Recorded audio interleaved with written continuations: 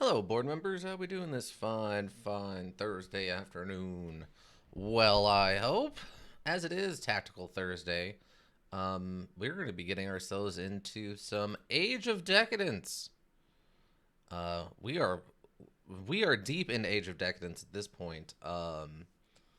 We're in our second playthrough as Sister Chopia because she prays only she'll chop you in the neck and she prays only to herself and today we're going to probably be trying to get our way into Zamadi, the crazy pyramid area.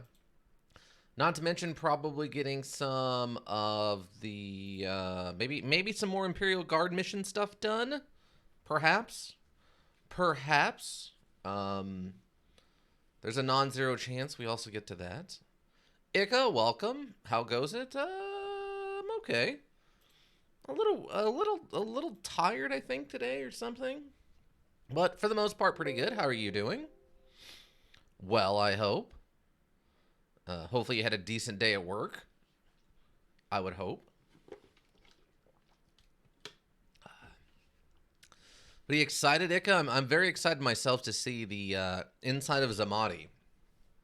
As our Shade of Swirl playthrough, we saw the inside a little bit, but we didn't really press too hard into it because we weren't really statted the right way to get in there and be able to do stuff.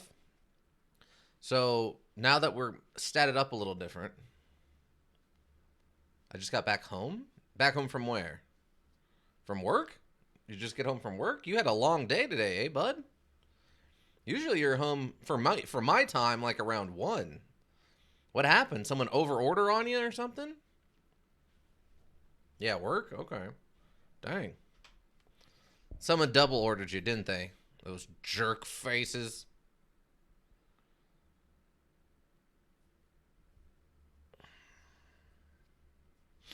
Ugh. I was doing a learning course and it was loading super slow. Oh, that's the worst.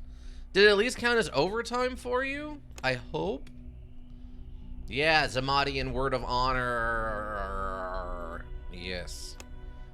We're gonna walk into that bandit camp from back at like the first town. And we are going to start cutting people in half. It's going to be awesome. Absolutely awesome.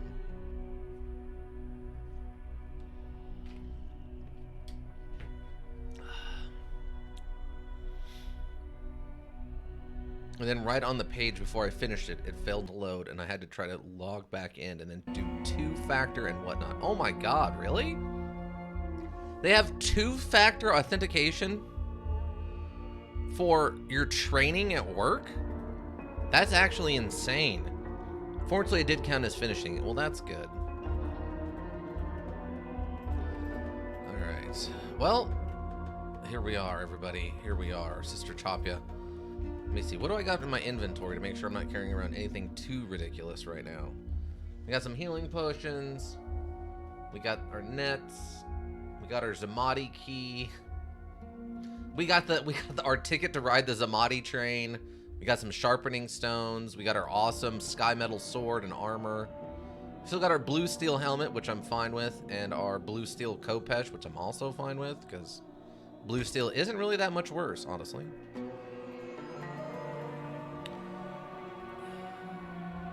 Oh yeah, do we want to, while I'm here, let's see, I'm trying to think. For the program that has my employee ID, I can't remember that was my login to the training course, but not the usual training course, which is the one that has two factors. So yeah, wow.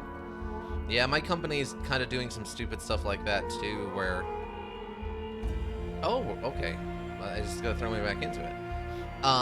Where they're trying to like transition over to like a new login system and stuff, and it's just been a whole thing. I don't know. It seemed very odd when they initiated it, and it's still odd to today. It's been like 6 months. But we're checking in on our friend Basil here before we go and do the Zamadi stuff. Looks like Basil may have gotten himself in some more trouble. You find Basil talking to a well-dressed man, backed by 2 grim-faced guards. The guards look at you as if they consider your very existence an insult. As I was just explaining to Balios, says the man, smiling politely, we have a bit of a problem. We have a lot of business interests in this district, as well as others. We employ local collectors to keep things running smoothly. Imagine my surprise when I was told that the collectors in this district ran into a problem and disappeared. We're always concerned for the well-being of our employees, so we asked around, and well, here we are. Now, I'll be the first to admit that mistakes were made, but let's not dwell in the past. Moving forward is what I'm here to discuss. Oh, are we going to discuss how I'm going to cut you in half in like 30 seconds? This will actually be easier than Zamadi since you won't be fighting, unless you want to test your prowess against the Guardian and then load back. Oh, I gotcha. Yeah, I mean, we'll fight him one time to see how it goes, but we're going to keep him alive for the word of honor, and he seems interesting for a silicon-based life form, as he called himself. Who are you? The man raises an eyebrow. I would have thought that it would be obvious. I represent the 40 Thieves. Now, we're willing to overlook what happened, he says, looking at Basil. Of course, payments would have to be resumed. Of course, Basil says quickly. And examples would have to be made, continues the man, looking at you. Basil shrinks and looks away. The bodyguards move towards you. I only have one option. Start making examples of your own. It is a fight, you see. And as it is a fight, I must be doing the fighting. Let's step over here. Oh, I've been entangled. I've been ensorcelled by their magics, you see. Probably a regular is going to be good. Alright, well. From my own personal side, completely detached from the absolute maximum murder hobo side, I actually do like leaving the Guardian alive. Oh, okay. I mean, he seemed pretty cool for, like, what he is. Yes, I'm going to end my turn. And then I'm going to chop you again. And... Oh, he got to go first, I guess. Or something? I have been poisoned. Okay. Okay, this guy is almost dead. Let's do a fast. Oh, criticaled.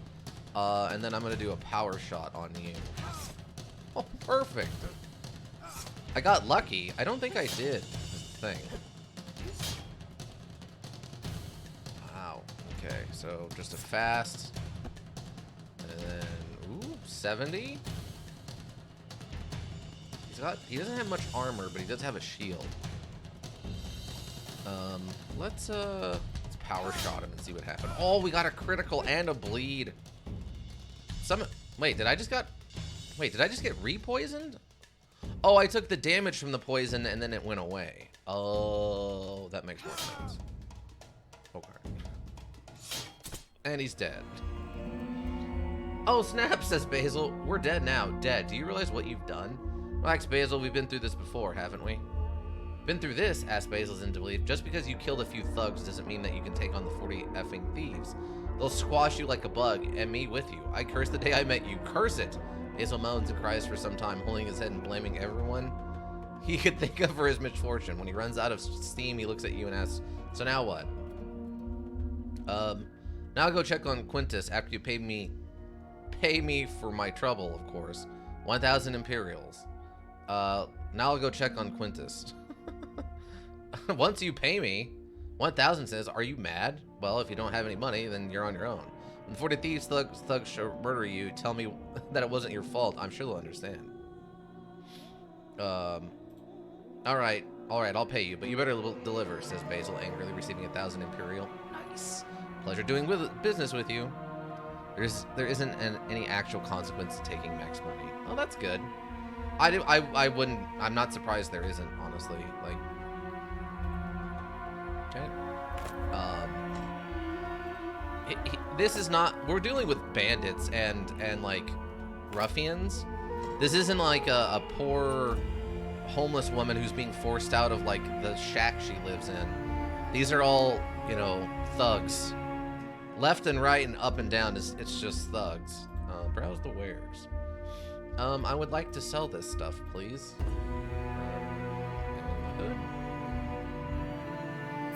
Great. Okay. Would have been funny if there was, since if they did something like have the trader hire new mercenaries to kill you, it'd probably be more of a benefit. I mean, kinda. I mean, it'd help with our body count level at least, right? It'd help with the body count level, and we might be able to get like gear worth more than what he gives us.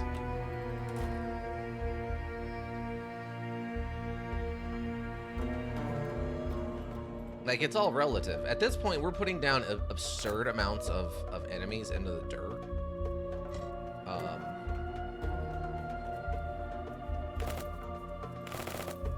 We're gonna need to use that. Take us back to full. I'll be helping the PC streamer play Dead State. Oh, okay. I'm helping the PZ streamer play Dead State, so I'll be slightly distracted. All right, no problem, Mika. I mean, hopefully I can manage most of this. The only thing I might ask you about is if we get like to Zamadi and make sure I'm not doing something super stupid that's going to get us killed or like something ruined. But all in all, I would say I think we're okay right now. Alright, so I think that other guy's house... I'm trying to remember where he hangs out. I think it was the guy above here? I think it's this place, right? Z Quintus arguing with two thugs over payment. It doesn't look like he has the money, but thugs are willing to take a piece of his business instead. Quintus doesn't seem to be very eager to take part in it. How's business, Quintus? Any problems? Quintus closes his eyes for a moment, clearly wishing that he wasn't here. When he opens them, discovering that he's still standing right where he was, he sighs and says, "I'm paying the 40 thieves now." The thugs look at you confused. Who are you? A silent partner. Quintus runs the business. I deal with problems. You know how it is. Different people, different opinions on who owes whom what. Personally, I find that people become a lot more agreeable when they're dead. Is that right? Says one of the thugs, pointing his hand on his scimitar. Let's find out. Attack! I mean, I'm gonna move in. That way I have more dodge off the back end. Chop. I mean, that was kind of a waste, I guess.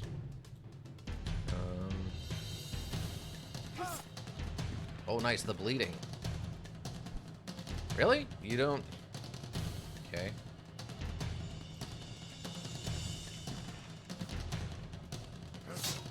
Oh my god, really? A critical? Well, good for you, jerkface. Good for you.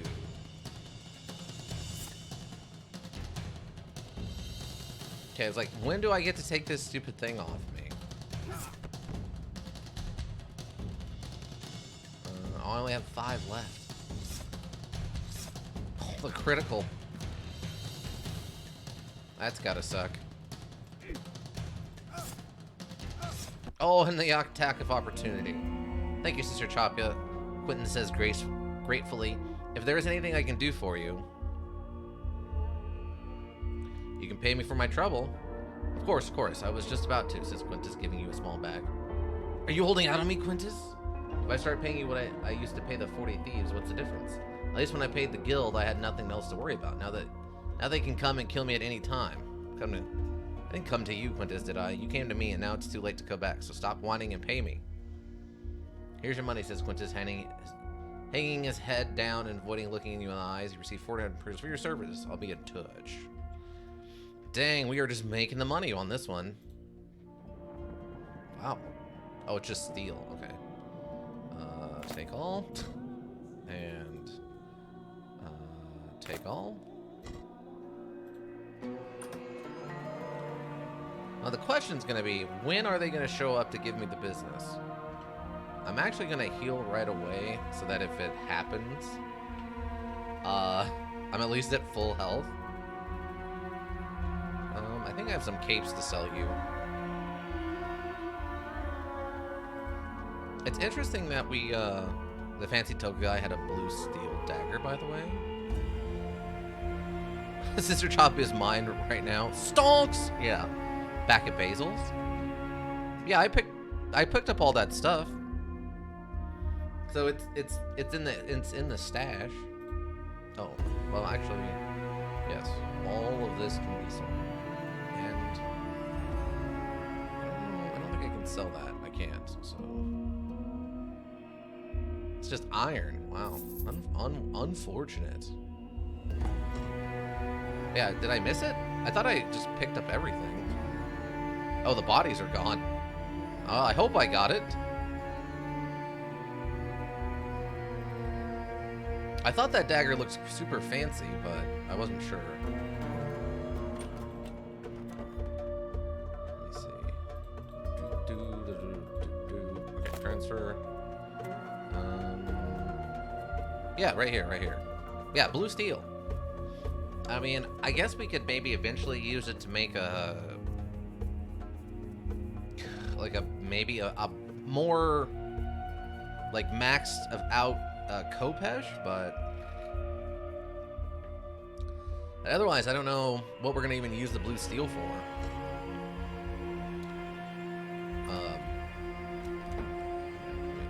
Double check. Yeah, we're at... okay, 69.6. Alright, so we did that. Now the 40 Thieves already hated us. Where are we at now? Oh, we're still at negative 49. Okay, well, I guess they can't hate me much more than they already hated me. Return to Basil and let him know what transpired. Oh, okay. Basil! Any news? I've handled it. For now, says Basil, they won't give up so easily, so stick around, will ya? Don't worry about it. Leave.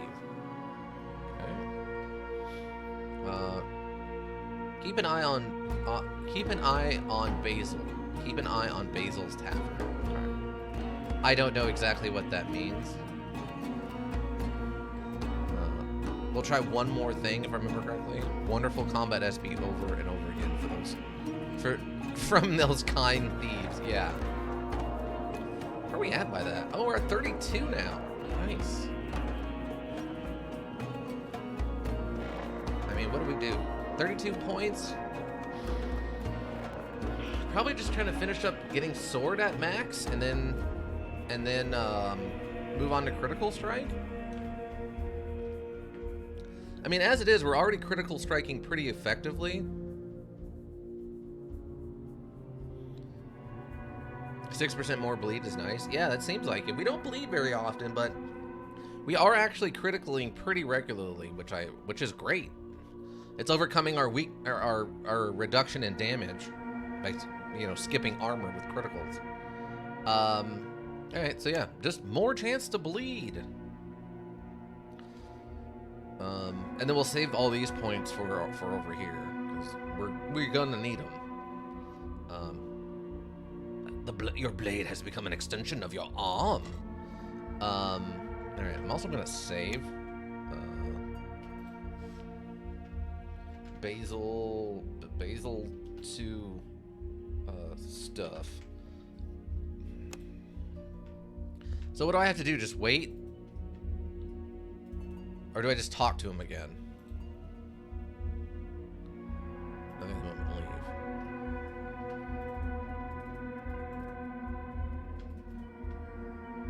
Merchant. Arena guy. I think there's some CS checks for Ganazar IG quests, but I don't remember where.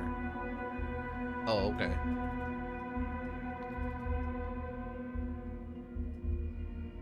The module will tell you to check when to check up on him again. Oh, okay. Because right now it's just saying keep an eye on him, which I don't know what that means. That's incredibly vague. Let's see. Talk to the Arena Master in Mataron. Talk to Dragonus in the Temple District. Dragonus?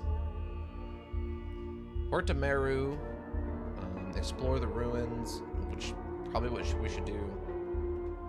Ghost machines in the Ark, which we can't do anything with that until we get the armor. Oh, then there's reach the temple by going through Dead River and Heckgate. We'll actually get to go through Dead River this time, which will be fun. I'll tell you where Dragonos is. He's basically hidden. He's in the Temple District, right? So, wait, what am I doing with him? I think you can find his location through an NPC guide, though, maybe? Noblesse oblige? What? I don't even remember what this quest is about. Is that a story quest? Is that like the main story quest, or what is that? For saving the merchant from the zealots, it starts a new quest line with him. Oh, it's a totally different guy. Oh. Temple District? Isn't that the slums? Or... Because isn't this the Temple District? Or is this back in Ganazar? Oh, Evergreen Gardens. I don't know if I've ever been there. Basically, the merchant is like, you should talk to Dragonis. He needs it. Guys like you. Oh, it's in Ganazar. Oh, okay. It's interesting looking at this world map. Or like the world map version of the sound. With like this one area that's destroyed. Gate to the abyss. Alright, well, I can't do that while I'm here, so... talk to the arena master. Should we try some more arena fights? Because I know there's the secret ones against the local town guards when we go back to Ganazar, but I'm wondering if I should try one of the arena fights while I'm here. And then maybe we go and try to do Zamadi after that.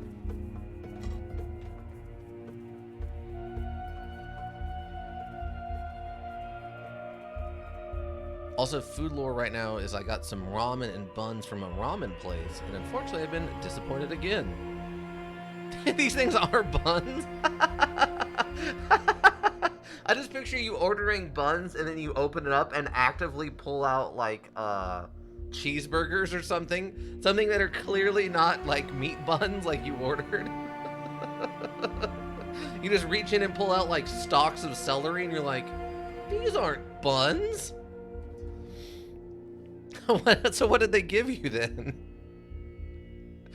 They're fat tacos. So what is it, just like, sorry for the, I don't care if you all can curse, as long as it's, you know, not offensive cursing. I don't care about that. So fat tacos, do you mean like tacos made out of, what's that bread called?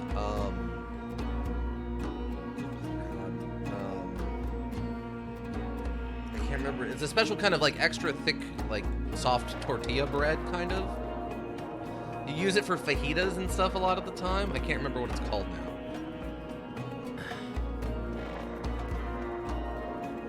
Alright, but I'm gonna talk to the arena guy. See what he's up to. Where have you been? I've been looking all over for you, the arena master says grumpily. Are you ready to fight? I'll just post it. Okay, that's perfect. Put it in the food section. Always, who's the challenger?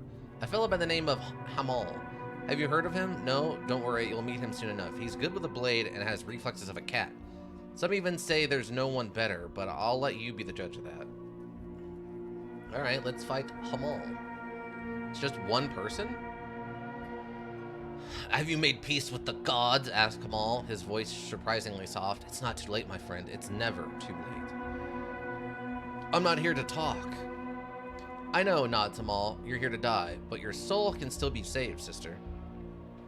Sister Chapia. What makes you so sure? You see this? Asked Kamal, raising his hand to show you a ring covered with glowing runes. It's Galbo's ring. As long as I wear it, I can't be beaten in battle. I'm afraid your fate is sealed, sister. Well, we'll know soon enough. Start the fight. These fights shouldn't be too difficult for you at this point, if I remember correctly. All right. This guy's got a lot of confidence in that ring of his. Eh, bud? Eh, buddy boy? Okay, so he is his... Really? Really? Brosive? Alright.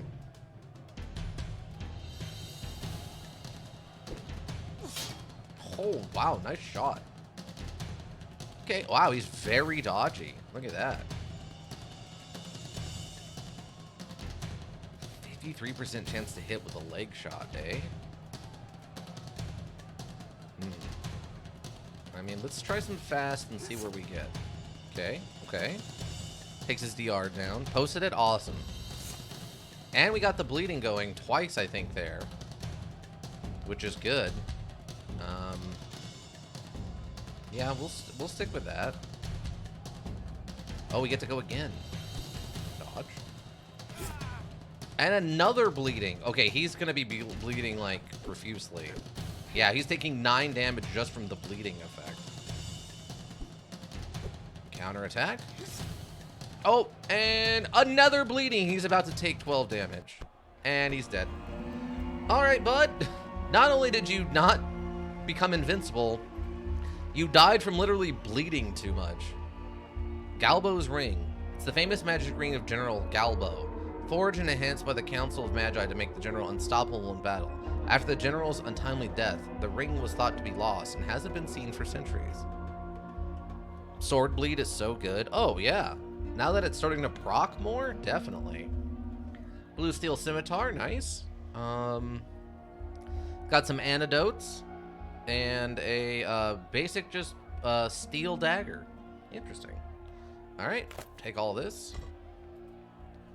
So does this ring actually do anything? I mean, we'll wear it just to look cool and stuff, but does it actually have an effect? Nope. Leave the arena? Yeah.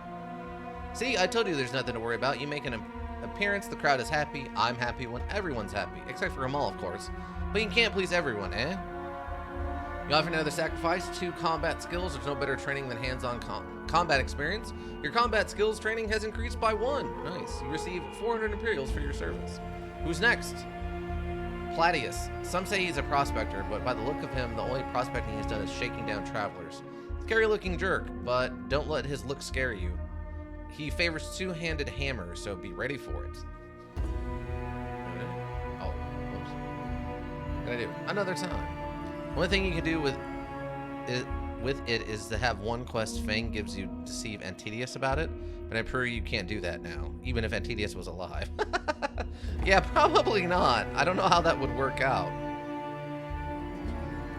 We'd have to go through a lot of hoops to make that even technically maybe functional.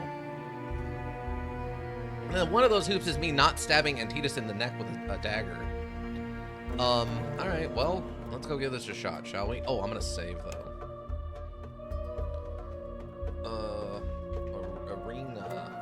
Arena stuff. Alright, I'm ready, Arena Master. Fight Platius. I'm Platius, says the man, looking at you with strange intensity. Over 100 men died by my hand. Yeah, it's expecting a reaction. I killed more. So you say, shrugs Platius. I've killed a lot of men who acted tough but didn't really live up to their reputation. I'm used to these disappointments by now. Start the fight. Ooh, he came right at me. Did you see that? Came right at me. Dang. Oh, he netted me. I've been entangled.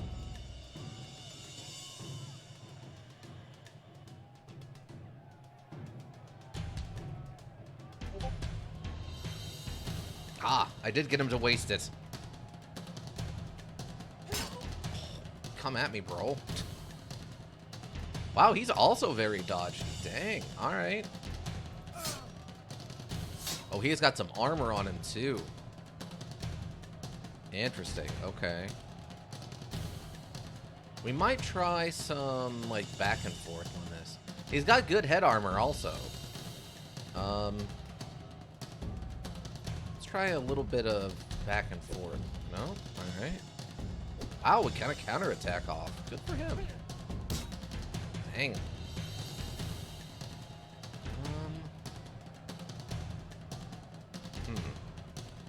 I mean, it's going to take a while. Oh, unless we get some critical strike. Oh, the double critical strike.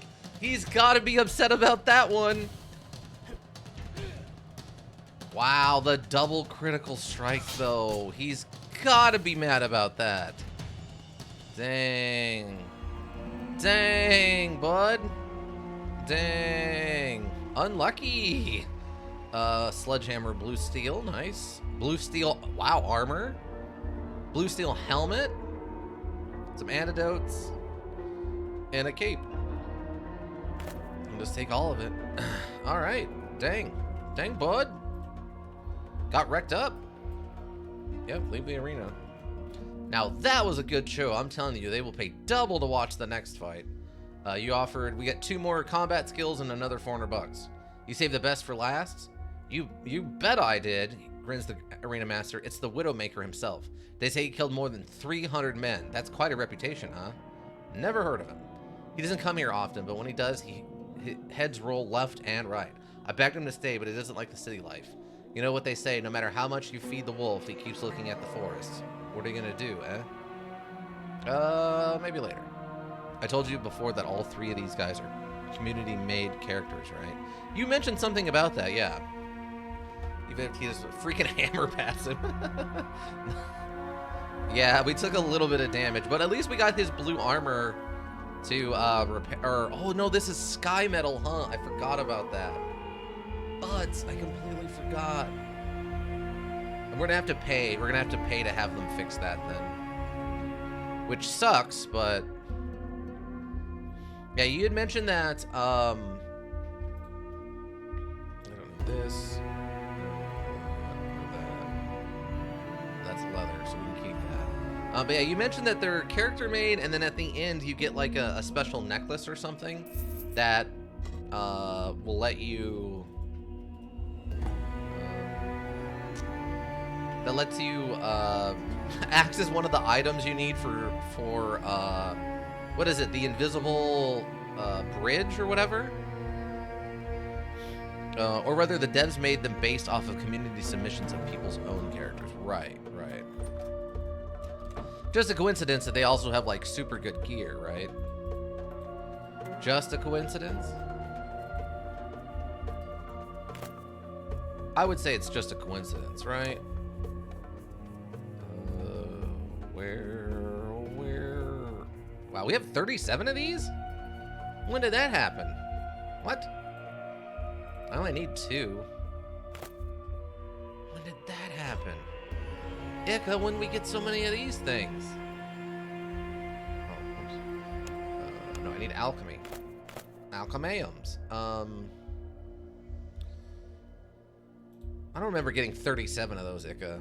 Ika, did you hack into the work computer and like use your magics to give me a bunch of extra healing items I'm not supposed to have? Is that what happened? I mean, I appreciate the thought, but it's not my birthday or Christmas, so you didn't need to do that for me, bud. Let's go to the blacksmith and get this fixed. Also, the SEC has messed me and a bunch of other U.S. crypto investors. Oh no! Darn government interfering in other people's business. What have they done now, Ika? Can you repair my armor? Show him the armor. $341. I guess it is sky metal. Jeez. All right, repair it. Nothing to repair now. Dang. That basically took all of the money we got for beating that guy in combat just to fix my armor. Wow. They made Kraken stop offering stacking services to U.S. customers. I'm assuming other major exchanges too. Oh, okay. Now, as someone who doesn't know what any of that meant, I'm gonna go with, oh, that sucks, man. I'm so sorry for you, but I'm actually gonna secretly not know. Stacking, not what? Oh, staking? Staking services? Staking services. Yes? With a hard A? With that, like, the loud AA? Stake? A stake? Staking services? Alright, so we got one more fool to put into the dirt. Yeah, oh, okay. Are you ready to defend your title? Fight the Widowmaker. I'm guessing he uses a lot of poison. I'm mildly concerned. Oh, I should have saved. But I forgot to save. I can't die. Fetch me the champion, demands the Widowmaker. I am the champion. This is ridiculous, roars the Widowmaker, exploding with sudden rage. I'm here to a great warrior and take his glory. There's no glory in killing you. I made it that far. Fighting lawbreakers and street thugs, the Ordu spits on you on your sandaled feet. I'll teach you this same lesson I taught hundreds of men. Too bad it will be our last. Start the fight. Okay, he's using, I think that's a two-handed axe, technically, in this universe, which is interesting. Okay.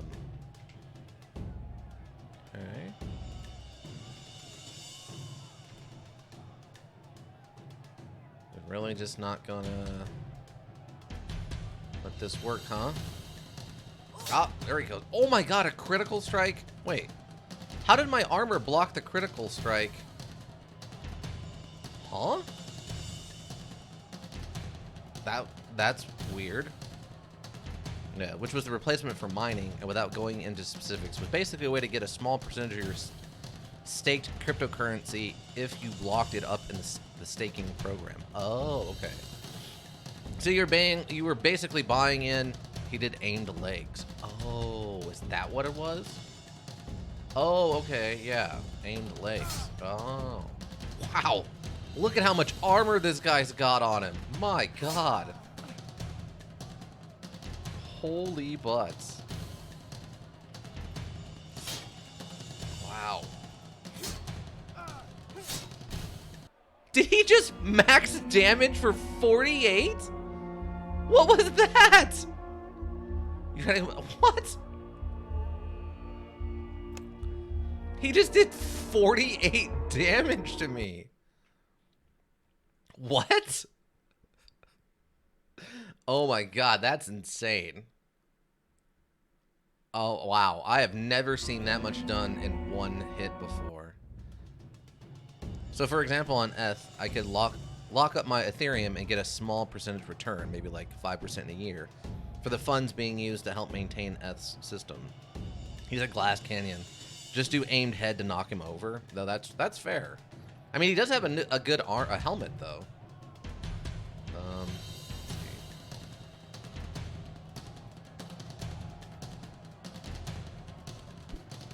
Okay, so this is starting out already better for us. Okay. All right, bro. Nice. Attack penalty -11. Sweet. I like that attack penalty problem. Bleeding. Nice. Nice.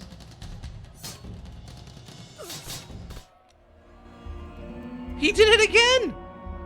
He just keeps critting us! He keeps critting us for maximum, like, life! Oh my god! What am I supposed to do about that? I'm gonna have to just net this guy and, like... Oh my god. He's a glass cannon, just do aim head to knock him over. Attack his back with aimed head to get higher CS chance. I mean, that's true. I guess I could run around him. Or I guess I could switch with him.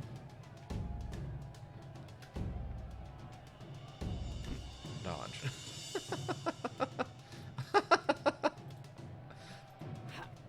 Oh, that doesn't get me behind him, though. I forgot.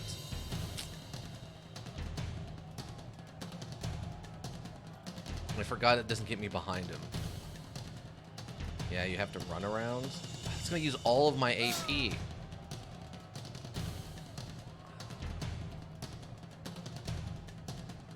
Oh, I forgot. Yeah, I mean, that uses all of my AP is the problem. Let's do this for now. 41 critical. He just keeps criticaling me to death. Also, wait, so you can stack 2 turns of aimed head. Yeah. Oh my god. He just keeps criticaling me for my whole life. There's I can't. What am I supposed to do? There's nothing I could do about it.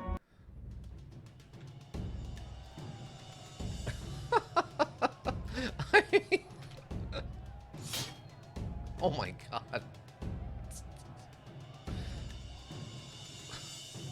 There's nothing. Basically, don't let him attack, I guess? I mean, what? I mean, what else? I mean, oh, it's angled. Another critical. I mean, there's nothing I can do. Still not enough for critical strike? Apparently not.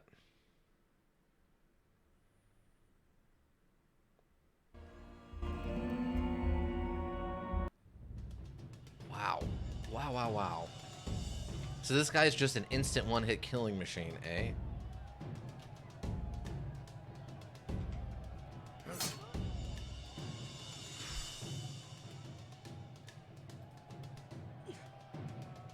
Alright, well... I mean, we get the bleeding penalty, which is nice. Critical strike. I mean, he just... I don't know what I have to do.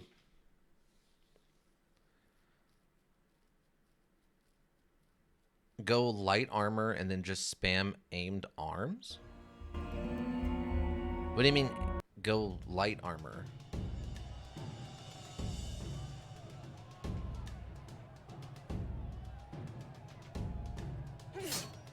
Just always hits. Wow.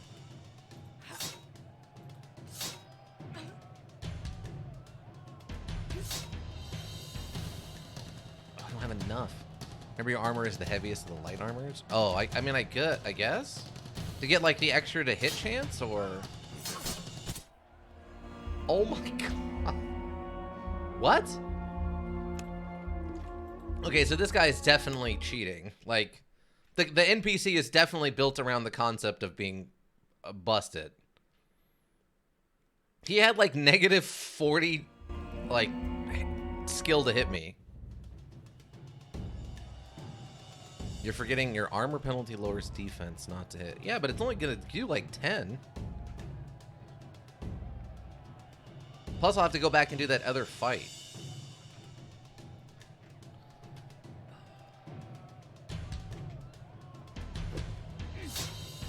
Wow, our Counter-Strike did nothing. Okay, I'm gonna entangle him. I'm gonna ensorcel him.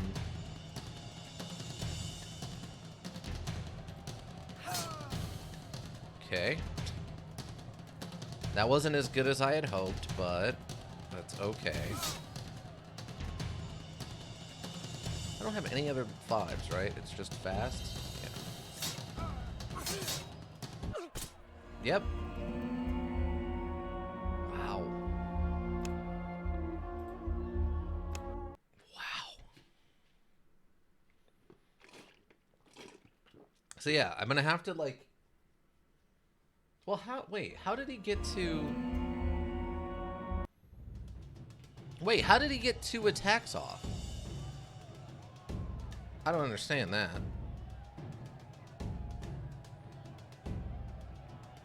15 armor penalty? Yes.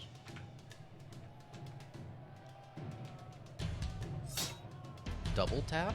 Oh. But wait, I had him netted. How? I guess that's what's confusing me.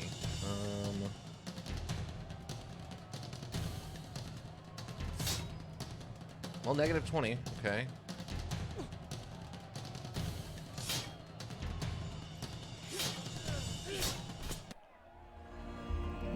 He just... Yeah, I mean, there's nothing I could do. Or maybe because he's lowering your dex? Maybe?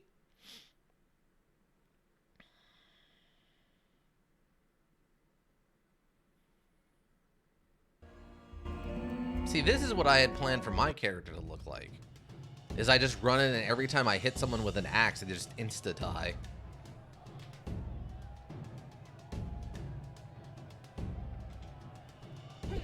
Wow, we actually got a dodge off there.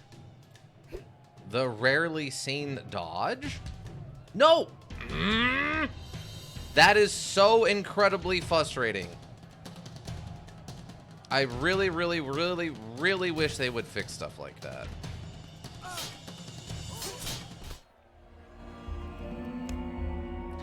I don't understand. I don't understand how he's getting to double attack there. I'm giving him a negative what, 6 AP with the net? So on his turn, he should have at maximum, I think, 8. And the double tap is 9. But how is he double tapping? He should have a maximum. He shouldn't have enough AP.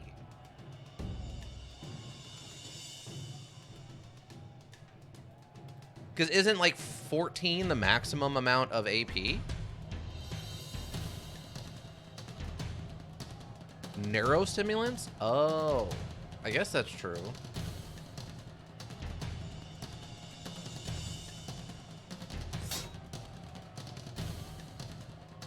Wow, yeah, dodge penalty is a negative 14 or negative 40. Wow. Yeah, that's insane.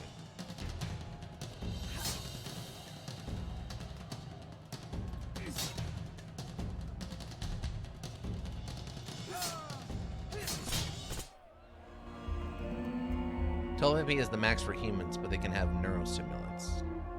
I guess. Well, I know enemies can have neurostimulants. I guess it's just the fact he doesn't seem to be using them. That's what I mean. I just feel like this character is a little bit cheating.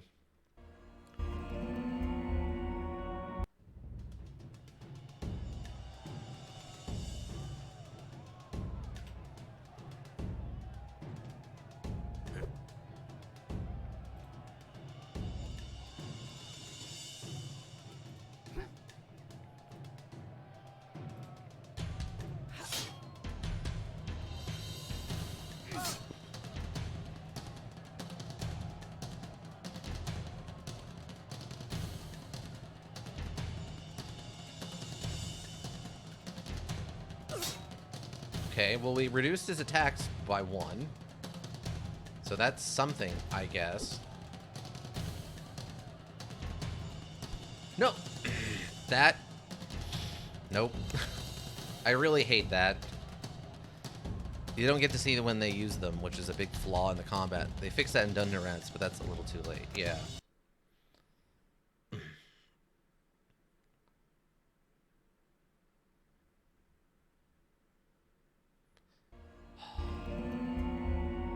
It's very frustrating.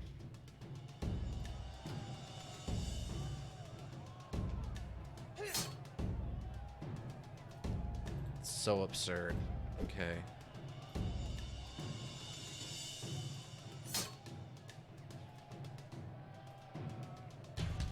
Oh, I guess because of whatever thing he just did, I can't... What? Wow, he got an opportunity attack off on top of that, huh? Okay, sure.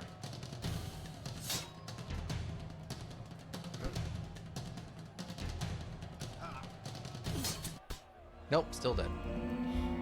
Also, when you have 8 AP left over for the net, I think doing 2 aimed arms on the Kopish would be better. Not really getting used to hit by aimed attacks. I guess?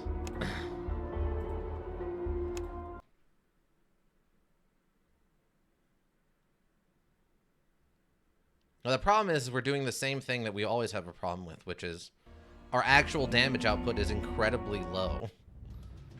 So I'm just relying on criticals to do stuff, and apparently I can't critical him. Aim legs crit lowers dex by 1 and makes movement cost double. Wow. Yeah.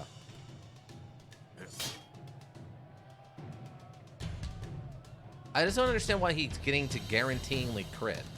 That's also part of it, is he crits all the time constantly, which very much feels like he's cheating. Arms. And see, the problem with this is, Ika, though, it's only a negative 10.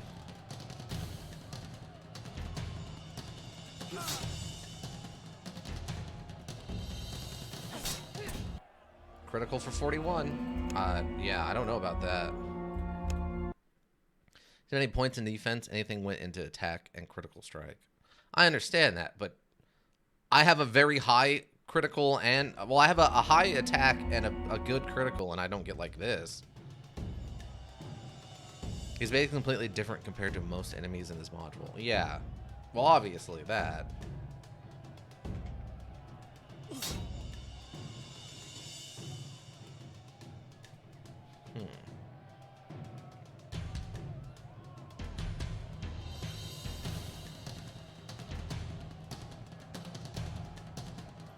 Yeah, I mean, there's just nothing. I mean, this helps with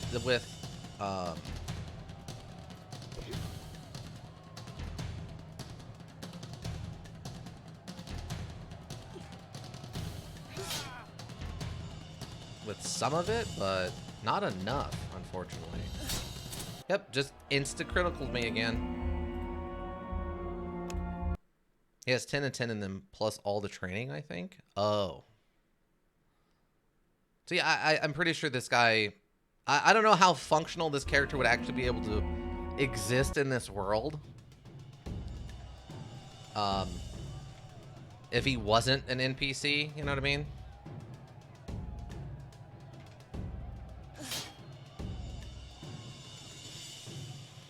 Oh, just insane. All right.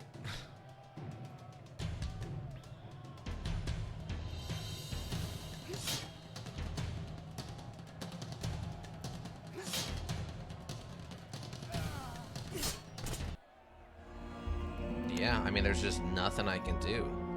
No matter how much I lower his attack, he still criticals on it. Like, this guy would definitely be dead if he actually had to exist in this world. As soon as he fought, like, 3 people, he would just die, but...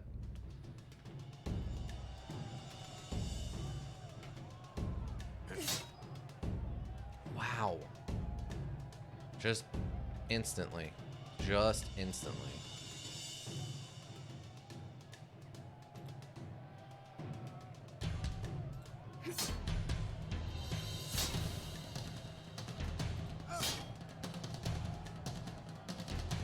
Wait, what happened? Did his weapon just go away? Yeah, I had a very easy time against him on my last run, but with a spear as high as I had it, he couldn't even get into my melee range. Ah. Wow. Okay.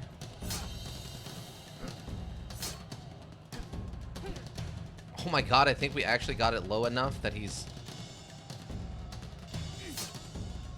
missing now, actually. Oh, and another critical. Come on. That's the effect of aimed arm crits? Oh.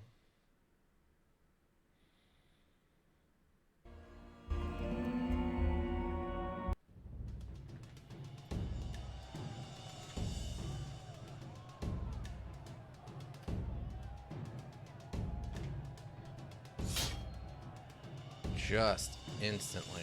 Wow.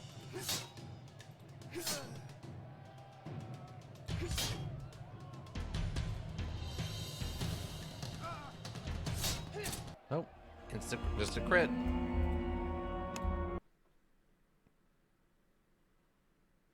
Well, I mean, I guess we could try poisoning our weapons and stuff.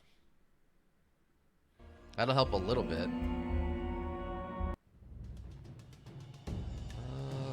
Let's see.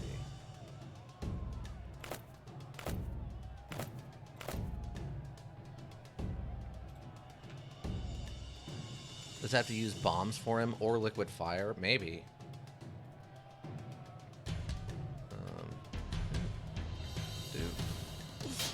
Okay, just the instant.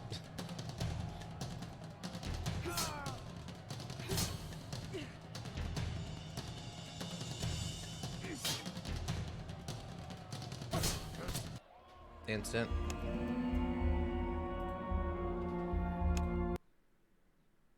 You have plenty, yeah.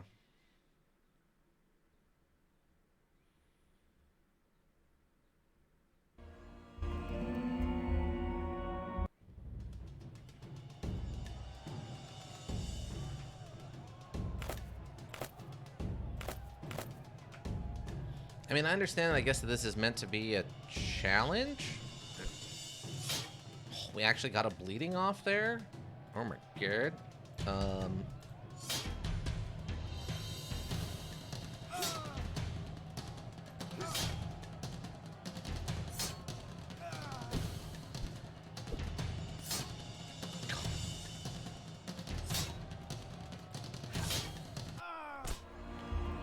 Oh my god, all the bleeding got him!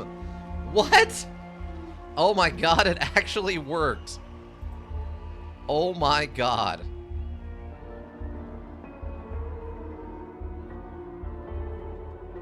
Wow. Insane. Hell yeah, it is another one of these. Look at that.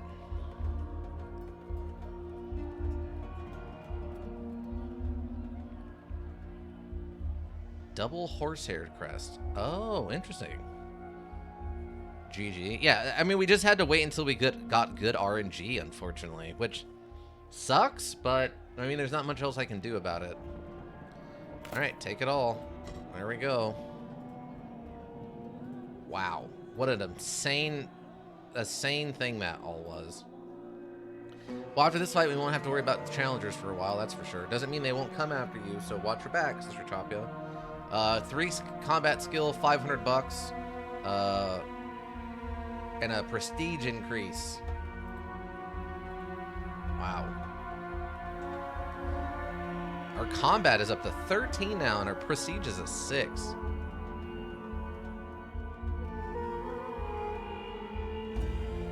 Wow. Wow, wow, wow. Okay, well. We got lots of blue steel. Oh, we can actually see what one of these looks like now.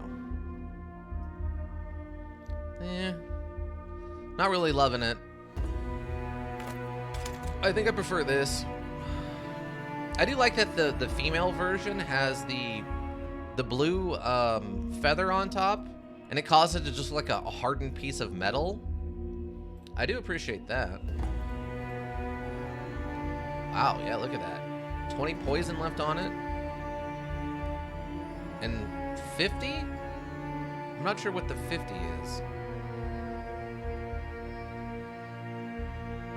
Poison damage 5. Duration 3. I think the helm looks better if you have heavy armor on. Oh. Sharpening? Wow. So yeah, maximum sharpening for 50 sharpening.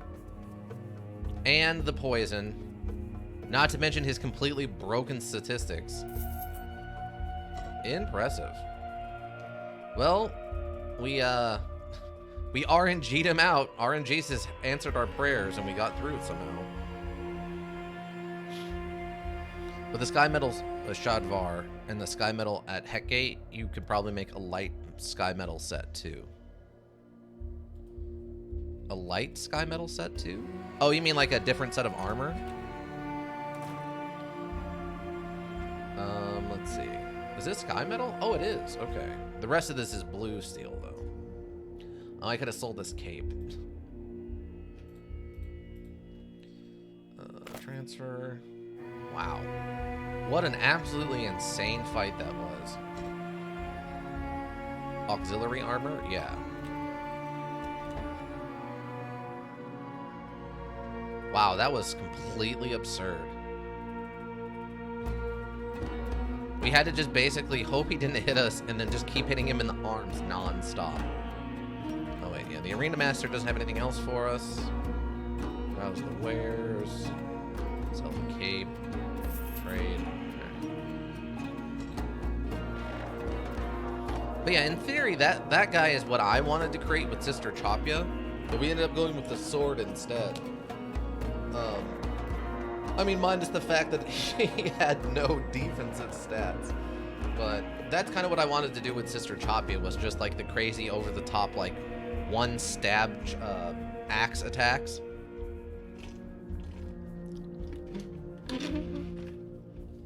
Oh, for my food lore, I went to Jack in the Box. I meant to go to Carl's Jr., but when I pulled up to Carl's Jr., they're like, yeah, we're not taking cards right now. And I'm like, oh, well, never mind then. So I ended up going to Jack in the Box instead, and I just got their classic, Jack's, what is it?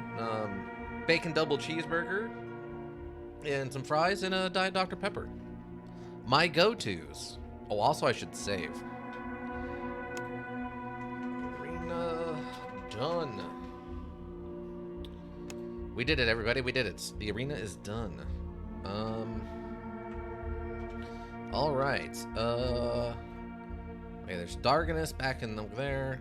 Keep an eye on Basil. Meru, explore the ruins. Okay, so it looks like all we've got left now is doing the ruins. We can do the ruins, or we can go to like, yeah, there's Dead River. We can actually go to the Heck Gate now. That's basically it. Until we go do more Imperial Guard stuff. Alright, so I'm curious. So should we go fight Scorpions, or should we do Zamati? What do you think, Ika? If we go here, we'll get the 5 points at least. Do Zamati and go wreck Emilio's quest? Alright. We discovered a new location. Fun. Okay, let's go to Zamati. Not sure what skills-wise we're going to need, but we have like 70 points, so we can buy some skills. I think we talked to this guy once. Have you come to pray, sister? Asked the man chanting the words. No. I do love that everyone now knows my name and is starting to call me sister. Shimmering wall. Interact. As you get closer, you see why the tower hasn't been ransacked yet. A shimmering wall of red light, too bright to look at directly, blocks the entrance. Warily, you take a step forward and the red light surrounds you. Instantly, it feels like you're walking underwater, fighting for every step. You glance back to measure your progress and realize that you haven't moved an inch. I think all you really need here is high lore, and 8 is good enough for what you need here. Okay. Use the demon's heart. The red light fades slightly, inviting you in. You take a step forward and the red light surrounds you again. While you struggle to make progress, there's less resistance this time. Suddenly, the pressures change. Instead of pushing you back, it starts pulling you in deeper and deeper. Continue. Whoop. Surprisingly, the tower is anything but dead and quiet. A deep humming sound fills your ears, seeming to come from everywhere at once, and the floor under your feet is alive with vibrations. The air is thick and acrid, smelling of sulfur, rock oil, and other things you can't identify. Trained machines lurk in every corner, barely leaving enough room for a massive staircase twisted around a giant cluster of metal pipes running from floor to ceiling in the center of the room. In front of the pipes, there's a stone statue of a demon reading a book. Approach. The demon is carved with exquisite craftsmanship. Its pose conveying both deep contemplation and perfect tranquility. Your admiration quickly becomes alarm as you approach. The statue closes the book and turns to look at you in a single fluid motion. Stone features alive with curiosity. I do believe we have a visitor, says the demon in amusement, its voice rough but surprisingly expressive. Fortunately, it appears that we are closed at the moment. I've been instructed to dispose of all visitors. This presents us with somewhat of a dilemma. The demon's voice shifts tone rapidly from the authoritative "we are closed" to regret when he says all visitors. Dispose? Destroy, kill, render inanimate.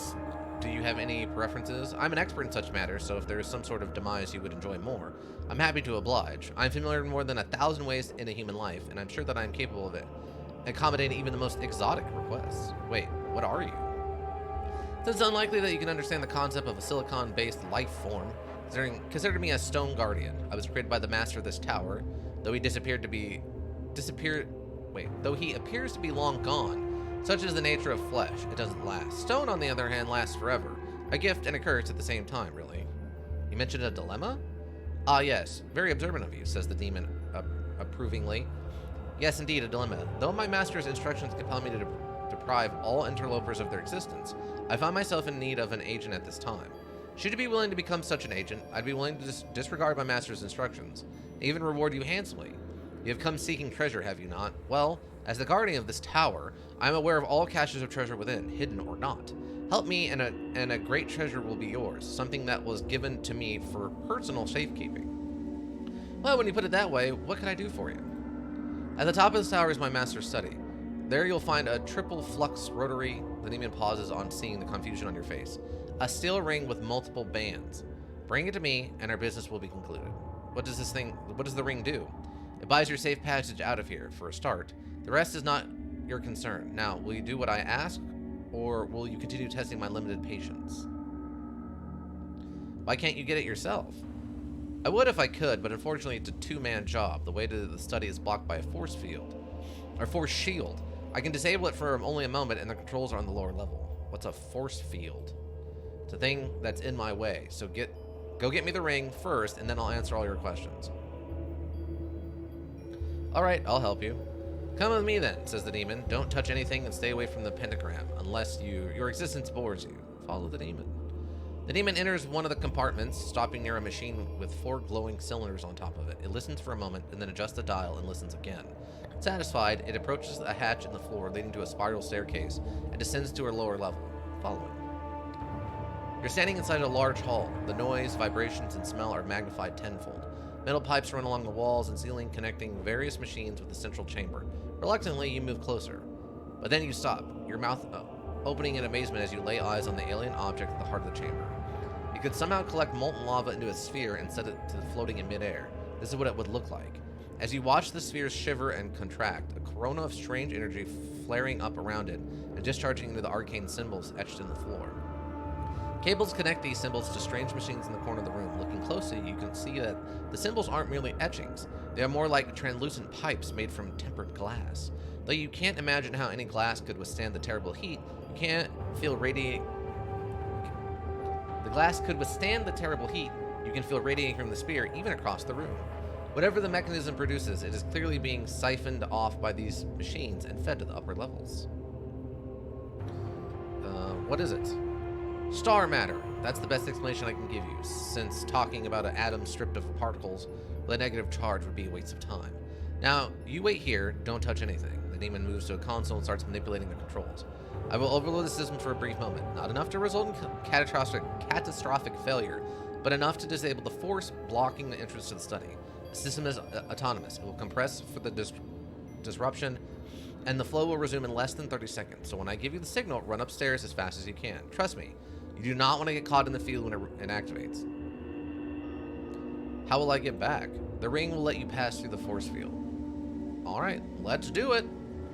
Be ready to run in 5, 4, run upstairs.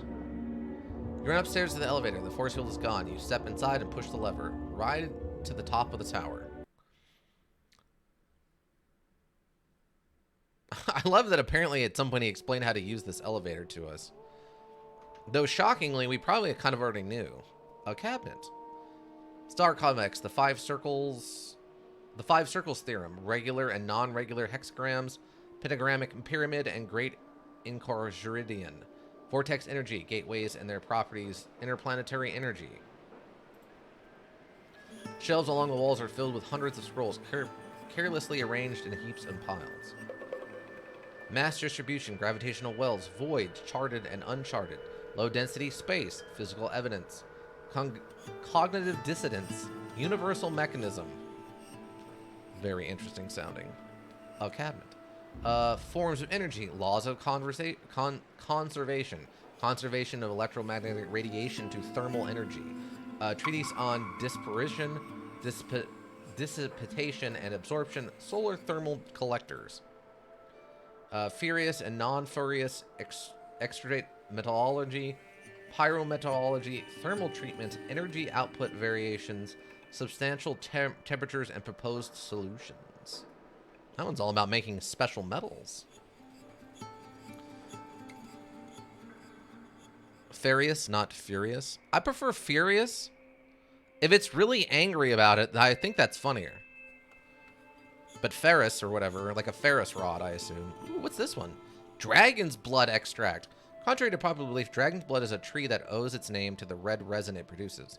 The resin has near miraculous curative and alchemical properties, or so the alchemists claim. Unfortunately, the tree only grows on a small archipelago of 4 islands somewhere in the southern seas, which makes the dragon's blood extract as rare as if it actually came from dragons. It's a modifier reagent. Take all. And take all. Dragon's blood sap is a thing in real life. I believe that. That actually sounds like a thing. You take a careful whiff of the content of one of the bottles, half expecting to be turned into a frog by the unstable magics, only to discover one of the finest spirits you've ever tasted. Aged to perfection. They had a still built in here. It makes sense, though, with their advanced scientific capabilities. It makes sense that they would have a crazy good still. Frog? Frog potion?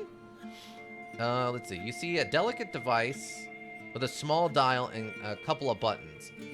There's a symbol on the other side, a circle with a diagonal line through it. A knoll?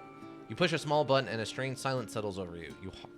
Hardly the most useful device, but it bounds to fetch a good price and doesn't take much space. There's nothing else here.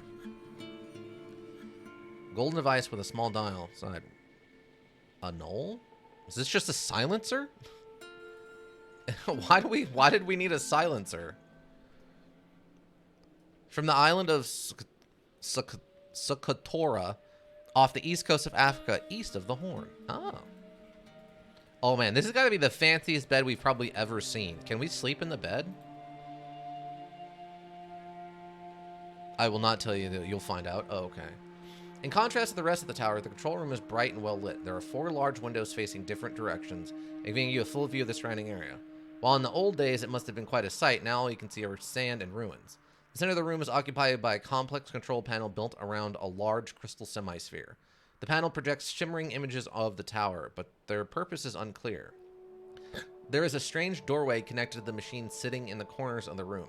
As far as you can tell, it leads nowhere. The ring the demon described is laying on one of the tables. Examine the ring.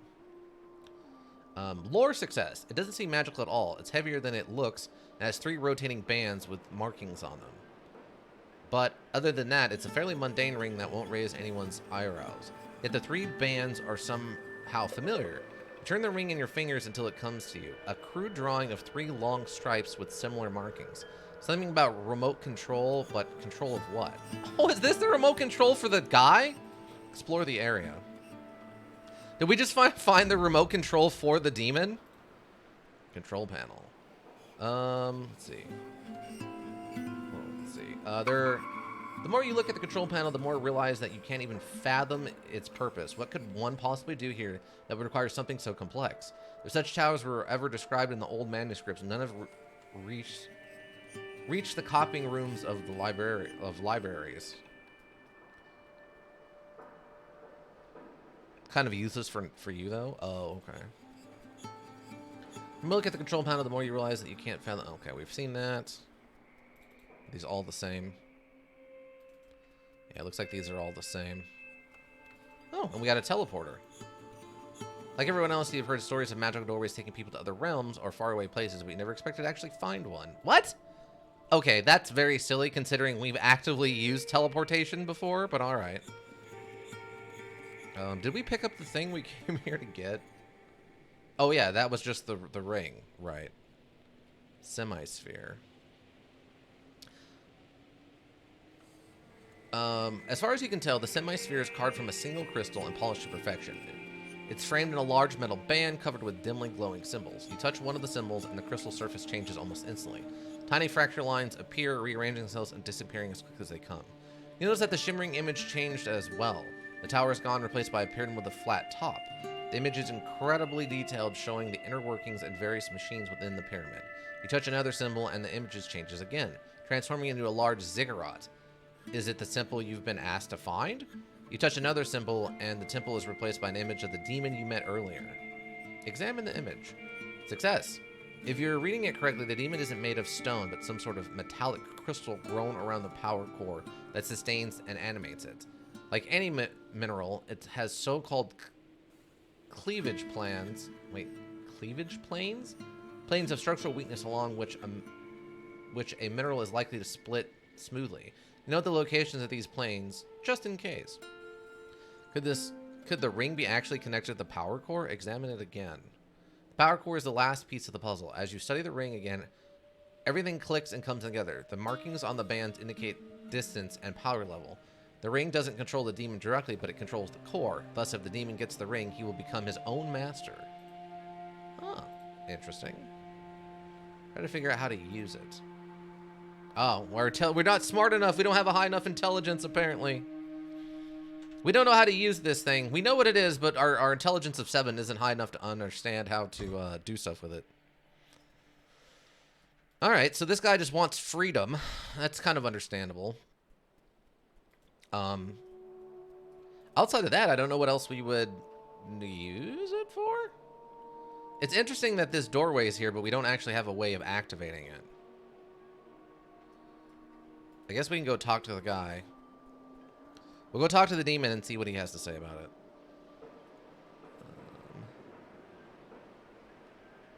I don't think we saw anything else that I could interact with, so... Because we got the remote control thing, the silencer. Which literally just looks like a really fancy, like, remote. Chest. Okay, we got everything out of this. Alright, let's go give the demon his ring. Let's go give the robot his own remote control, shall we? Go down? Yes. Where is the ring? Demands the demon. Critical strike the demon at his weak point. I decided to keep it attack. I know that the ring does. Reduce the power to the minimum. Dexterity, make a run for it. Or give him the ring. So I assume if we reduce the power to minimum, it'll shut down the gates and people can start coming in here, which sounds bad. Did you save? No. No, I did not save. I don't know where our last save was at, though. I mean, if nothing else, the quick save would have been at the door when we came in.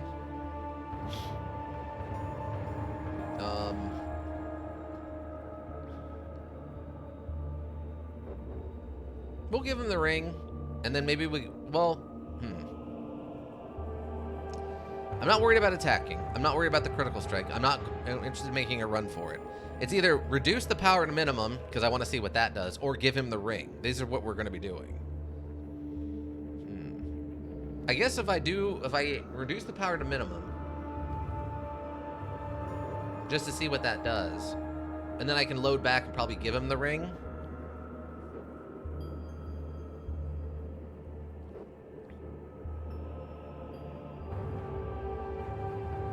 For the word of honor, it's 3 if I remember correctly, although I don't remember what 5 does. Wait, really? That seems backwards. I would think giving him the ring would get us word of honor, whereas this one I would think would be the bad ending. All right, well let's give him the ring and see what happens. Thank you, says the demon, putting the ring on its finger and rotating the bands. Are you ready for your reward? He smiles and draws 4 blades out of nowhere with alarming speed. Really? Why, didn't I help you? You did, and for that I thank you. Unfortunately, solving one dilemma has created a new one. I've been stuck here for a very long time. Now I desire nothing but to leave this place. This ring makes it possible, but the witness completes it. Though for a while, I harbor no ill will towards you. I must do what's rational and eliminate the witness to increase the odds of my own survival. You understand, don't you? And if I promise to say nothing? Would you not promise anything at this point? The survival instinct compels you. Thus, I cannot accept your promise as a binding agreement. Who'd believe me? When I can barely believe my own eyes. If I tell them that a stone statue came to life and talked to me, they would think I was drunk. No record of your kind survived the war. It's not that simple. I was near by a powerful lord. If I don't come back, he will send more men to discover what happened to me. A guarded tower implies something valuable being guarded. You won't simply let it go. And if you want to hand it over... let's try this one. Demon shrugs, looking apathetic. I can't take that chance. Well then, come and get some! You can try giving him the ring. Yeah, so apparently if we give the ring, he just decides to kill us. Alright, critical strike him. Failure. You spring up like a snake and strike at the weak spot. It's making the demon to shudder into a million pieces. Sadly, your attack leaves nothing but a small dent, which doesn't seem to have any effect on the demon. What? Is it just because our strength's too low or something? I guess I don't understand. Yeah, that's what I thought. I remember. Yeah, he just fights us. Oh, aimed arms. Oh, okay. Huh. Critical strike has to be a 7 if I remember correctly. Oh, interesting. Okay. Ooh, alright. Dodge.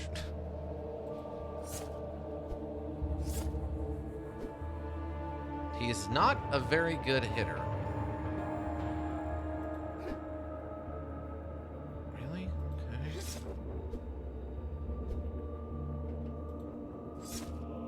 All his armor was reduced. Oh. I mean... Anyway, achievement unlocked Demon Bane. Basically, I think his logic is he never planned to make a deal. So you had to put him in a situation where he does have to make a deal with you in 3. In which case, if you do stick with the deal, you get your word of honor. Oh, okay. Yeah, this didn't give us word of honor here, so... Wait, I can't loot the Guardian? What? Really? I can't loot him? Training the hands-on experience. Your combat skills training increases by 1. Rumors of your combat prowess have grown stronger. Oh, am I still in combat? Oh. Alright, so we... Alright, so what do you got? You got a Sky Medal, and another Demon Core. Alright, so let's load back, I guess. Ah, the tower interior. Okay, great.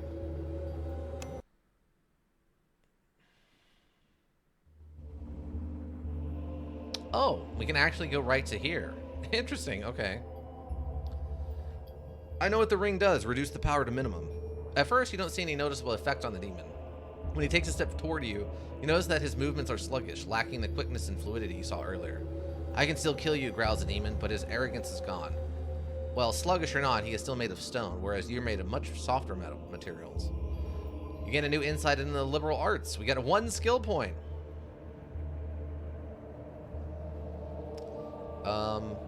I'll trade the ring for some answers or mention treasure.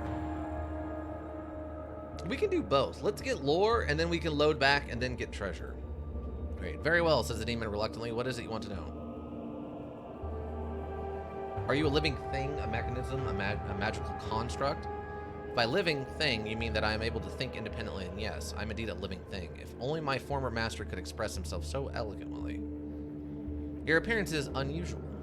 The form was given to me by my master. It's a tribute to the Apis Legion, though the additional arms were added so I might better serve my function. Lore, yeah. Why were you created?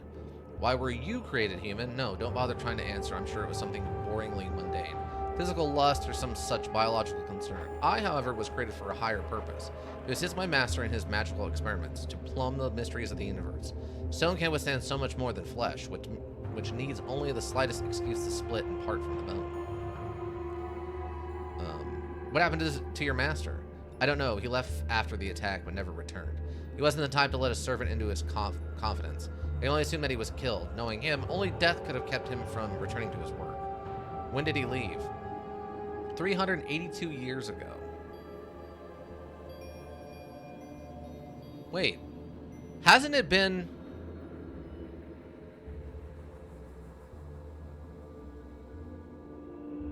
Wait, hasn't it been like... Hasn't it been a couple thousand years since the war? I like how he's like, flesh is weak, but then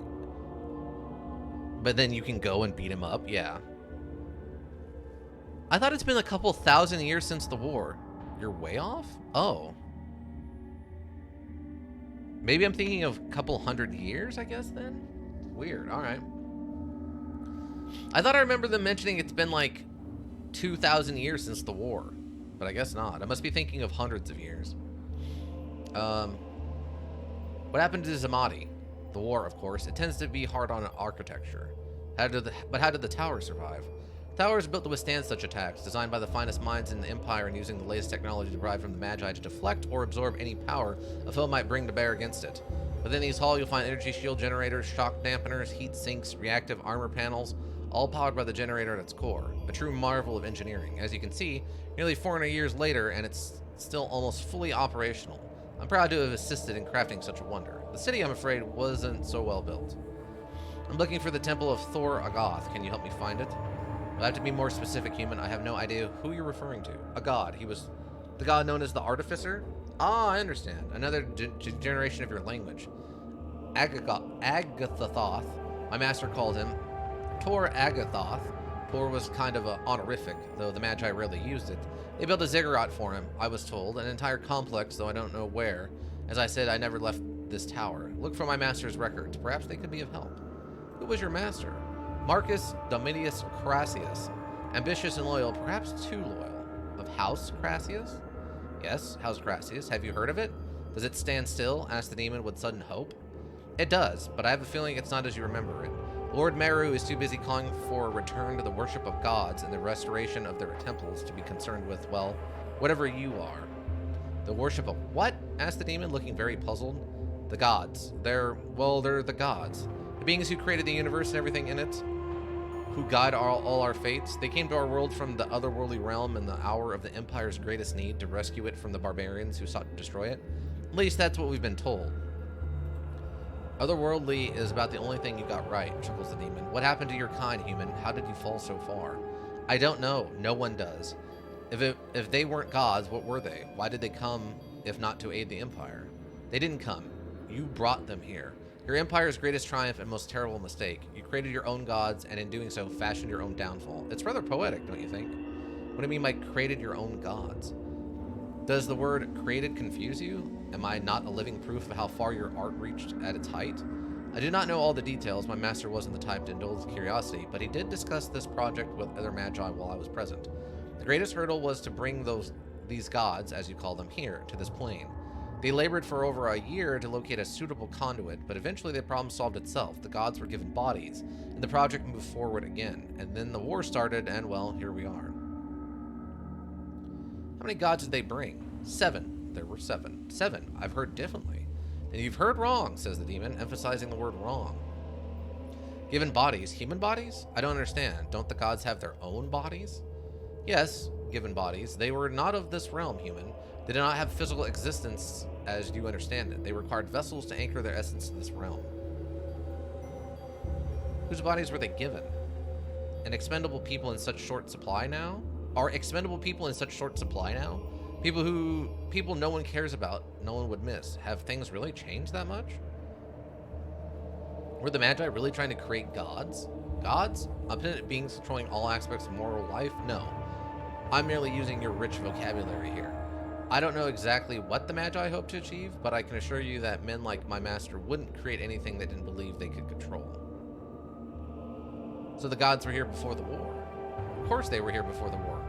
Because cause comes before effect, does it not? Wait, you mean the gods started the war? No, why would they? They were quite happy with the arrangement. They gotten what they wanted. No, the war was fought because of the gods, not at their behest. You've heard of the Quintari, I assume. I've heard of them, yes. A few records of them remain, besides that they were our enemy. How did they fit in? How did they fit in? The demons looked at you in surprise. Why, they started the whole mess. They were the ones who made contact with the gods in the first place, but they couldn't quite figure out how to bring them here, to this world, from their own. So they came to our empire for help. It was our magi who found a solution.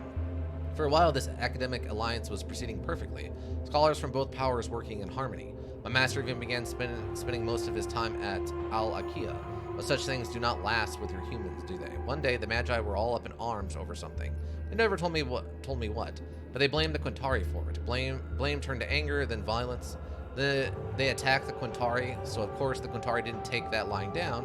When their fleet arrived, that's when the war began in earnest. Al-Akia? That's where they brought forth the gods and gave them flesh. An entire town built for this sole purpose, if you can imagine such a wonder. Who built it? The Magi and the Quintari servants, of course, working together. Servants? They're Magi. Their full title was the Servants of the Power of Creation, an awkward phrase in your language. In native Quintari, it is a single word, which more elegant, I assure you. For a caste who referred to themselves as servants, they were rather arrogant and conceited. Now that your own Magi lacks arrogance, but the Quintari turned it into an art form. I think you might have gotten thousands of years from the talk with the IG analyst, analyst, who mentions history dates in the 4200s to 4400s. Maybe that's what I'm thinking of. Probably it was the fact the Magi were sworn to serve the Empire that kept them at least somewhat grounded. The servants served nothing but their own interests, ironically. And what happened to the gods? Oh, and no. After the town of Zamati was destroyed, my master left. My link with the outside world was severed. Judging by your questions, I assume that the Empire has fallen and the art of the Magi has gone from this world? What makes you think that? It's really not that hard to deduce. You're the first visitor to this tower in 382 years. The towers were never intended to run this long without maintenance. Yet none one has come, and though this tower and its power source remains, no Magus has come to claim it as his own either. It's telling me that two things. That there are no Magi left, and that access to the tower is restricted. The only reason that access would be restricted is fear. Men fear what they don't understand, what they no longer have the knowledge to understand. And it is clear from your questions that you haven't the slightest idea of what is around you. Not the working of this tower, nor the nature of constructs such as myself. Not even of your own people's history. This suggests that few records survived the war, and that your civilization has undergone a significant regression. A sad turn of events, but not an unexpected one. Thank you for the answers. The ring, demands the demon. You have no use for it. Keep your word and give him the ring. Good luck to you, human. You get an insight, 12 skill points. Wait for him to leave. Interesting. Okay, so this is the exit. Well, there's the basement. Now, I wonder if I can actually find any of these treasures on my own. Or if I have to have him tell me where they're at. What did you think of the lore dump? I mean, it's good. Unfortunately, that was all basically stuff we already knew, though. We didn't really get anything fresh from any of that. Like I was hoping. Is that an arm? It's like a giant stone arm, even bigger than the ones they used for the demons. Huh. I don't know what that's for. A box with strange tools. The box is filled with discarded devices, various gadgets, containers, and gauges. You pick up a heavy container and open it to find a thick metallic liquid inside. Suddenly something moves inside and you quickly close the lid. Next you examine a metal sphere. You flip a switch, the sphere buzzes, starts rising from your palm. When it hits the ceiling, it stops working and falls back into the box. Yeah, except for a more precise year of when the collapse happened. Yeah, probably an arm guard for one of the High Lords? Maybe? I don't know. I can't tell if it's... I don't think it's hollow, though. Is it? Oh, I guess it is hollow, so maybe it is meant to be some kind of armor piece. Or a mech suit or something? That would be cool. Let's see, what else do we got?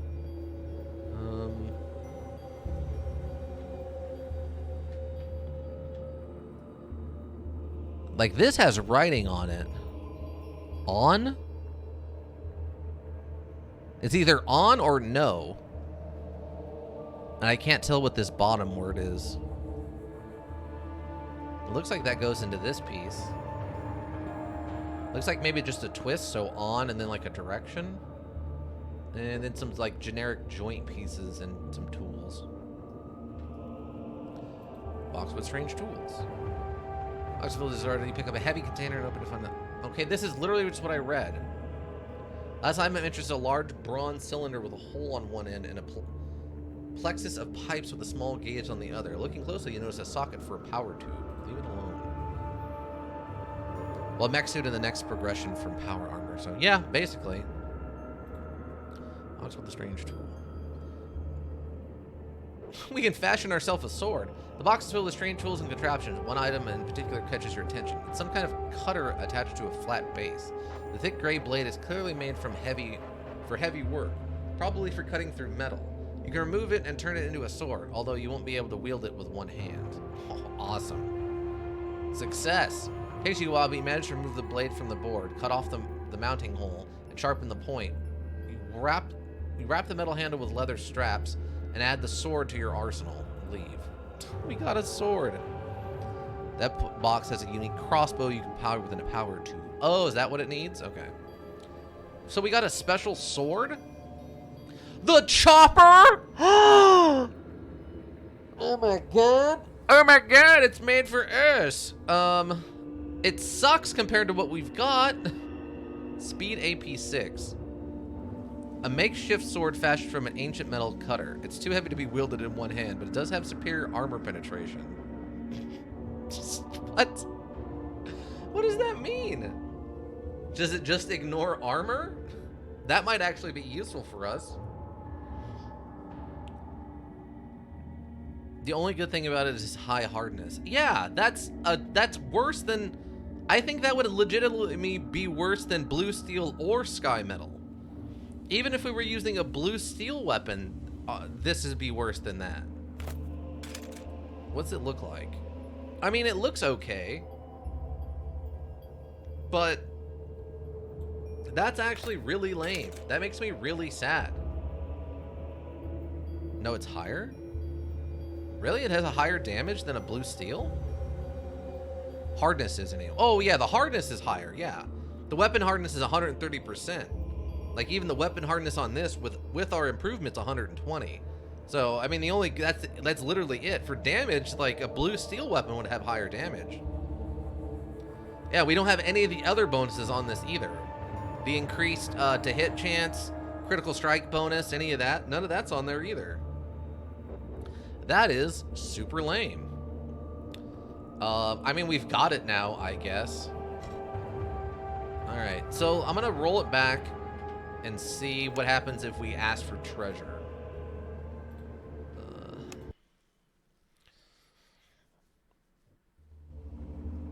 Okay, another ring does reduce the power. You mentioned treasure.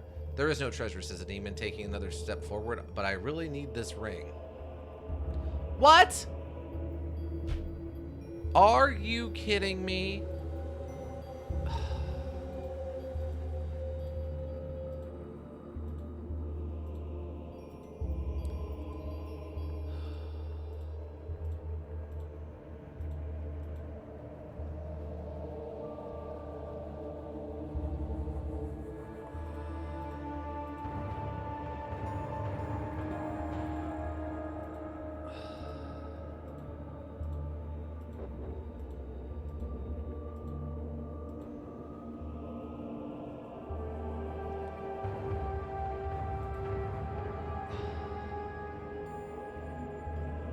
Wait for it to leave.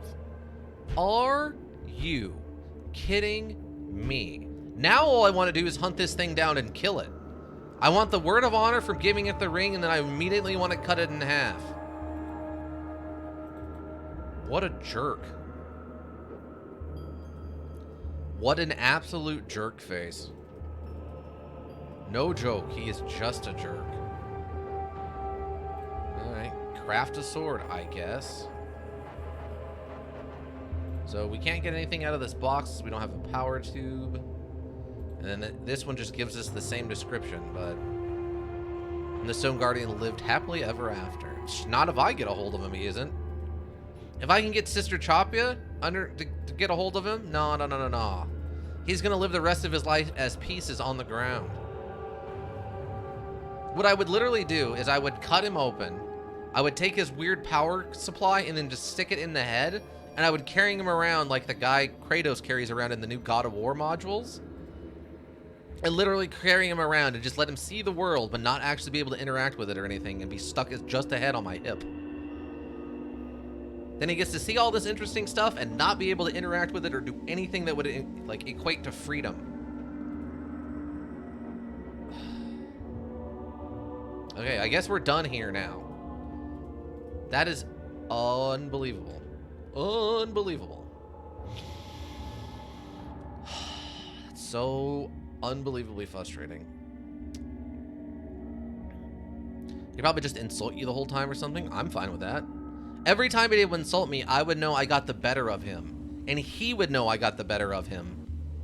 And I would sleep soundly to the sound of him complaining about how terrible I am. Perfectly fine with that. Alright, so I guess let's exit. I have nothing else to do there. I am underwhelmed by Zamati, by the way. Underwhelmed by Zamati. Oh, he slaughtered all the people.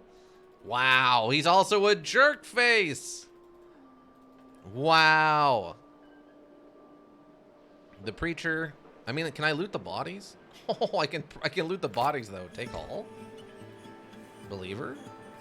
What have you got? Oh, it's just bronze. I don't need no rocks. Ain't nobody got no time for no rocks. Transfer. Wow. So above everything else, he's also just a jerk.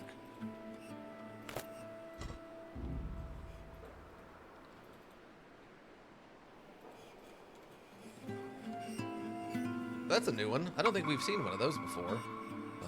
Transfer. This is my favorite part, is he killed them. To be fair, these believers probably thought he was a genuine demon. I mean, maybe. But I mean, they saw me go in, and then they saw that come out. I don't know. I don't know what I would think.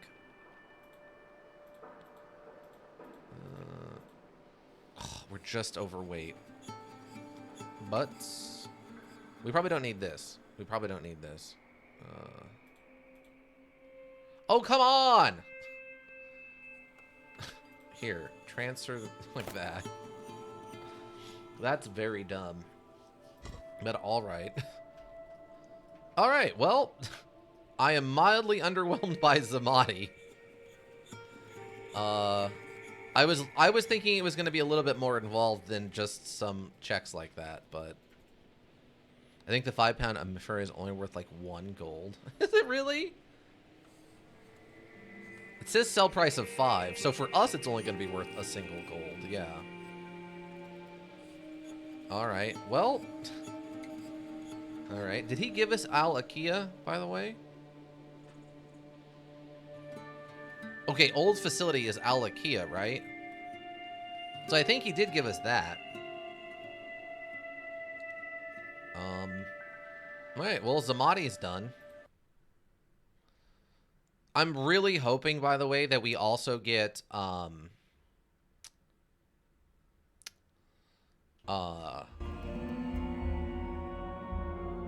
facility is flying fort. Oh, well, I mean, we could still go there and, like, blow up the door and get all the control, or the points for it. We just won't be able to fly away with it, right? So, I mean, it's still worth going to.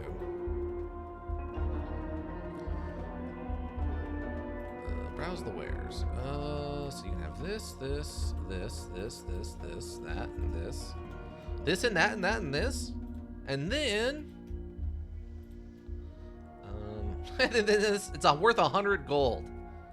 Dumb. Diddity-dum, dum, dum. He doesn't want the arrows. Yeah, I don't remember if opening the hangar door gives you SP or not, but I feel like it might. Yeah. I mean, there's nothing there that would... There's no reason not to go do it, right? Okay. Train all that stuff. Oh. Well, we'll go drop this stuff off. And then we'll go check on Basil to make sure...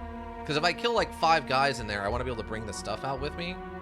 Because the bodies usually get cleaned up in that room after I leave, so... Oh, I forgot about this stuff.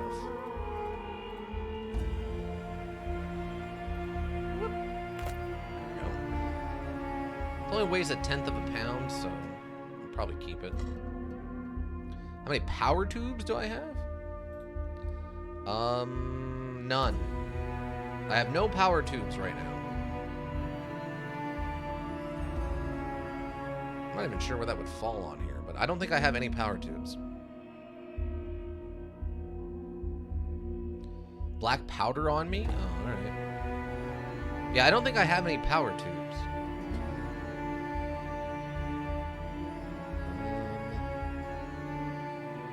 What's this? Oh, acid. Acid. I think that's the one we got from the old lady in the village. Quicklime. Yeah, I don't think I have any power tubes. Oh yeah, the glove's fully charged, so we don't need to worry about that. I guess in theory we could go back to Zamati and get that crossbow and sell it, but... I think actually, don't we need 1 more power tube for something? Because I was remembering we might need to go and get the power tube from the Dead River. So I think we actually do need 1 more, right?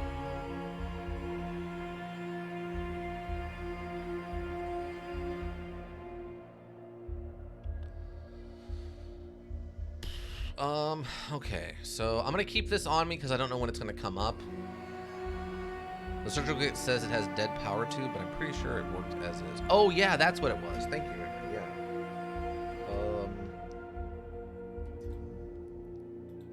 Yeah, that's it. It has a thing for. Let's see. The case contains a folded selection of parchment what looks like a set of surgical instruments. They're both smooth and serrated. Every item is glimmering and sharp as if begging to use for the first time.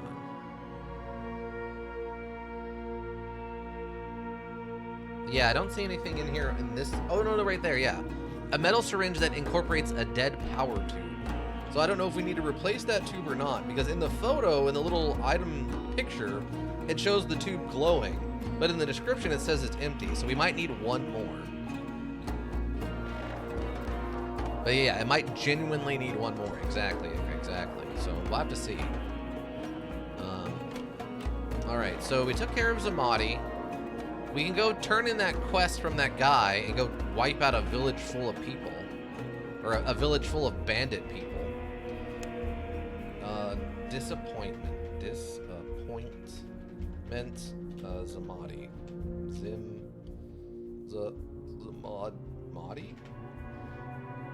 Save. Alright. Well, let's go clean up a village full of bandits, shall we? And back we go. That save name. I was disappointed. I was legit disappointed with Zamadi.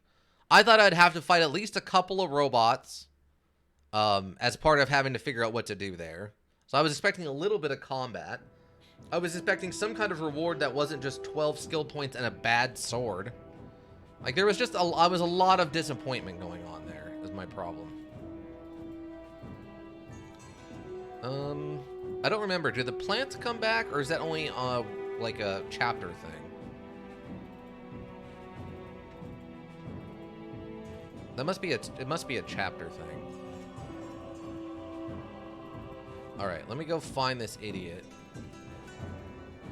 Is that him? No.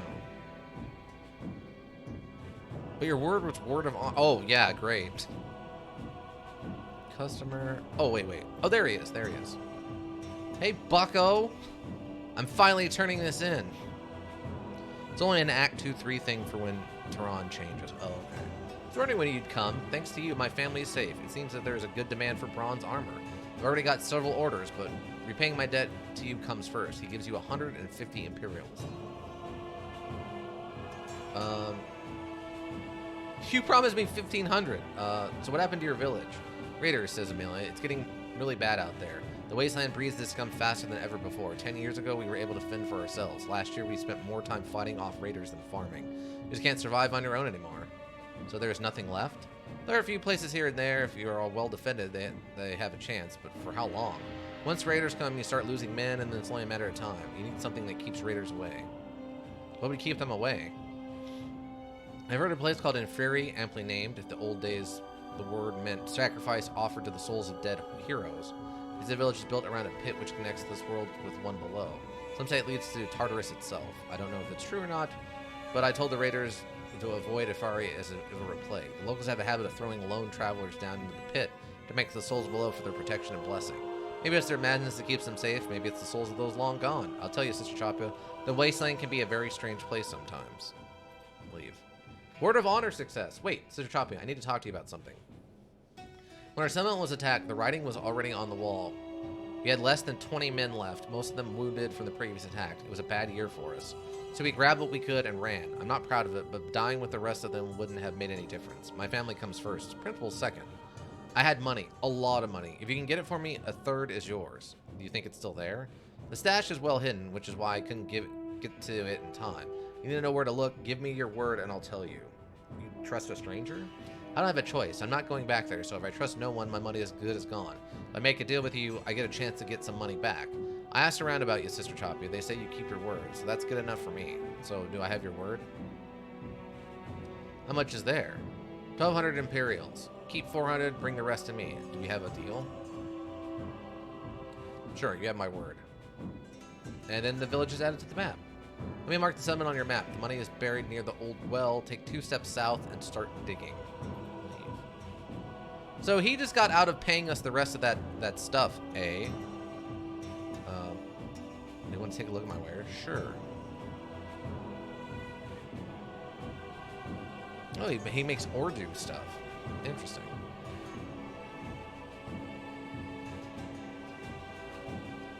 Huh.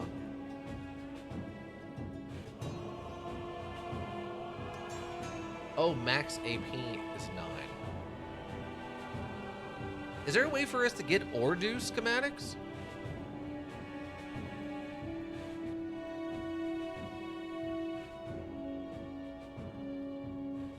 Huh. Or wait, yeah? Oh, okay. In Mataron? Oh, okay. I'm curious on what that would look like at the top end. Is this the village? Okay, this is Anil's village. All right. See, what's great is by visiting here, we also get the 5 points for going to a new place. Which is that's 5 more skill points. So,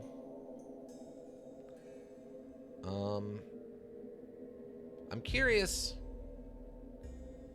what else we're gonna need to do over here for this. Like, we have so many skill points, I want to do something with them. Just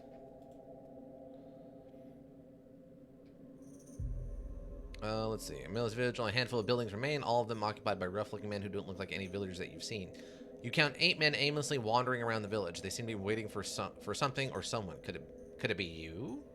Sneak. Well, what are you waiting for? They aren't going to kill themselves. Pull out a scope crossbow and get to work. This calls for a parlay. You can always come back later and leave. Alchemy 10, maximum combat potential. I mean, we can get it up to 7 right now. I'm gonna save. Well, I guess it auto-saved, but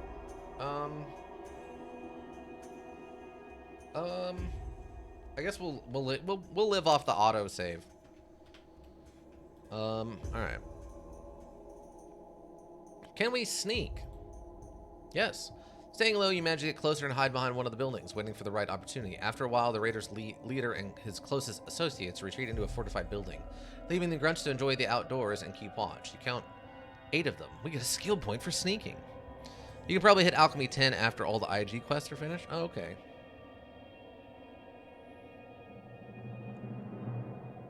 Can I sneak to get the money? Oh. I'm trying to keep your head down, but you're quickly spotted and surrounded. Alright. Fight your way out. I tried to do this in a way that I didn't have to murder all of you. Though I was definitely going to murder all of you after the fact. Wow, that is an absolute boatload of them, eh?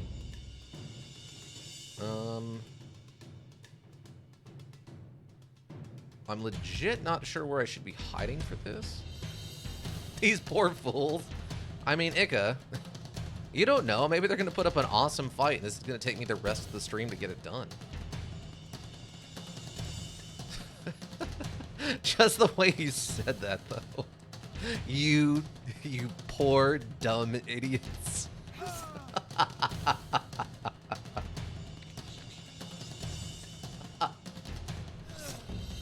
Okay, well, that guy's probably dead. I'm gonna wait.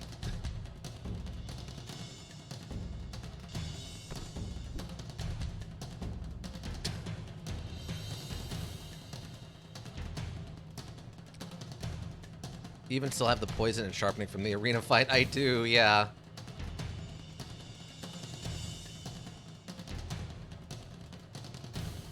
Oh, you idiot! What are you doing? No, you're about to get cut in half. Wow. Oh my god. Barely a scratch. Is it though? Oh, and you're dead from the critical. Good lord. What? How? How is he shooting at me? I'm behind a wall. That's a full intact wall. Yeah, the 2% dodge chance, and somehow he still got away with it, right? Oh, God. Okay, I'm gonna wait and see. I don't know how much bleeding and poison damage this guy's about to take. Okay, cool. We got a kill. We killed him on the off. All right. We did take 1 damage from that arrow though. Funny, like Dead State walls aren't always accurate. Yeah, apparently not. All right. Just kind of biding my time until someone gets close enough I can kill them.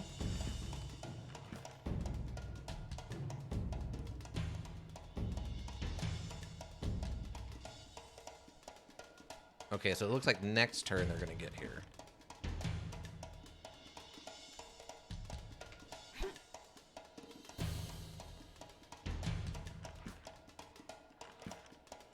Or not.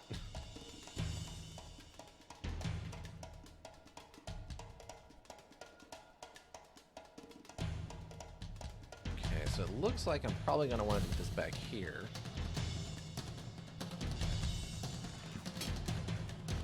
Really? This freaking archer? Are you kidding?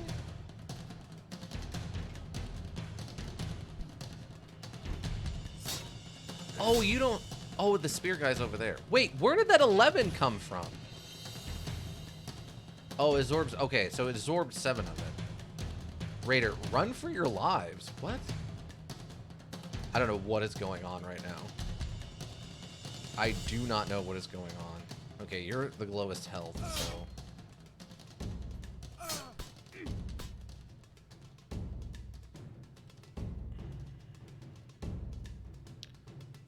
Oh, you got a scimitar, so you get to die first. Oh my god.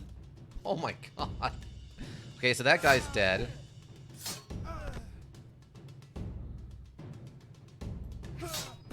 Oh my lord.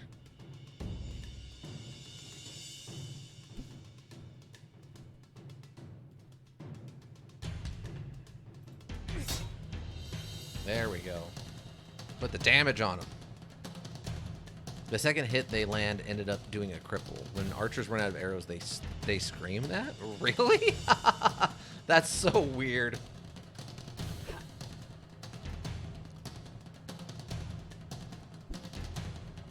Interrupt attack. Interrupt attack this, fool.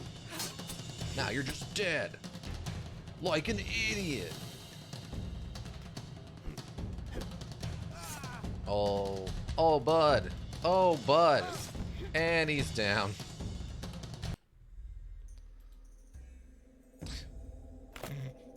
Okay.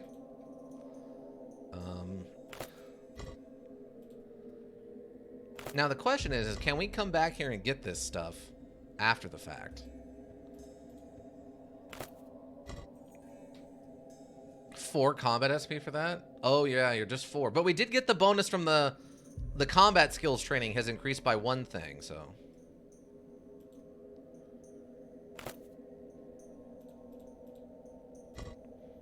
I think so, yeah? Alright. We can come back for it then. Well, there's 2 people here. I mean, we're basically at our limit right now. So wait, was that everybody or are there still more? You don't have to dig long, but buried 2 feet below the surface, you find a heavy leather bag. Judging by the weight, there are at least 1,000 Imperials inside. It's time to disappear. You receive 1,258 Imperials for your service. That was it? Oh, okay. So what do you think? We keep our word, or do we just say, forget Amelius? I mean, knowing what we know he's not a good person. And he also owes us money. So, oh.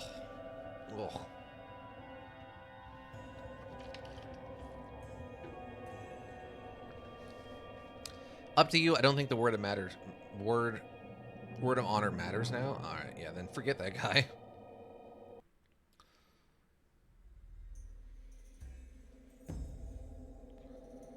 Oh, it pushed us out into like a blank space. Oh, man. Okay, we can go back, though. All right. Hopefully the bodies are still there.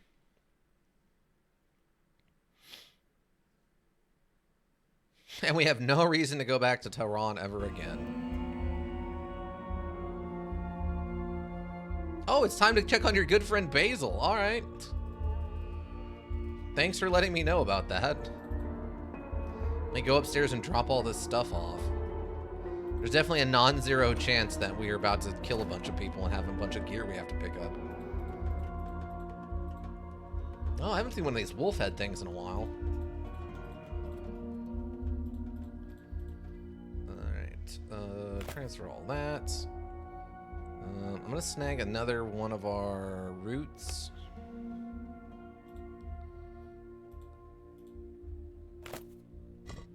Make a healing potion.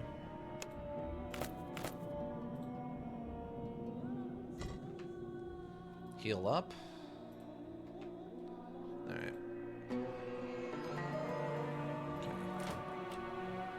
Look, that guy, A, owes us his life. B, he already owes us more money.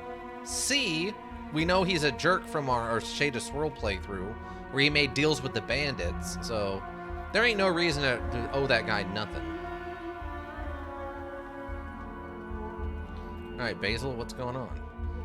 They want to talk to you, says Basil, looking nervous. They're losing men and money. I think they want to make a deal. If they want to talk, I'm all ears. Where do they want to meet? Here is the address. I asked around. Nobody saw any armed men or anything of that sort. Still be careful. Do you think they really want to talk? From what I've heard, Lavar's all about business. If it's easier to make a deal than kill you, he'll make a deal. Don't forget about me, though. We're in it together, right? Right. Go to the house.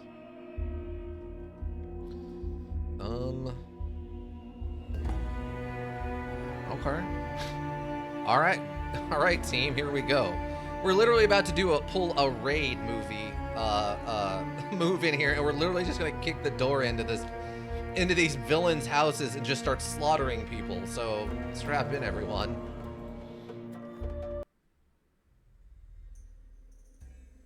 Oh, it's a bug.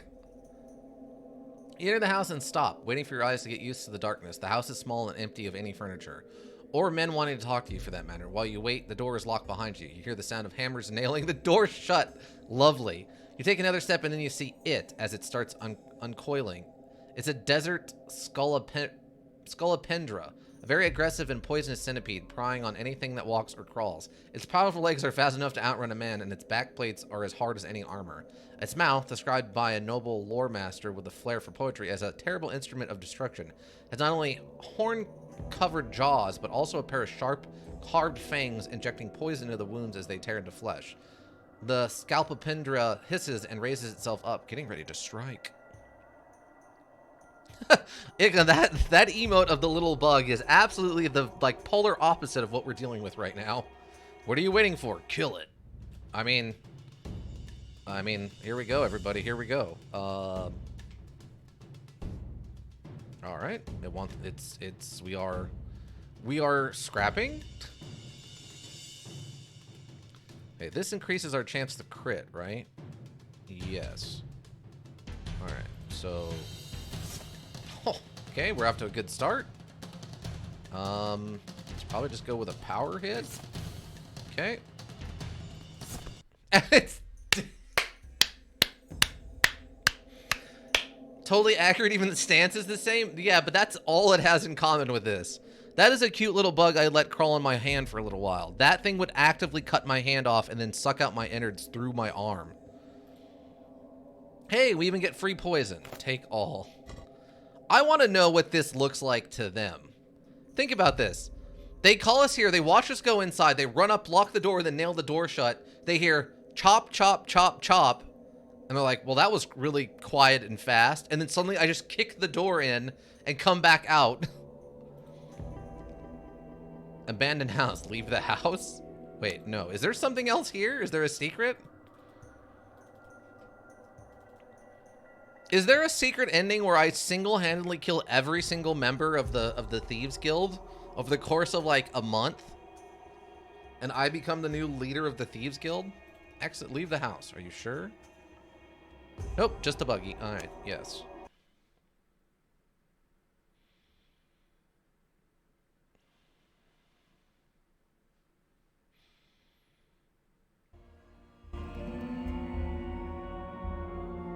Wow. Okay. The meeting to go as planned. Return to Basil. Alright. Alright. Let's go talk to Basil.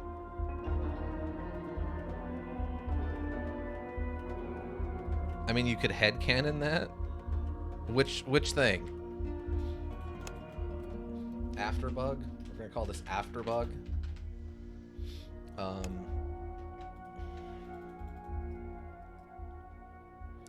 I thought you were dead, says Basil, looking at the man next to him. She should have been dead, says the man, smiling amicably. We paid good money for that Scolopendra. Those things aren't easy to catch. That you killed all the thieves in the guild and became the new master? Oh, okay. Is there a reason why I shouldn't kill you? My boss wants to talk. Don't worry, no more surprises this time. You already cost us too much. Why should I believe you? I'm not inviting you to a tea party. The situation's getting out of hand, and we're going to discuss it. I'm giving you a chance to participate in the discussion and have your say, before the decision is made. If you're afraid, don't go. I'm sure you'll know what the decision is soon enough. If not, I can take you there right now. Alright, let's go. You're standing in front of one of the enforcers of the 40 Thieves. He's flanked by 2 guards on either side. You caused us a lot of trouble, says the enforcer in a tone of parent focused to discipline a child and willing to take responsibility for her action. A lot of trouble, repeats the enforcer, as if wanting to ensure that the gravity of the situation gets through your thick skull. Get to the point. You killed Bazar. What else is there to explain? The enforcer nods and his thugs step forward. Fight. Alright, we're just gonna have to just fight everybody, eh? Choked?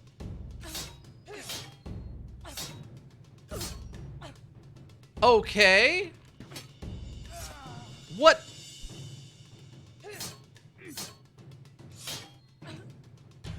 Bola? But a bola is supposed to stop you from moving. How is it supposed... What? Okay, well that was a series of absolute garbage? Crit bola. Okay, yeah, sure. Why not? Wow. Wow, wow, wow. Absolute garbage.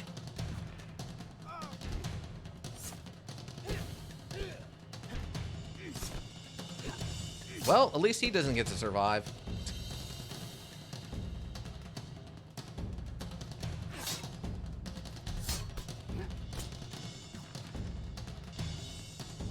Oh my god, are we gonna survive this somehow? Where's my opportunity attack?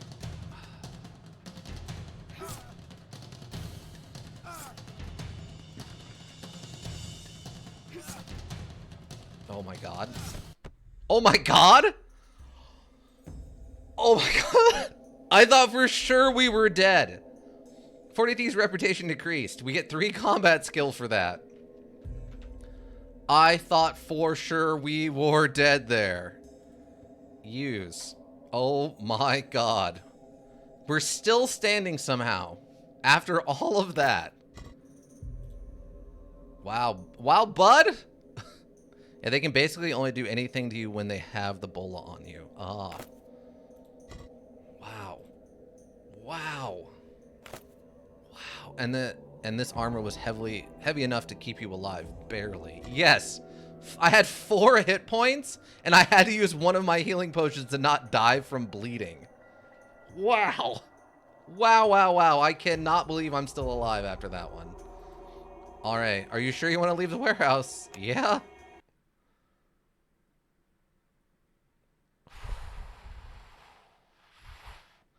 Unbelievable. And that's why you carry extra healing potions, kids. That is why you carry extra healing potions. The 40 Thieves invited you to another meeting. Things got out of hand and you killed their enforcer and his men. They are very quickly running out of people. I've killed a lot of them, including high-ups in their organization. I don't know how much they've got left to throw at me. This is... Oh, that's steel. It's steel. Alright.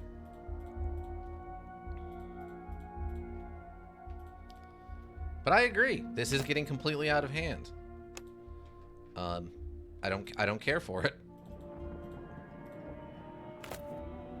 But yeah, this is exactly why I carry extra healing potions on me, is for stuff like that. Wow. Wow, wow, wow. That is absurd. Okay, we're 1 hit point away from max, so I'm gonna hope that's enough. Oh my god. Basal problems, you know? Basal problems. You know?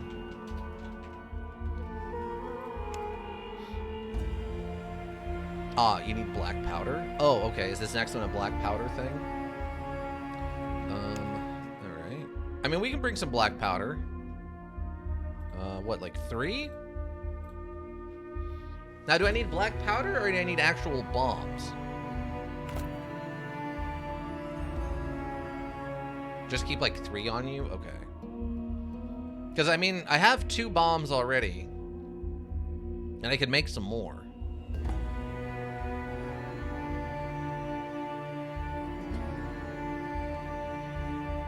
Oh, wait. Damage 20. Oh, okay, I have 2 good ones and I have 3 cheap ones.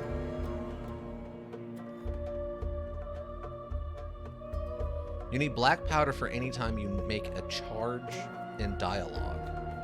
Bombs won't work if I remember correctly. Oh, okay. Well, when we did the door at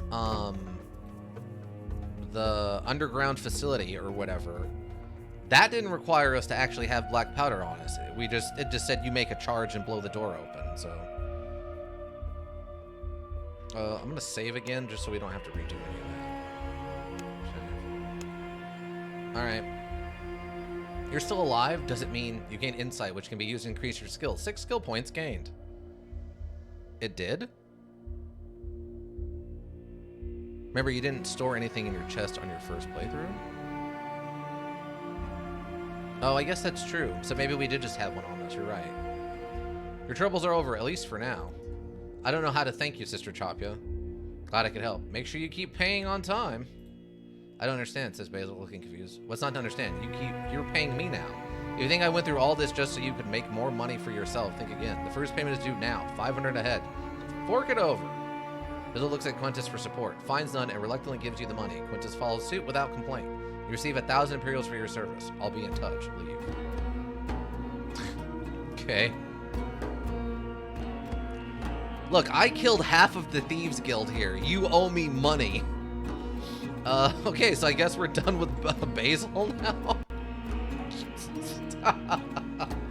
Report to Meru. Dog's pull born to learn the mission of great importance. Pack a thing soldier going to Ganzar. Activate the machine. Reach the temple.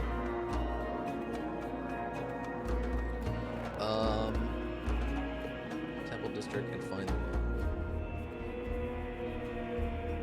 Wait, why is this still active? What if you turn in the gold to Emma so you get more SP? I kind of doubt it though. Yeah, that's weird that this is still available. Maybe I can go to him and just be like, yeah, I'm keeping the money. Go. Oh yeah, our word of honor went down by 2 because of that. Wow. 40 Thieves is down to 54 now. Negative 54. Oh my god.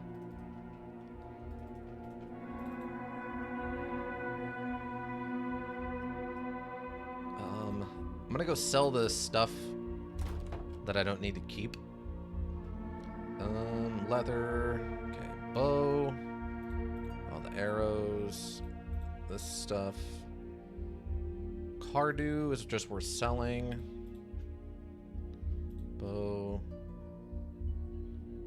This. Alright. We don't have a ton of stuff that we can just sell, but we do have some, so. It will go back up if you give money to him, but I don't remember about SP on that part. Oh, okay. Transfer. Okay. So go sell all this stuff. I'm gonna go back and get the rest of the stuff we left behind with the bandits. However, the word of honor game will not be as much as if you just give him the gold immediately. Right, that makes sense. I don't know why they would punish you that way, but I completely understand that that's something they would do.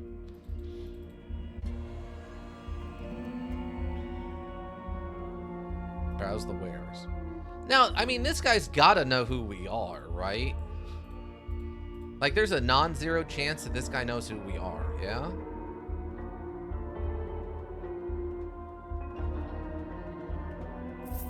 Okay. Fair enough. We'll go put these arrows back, and then we can go get the bandit camp and go get the rest of the stuff.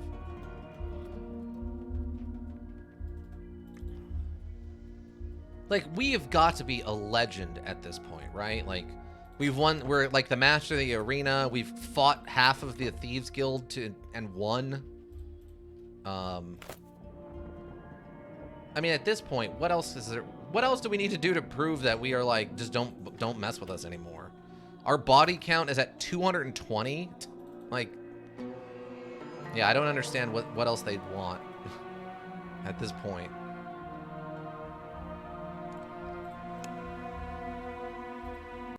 Like, when we walk in, they just have to go, oh, God, it's Sister Chopia. Never mind. Never mind, everybody. Never mind. Nope, nope, nope. Just give her what she wants. Don't question it. Because, I mean, what are they going to do at this point? Like, they can't stop me. It's not like there's an option for that.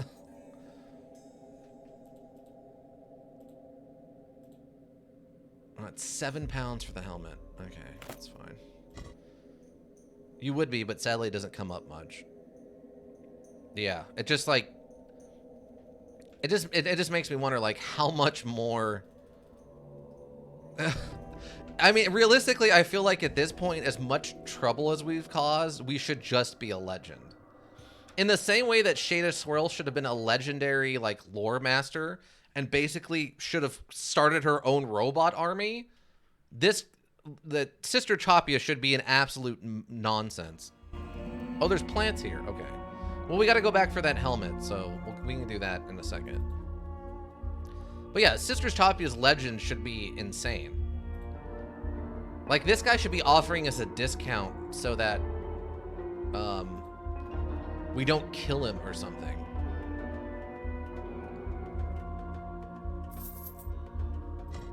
You know what I mean? Like, at this point... Oh yeah, our crafting's up to 10 already, so in theory, we could probably start breaking all this stuff down. I guess the other option is if we have all these skill points we're not going to use, before we get to the end, we can just dump a bunch of points into, like, crafting or something. Or into barter. And just turn all this stuff into see how much money we can amass from all this loot we've got. Like, it's got to be an absurd amount of money if we actually had any kind of understandings of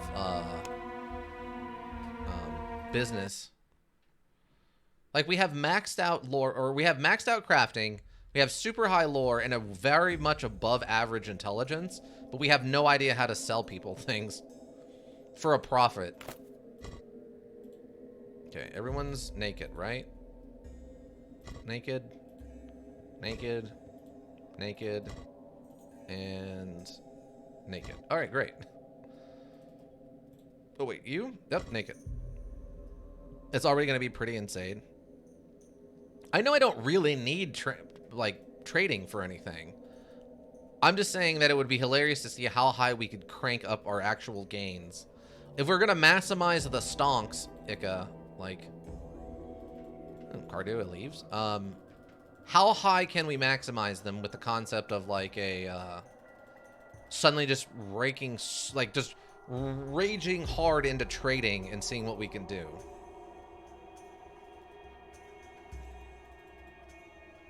Wait, I can't come back from here? I have to run all the way back around? Really? That's dumb. That's a poor design. It would be funny to make them chase me all the way over here, though. That I will agree. Okay, so we got 2 plants. Also mushrooms in the very inner fence, too. Oh, okay.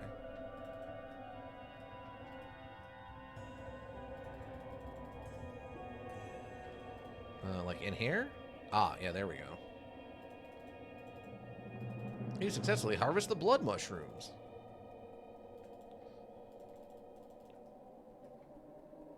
The door is barred. I mean, I got all the time in the world. I can go in there. Like, okay, it looks like that's all the plants. Oh, wait. Is that? Oh, that's a stump? Oh, yeah, it's just a stump. All right.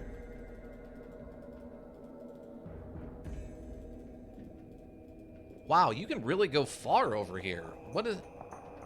Oh, wait. Was there something... Oh, there is. There's another plant way over here. Fennaberries. A thing of fennaberries. Who knew? Well, Ika probably knew, but I didn't. And that's what's important. Yeah, just a random thing of fennaberries way over there. And that's deliberate. There's no reason to hide the fennaberries over there for no reason. Like, they meant to hide that, make it hard to find. Clearly. Alchemy 10 with the stat healing potions sells for huge amounts of money. That makes sense. I mean, those are like 300 a pop to buy them. So it makes sense to me that you could make them and then sell them. Oh yeah, are we like technically damaged? No? Oh, that's right, because he missed, and then we killed him before he got another attack off. That's right. We got super lucky and he missed all those attacks.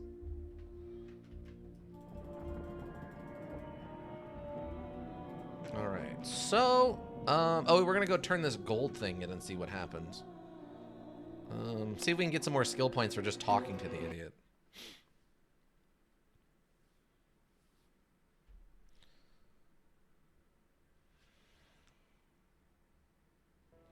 Imagine the blacksmith. Like, if you had to actually go to a forge to break armor down and stuff. And we just roll it. Sister Choppy just rolls up on the blacksmith and spends like a full 2 weeks just melting down armor after armor and turning it into Carta. Like, that would have to be the most insane thing to see, right? Alright. Amelios. I found your stash. You're a woman of your word. Thank you. Here's your 400 Imperials as agreed. Okay, so yeah, we don't get anything. Oh yeah, and it just goes back to where it was at. Dungeon Rats, you do need to be at a forge, but there's no shops in it. Right. So yeah, the Word of Honor just went back to where it was at. We didn't actually get more. Because it was already lower from keeping the money. Alright, so yeah, there's literally no reason to give him back his money. I love it's Tehran with the Imperial Guard as the ruler. Yeah, no SP. Nope, no reason to give him the money back. He's a bad person who actually cheated me out of like another large sum of money. So, like another $1,300. Alright, so there's that. Let's see. Okay, so that's done. That's Ganazar. We gotta get the armor first. Oh, we can go to Dead River. Let's go to Dead River. Let's see. What do we got on the world map? So this is done, that's done, that's done. That's done. We have Heckgate, we've got this. This is done for now. Old facility. We can still go to the old facility, I guess. This is done, done, and done. So yeah, we've got this to do, and we've got Dead River and Heckgate are like the only things we have left to do. If I remember correctly, he got the gold by being abandoned himself and wanted to retire in a town. Do Heckgate first. Dead River is a pain without regeneration. Oh, yeah. Heckgate it is.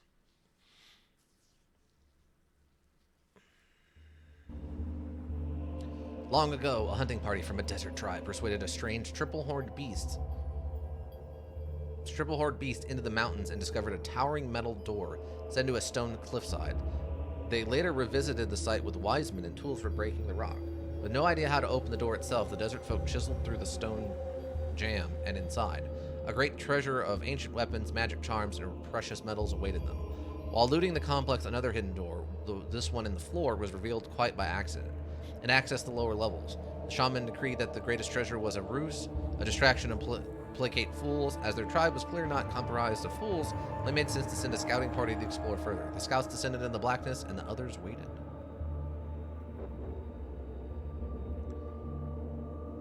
Wait. Dead River is a pain without regeneration. Although you will need stat healing potions here, I think. Or 6 lockpick. I forgot that. That's fine. Waking from dark dreams of weirdly angled corridors and chambers, of indistinct shapes always at the edge of your vision, the shaman heard a low moaning from the doorway, like a wind from the bowels of earth.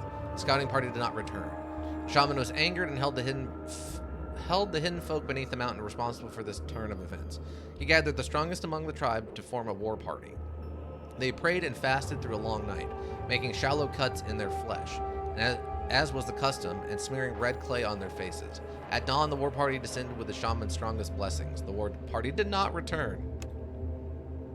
Giving up on whatever secrets lay buried below the mountain, the tribe set its artisans to carve the ornate facade of a temple inside the mountain, a shrine to the brave warriors whose spirits were trapped forever in the underworld. For the first and only sacrifice of the temple, they performed a ritual called the Implement of the Three Suns, passed down from their ancestors at the dawn of the world. The name designated by the 3 bright red wounds of the 3 stakes in the flesh, and the number of surprises he who was offered could expect to see before enjoying the merciful embrace of death. The shaman protested at length that this ancient tradition did too much honor, but his modesty was roundly ignored. Okay. Weird lore note for this place, by the way, but alright. So should I go... Okay, so should I go, like... I guess the question is, should I put 2 points in the lockpick? Or should I raise my alchemy up?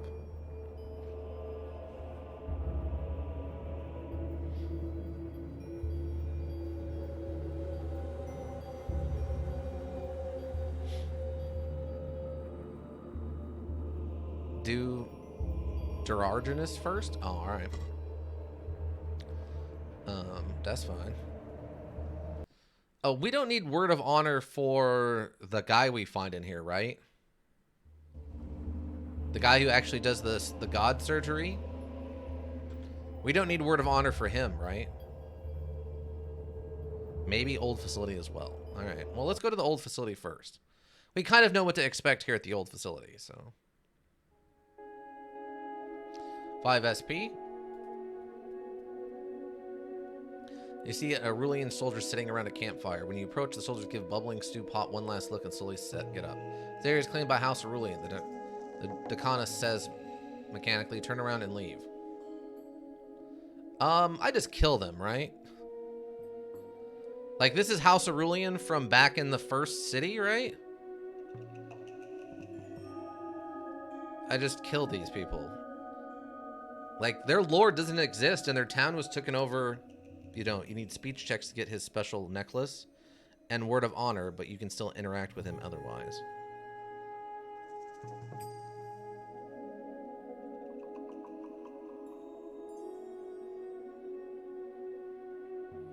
Oh, because I mean, if I streetwise him, are you now? Asked the Jonas, putting his hand on his sword. Well, then here's your order.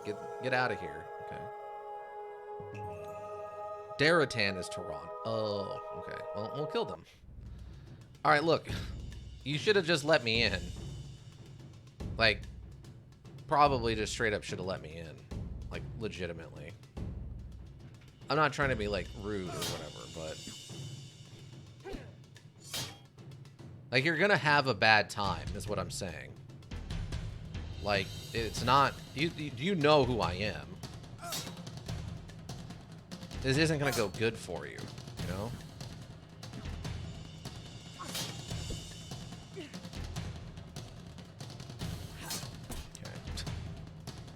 Like, it's just not.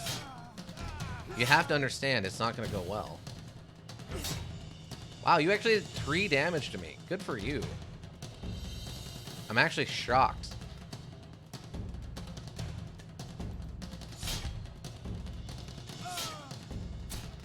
Oh, that guy just bled to death and I killed this guy with the counter hit.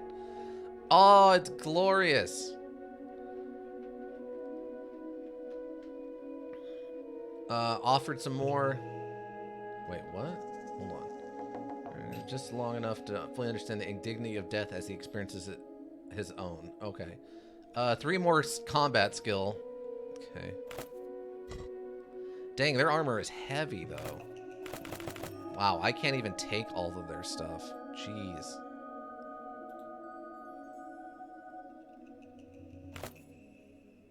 Wow. Yeah, I can't even take all of their stuff.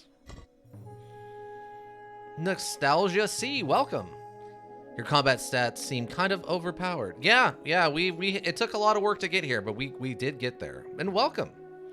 How are you doing? I love how OP you get late module with a super murder hobo. Yeah. We're just a wee bit overpowered now. Okay, so we can just decompose all this stuff.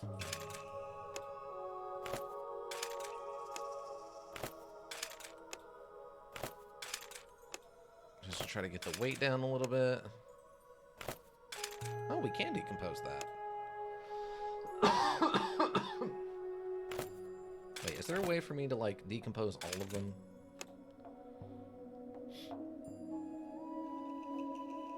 Just a little. I think you need to just do everything you can here before you leave, like, monastery. Okay, yeah. That makes sense to me.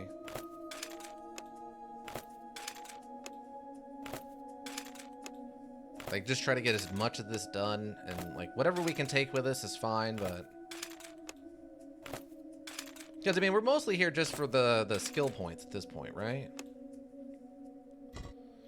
Also, save before door. Okay, yeah. Yeah, but Nostalgia C, I assume you're a big fan of this module, or... Are you friends with Ika, or how did you find me? This lowly streamer that I am, down here in the obscure parts of the internet. All right, take this apart. Just gonna break this all down.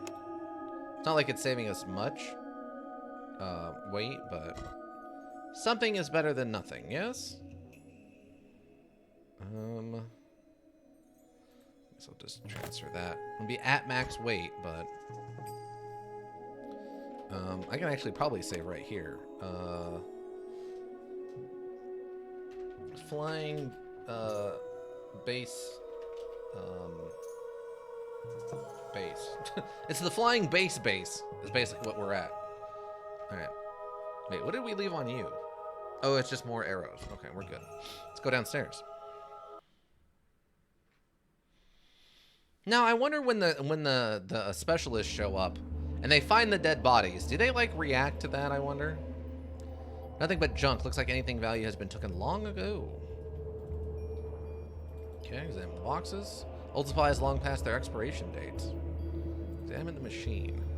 Training machine sitting in the middle of a half-empty chamber. It has been stripped of everything valuable and left to rust. A symbol of an age long gone and the one that followed. Well, I followed the Age Decadence category on Twitch years ago and saw that someone was streaming it, which is quite rare. Yes. Yes, Ika was a huge fan and recommended I play this, and I've had a good time with it. It's been very fun. I think they see the dead bodies and just turn away so you never meet them. That's probably for the best. It's basically a horror movie, by the way. Like, if you're an engineer who's hired to go to some obscure place from, like, the old world and you don't know what's there, and you show up and the 3 guards set to guard the place are dead, that's literally a horror movie. And instead of doing the stupid thing of going on without the guards, you should turn around and go back. Like 110% is exactly what you should do. Alright, 2 barrels containing foul-smelling, dark, viscous liquid. Strange tools, broken gauges, discarded parts, and 1 petrified scorpion. Okay. Old pipes that haven't seen any action in centuries. They're covered with rust and black residue. But yeah, this is actually our second playthrough now. We did a non-combat talkie character for our first one, and then this one we went super hardcore into body count, and we were just killing our way through the post-apocalyptic wastes. Okay. Yeah, like 2 years back, Seltzer was playing Dead State, which was made on the same engine and with some collab between the Iron Tower devs and Double Bear devs. Yeah. That's how Ika found me, is I was playing Dead State, and he's like, oh my god, who is this crazy person? And then we played Dead State for like 110 hours, and such is the way of the streamer. So I wanted him to play this one at some point, since this is like the more polished RPG sibling. The whole atmosphere of this module starts approaching that of a horror movie halfway through mid-module, in my opinion. Yeah, kinda. Something about this catches your eye. Removing the valve cap, you find a secret stash containing several power tubes. Unfortunately, only one of the tubes has a charge left. I forgot about this one. Yeah, at some point we'll play Dungeon Rats, but I'm not getting done with this and then going right into Dungeon Rats. I've got to play something else for a little while to get my brain cleared of this, and then we can try Dungeon Rats. I don't know if I've figured out what we're going to be playing next. Probably... I have to double check the recommendations page, but right now I feel like it's either going to be Earthbound or maybe Parasite Eve. I haven't figured it out yet. I saw someone playing Parasite Eve on Twitch the other day, and I was like, oh my god, I completely forgot about this, but I loved it a lot as a kid, so I might do that. Open the door. You're standing in front of a massive bronze door decorated with awe-inspiring winged lions that have seen better days. The only items of interest are an unusually large keyhole and a barely visible symbol. Symbol. I think Earthbound? I mean, I know I talked about playing Earthbound, and I love Earthbound, so we could definitely do Earthbound. But it's a mark of Al Jazuri, a legendary engineer whose work was one of the most carefully guarded secrets during his life. Fortunately, his wife sold copies of his notes to everyone willing to pay her, and eventually Al Jazuri's design and schematics appeared in the Compendium for the Theory, Practice of Mechanical Art manuscripts. Might need Alchemy 5? Okay. So what, can I actually use my maxed out crafting to make a key for this? Success. The gods themselves must be guiding your hands. You shape a bronze ingot into a crank, carefully insert it into the keyhole and push it forward. Suddenly you hear the whirring sound and the gear moves it as if on their own accord, withdrawing the bolt one by one. You gain insight. We get one non-combat skill. Push the doors open and enter. Crafting is fun, I think. Yeah. Coming on this caravan, you thought you had stumbled on an exit in the cold stars of the night sky beyond. The light was truly a scattering of bright lamps, triggered on your approach by some ancient magic to illuminate the bizarre structure within. In outline, what you see appears to be a fortress made entirely of metal. The surface is scorched and dented everywhere and even torn open in several places, revealing a warped wooden architecture within. Why build such a thing deep underground? To protect against some threat from below? Continue? Lockpick was the one that triggered the trap. Ah, okay, yeah, I do remember that. First you think that the depression in which it sits must be a moat, but is in fact resting without a foundation in a deep pit. The metal building is ringed with cobwebbed and broken remains of scaffolding and walkways reminding you of a dry dock for repairing a sailing vessel, but it cannot be a ship, can it? Instinctively you look upward and discover a humongous metal door sealing off a patch in the ceiling.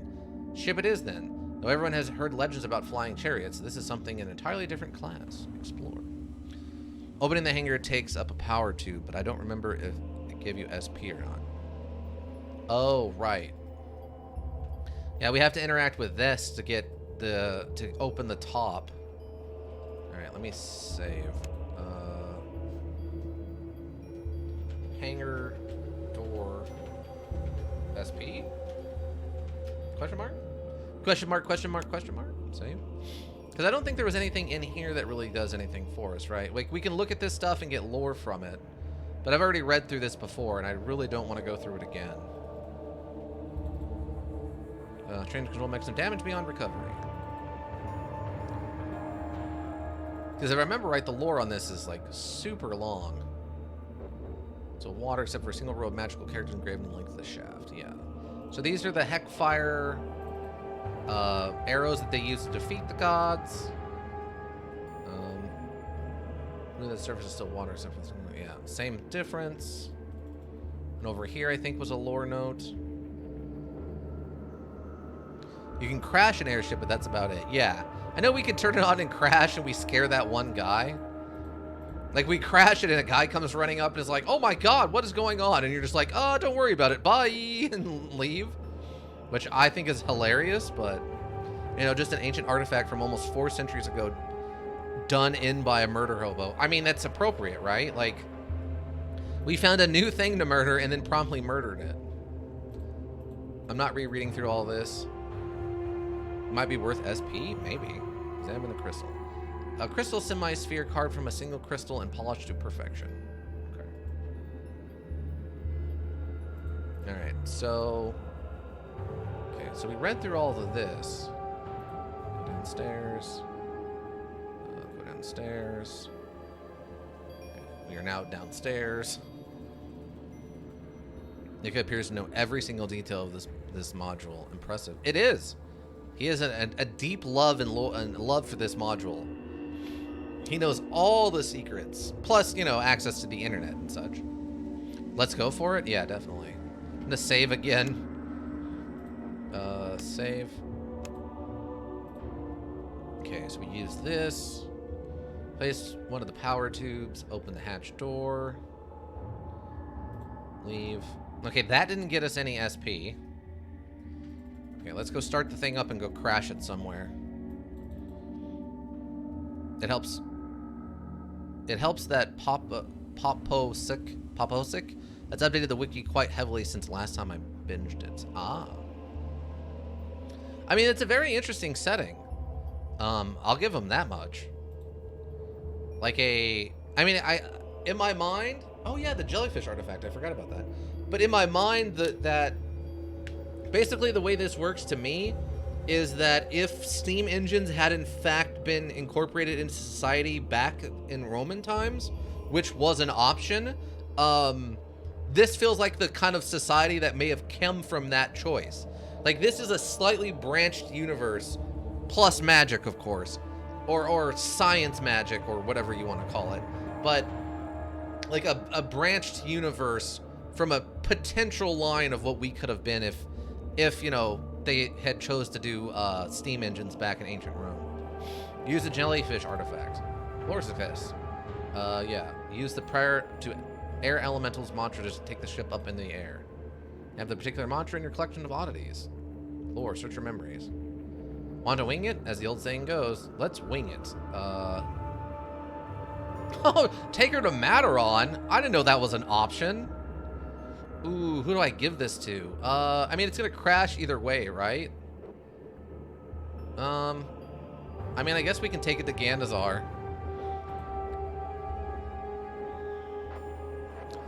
Proving that man wasn't meant to fly, the ship crashes less than 10 minutes after takeoff. You hear a deep rumbling sound. The ship takes a few steps as it's coming apart and then dive and hits the ground hard, throwing you against the wall. Leave the ship. I can't believe it. I mean, you, and then the ship, and then the fire. Do you have a real idea of all this means? What are you going to do about it? The man's jaw drops open. He fumbles in his pocket on his robe, looking for something. You have a feeling that this is the beginning of a very different story and decide to leave it alone for now. You walk away before the man has a chance to say anything. Leave. This... Mataron wasn't an option since you blew it up. Someone blew it up, Ika. Someone blew it up. This feels like cut content that they didn't have time to finish. The like, nope, this is something you don't have time to do. Bye. That really, really, really feels to me like cut content. It just didn't have the time to implement. Which I find very funny. Which ending did you get in the first time around? We did multiple. We did the Thoragoth ending, we did the Balazar ending, and we did No Gods ending. We ended up not joining a guild by complete random accident on my part. So we got the you wander into the wasteland as a legend, and like disappear to time, basically. So we've seen both the god endings, and the no god ending. For this one, we're shooting for the become a god ending, and then also probably the Imperial Guard ending. Okay, someone blew up Mataron. I don't know why you keep saying I did it.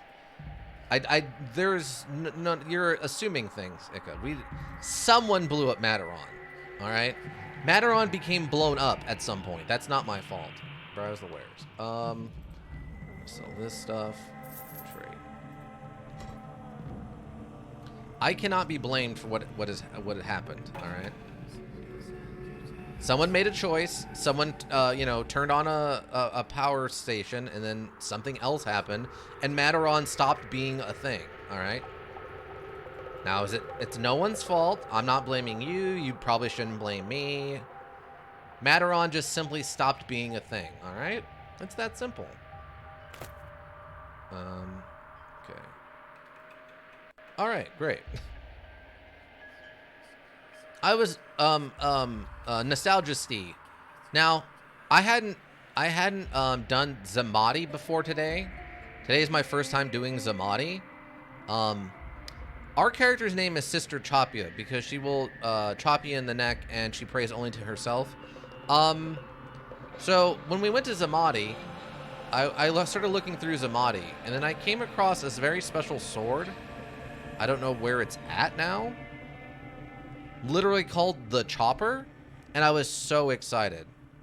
I was so excited to have this chopper thing. But then I looked at it, and I was very disappointed about how not good it was. It made me very sad. Where did it go? I had it in here. Did it get eaten? Are we at like the max occupancy of the inventory?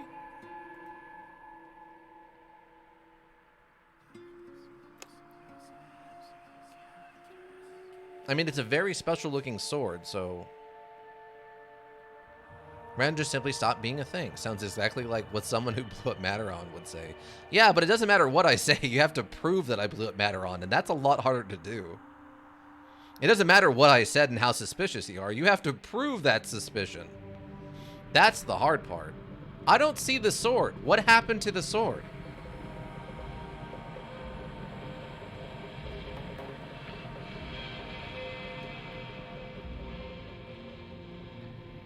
Did it get eaten by the inventory?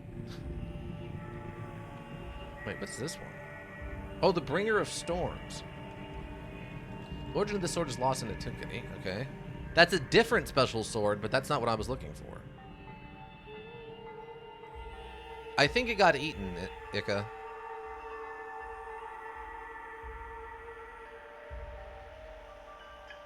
Whoa, that's Poggers? You know, you gotta stay 6 steps ahead. Wait, what? Honestly, didn't lead Seltier into any of the Abyss stuff. He did it all. What? Any of the Abyss stuff, he did it all that on his own. I'm proud. Wow. I'm proud of the destruction that may or may not have been caused by him. All right, so we went to some strange places in that playthrough. I will agree to that. Yeah, apparently that sword just got eaten by the inventory. I don't see it anymore. It should be like right in here somewhere, and it's not. Did I sell it? Oh, maybe I accidentally sold it. We'll have to go talk to that guy. Maybe I sold it to him.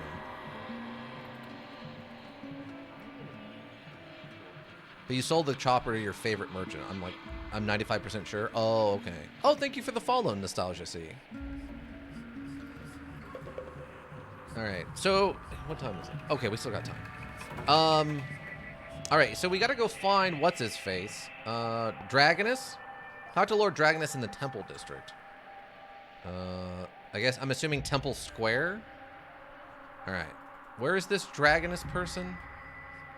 Okay, that's not Dragonus. Blind Man.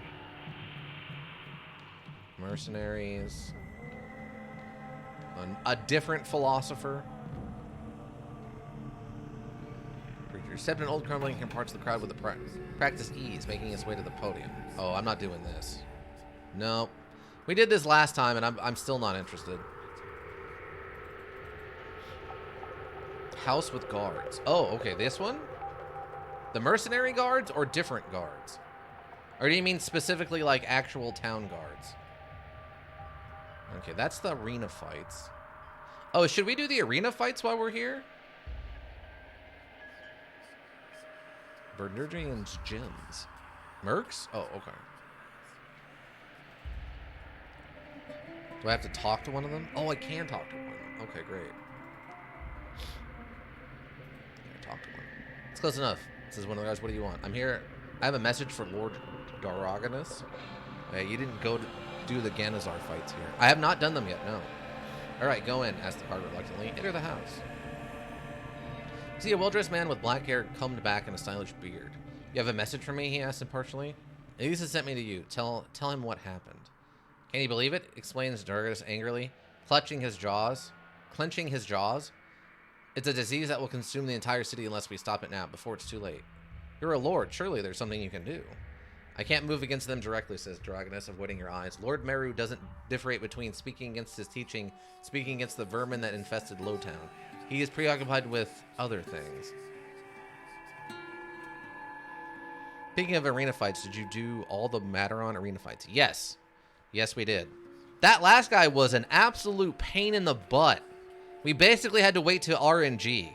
He was literally killing us he'd hit us once, mess up our dodge, and then hit us again, and we would die from a critical that instantly melted us. So we had to wait till the RNG of him missing, and then we kept arm hitting him until he died from poison, bleed, and a sharpened weapon, basically.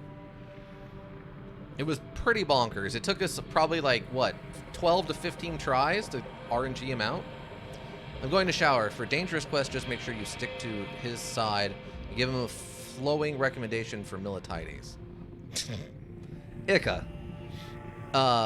You can choose to help the preacher he wants you to deal with or just murder him, if I remember correctly, but helping preacher leads to a harder fight. Alright. Lord Meru, not Brother Meru. I will not dishonor the memory of my forefathers by rejecting my lineage or that of the Lord I owe fealty to, says Daraganus with pride. Yeah, that was a tough fight.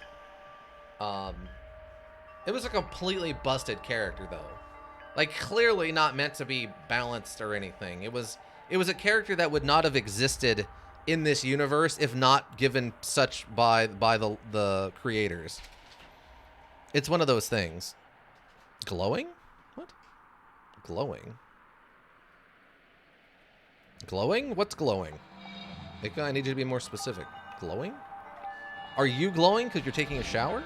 I don't understand. So what can you do?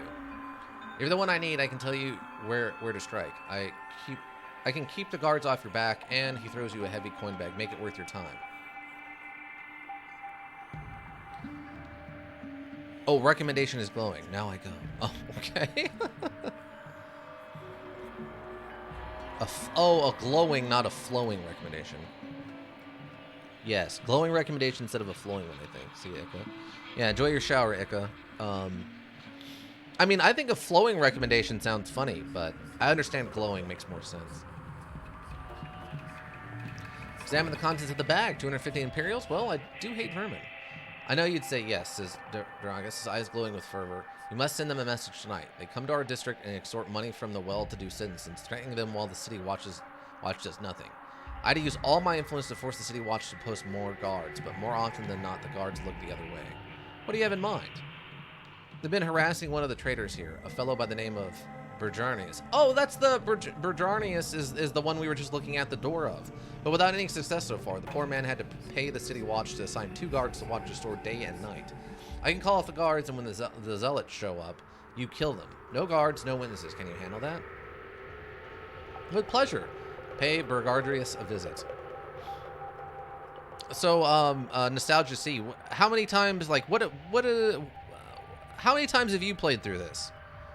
Is this one of those things you go back and play through periodically, or did you play through it once and just think it's interesting when watching other people's experiences with it?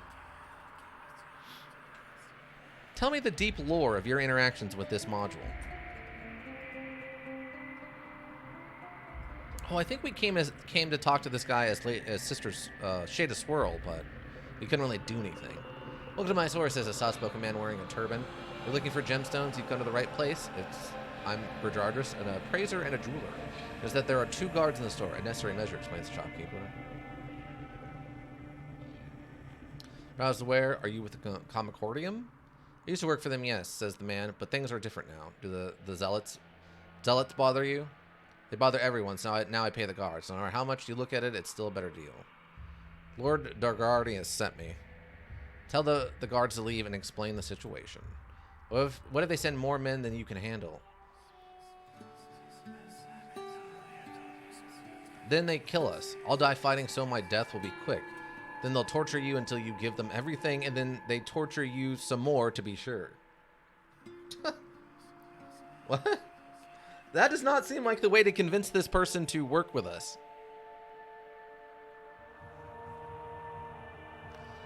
I'm not looking forward to the Militides thing. You worry too much. You spend the next few hours listening to Bajardin's nearly endless complaints about the hardships of running a store. Eventually, the gods take pity on you and send in the zealots. They come after dark, a man and a woman. They come after dark. The man looks malnourished and ill. He's brandishing a rusty sword and does his best to look tough. So he must be the muscle. The woman's clearly the brains of this operation. She looks hard, like someone who's never had it easy, gotten quite used to it. Lost your guards, Burgerness, says the woman in a hoarse voice. Get yourself a killer instead. She looks at you and spits. Way to make friends. What do you want? What do I want? Asked the woman, if surprised by the question. I want this fat idiot to spare some change. Why? You're gonna kill me like you killed Tycho? I haven't decided yet. Must be nice, says the woman, her voice full of contempt, to stand there and decide who lives and who dies. You kill me, you kill dozens of people down there who rely on the money I collect and bring every day. I've seen how you collect. You threaten and extort and on occasion run men out of Ganazar. Cry me a river, scoffs the woman. There are people down there who haven't eaten in days, and you want me to worry that we ran some traitor out of town? Good luck. There should be another way. There is, nods the woman, her still gray eyes harden. Those men you feel sorry for can't start giving a care about people who need food and medicine. How about it, Bajardis? Want to come with me and take a look at how people live in Lowtown? Barton shakes his head, terrified. He goes down there, he'll probably end up on a cross in no time. I only finished it once, had a couple of botched characters before that. When I wanted to revisit this, I just stuck to watching others play it instead. Fair. I watch a lot of Twitch and YouTube myself, and I'll watch a lot of people play through other modules that look interesting, but I have no interest in really playing myself, or stuff that's like so story driven that has no replay value, and I'm poor. I'm very average, like the low end poor person. So being able to afford to buy all the modules I ever cared to like see is not really something I can afford to do, but I can understand that. He's responsible for these people. Well, I say he is, the woman says firmly. So either do what you came here to do, or get out of my way. Okay, so I guess I need to kill you. Choose to help the preacher he wants you to deal with, or just murder him if I'm correct. But helping the preacher leads to a harder fight.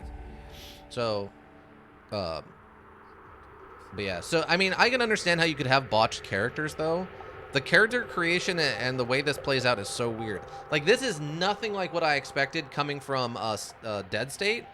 For Dead State, you know, you're running around with a squad the whole time, or most of the time.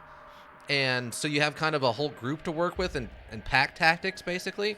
Whereas coming into this, that's all solo play, with the option of going with a no body count run, was very, like, just a total whiplash for me. I'm very happy that Ika was here. I don't know how well I would have... It would have been bad if Ika wasn't here to help me. That's for sure. Kill her and be done with it. She sees it coming but doesn't move away. Her eyes, full of contempt, are locked with yours until the very end. Her bodyguard throws the sword down and runs away. Body count increased. Return to Dargarius. Dargarius, I have done your dirty work. That's close enough. I have a message for Lord Dargarius. Is it done? Yes, tell him what happened. You did well, says Dargarius approvingly. You can't show these animals any pity. If they have their way, we'll be hanging from the crosses tomorrow. You gain insight. 5 skill points. It will take more than one woman to stop them. We need outsiders, but not some sellswords. No offense, my friend. You're from Mataron, aren't you? What do you know about Lord Militides of House Varius? Is he a man of quality? A man of principles? Oh, man. I'm so tempted for number 2 here. He's a lowborn thug without honor or principles. We know that to be the truth. We know that to be the case.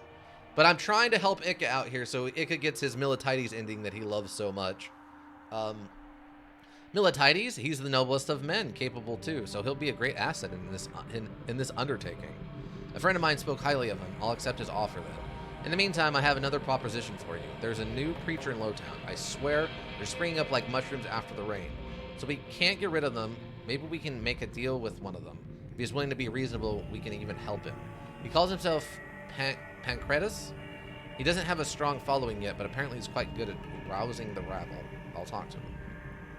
Okay, Ika said to either help the preacher he wants you to deal with, or just murder him, if I remember correctly. But helping the preacher leads to a harder fight. Well, we kind of want the harder fight, right? Alright, so I gotta go find this preacher man. I gotta find the son of the preacher man. Visit Pancreas, a new Lowtown preacher. His house is near the gates. Alright, well, that makes that simple enough. Main gates.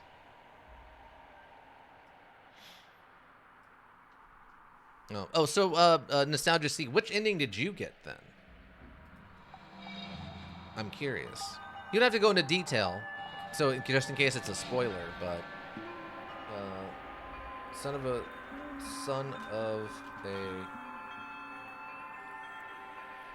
preacher man. Save? Alright, is it this house? Are you... Oh, yeah, it is this one. Okay, great. All right, let's talk to him. You see a vigorous old man surrounded by a score of enthralled zealots.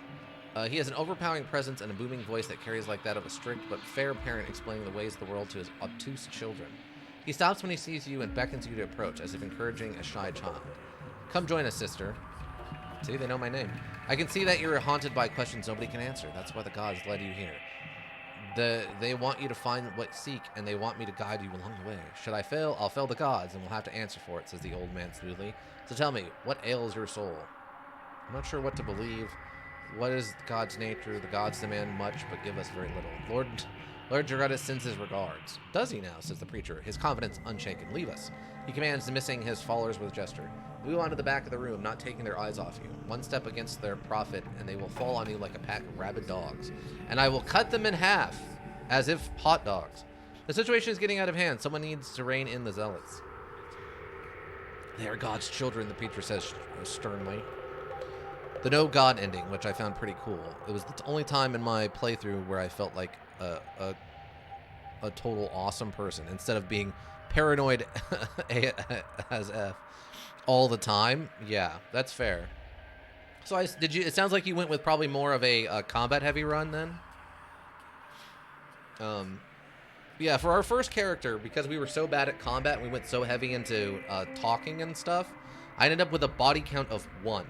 I literally was only able to... I was able to maintain a body count of 1 by only killing one guy that we couldn't talk our way past, so... Which was the evil, what do they call him? The evil archaeologist guy at the Library of Sorrows, or whatever it's called. Children need disciplines and guidance. The gods give us all the guidance we need. If it were true, we wouldn't need preachers selling their own brands of God's will on every corner, would we? Heresy, warns the preacher, following deeply and casting a glance towards his followers. Heresy or not, if you won't guide these people, someone else will. Lord Meru is preoccupied with other matters now. But sooner or later, he'll have to deal with the problem he created. Unless you show your value by dealing with it for him. Dealing with him first. That's like a logical strategy. It was really interesting. It was really interesting to see what we could and couldn't do. One thing for sure that was unbelievably obnoxious is we were broke all the time. We were constantly broke. There was just we had no good way of getting money. Since if you're killing people, you can just sell stuff, right? But since we didn't kill anybody, there was no good way to get money unless we were getting money from quest rewards. So we could only do quests that we could end through talking. So we were constantly broke. It was such a pain in the butt. So I guess if I want to deal with this guy, I guess I need to... All your dogs and you're a dead man. I don't think I'm going to be able to persuade them. Yeah, loot from combat is an important source of income. Yep. Yeah, it was weird trying to do it without any money. I think the most we ever had was like 1,200 gold at one point, and that was from selling, I think, like literally everything we had, because we weren't going to make any armor or anything like that, and a bunch of quest rewards that we turned in at the same time, and we ended up spending like all of it to be able to progress some of the main story stuff. I'm not going to be able to persuasion streetwise him, so I guess body count? Call your dogs and you're a dead man. Success. You're a vile murderer, he assists the preacher, but this is a tool the gods sent me. I suppose they did. Whom do you need dead? Hector, says the preacher quietly, glancing at his followers. See, it wasn't so hard, was it? I'll take care of Hector for you. Don't underestimate him. His men will die for him, but unlike mine, he nods at his followers, they're former mercenaries and brigands. His creed is a militant one. Thanks for the warning. Alright. Can you tell me... you agree to kill Hector in exchange for Prentice's support. Okay, where is Hector? Can we perhaps give me a slight indication where Hector is?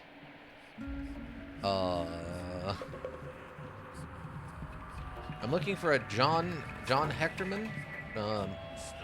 Has anyone seen a Colby Hectorman? Can't interact with this. Nothing. Zealots, skulls. Ooh, mushrooms. Somehow I missed those last time I guess I was here. A dwelling. Speaking of armor, have you forged yourself anything nice with the meteorite from that final arena fight / elsewhere? Yes.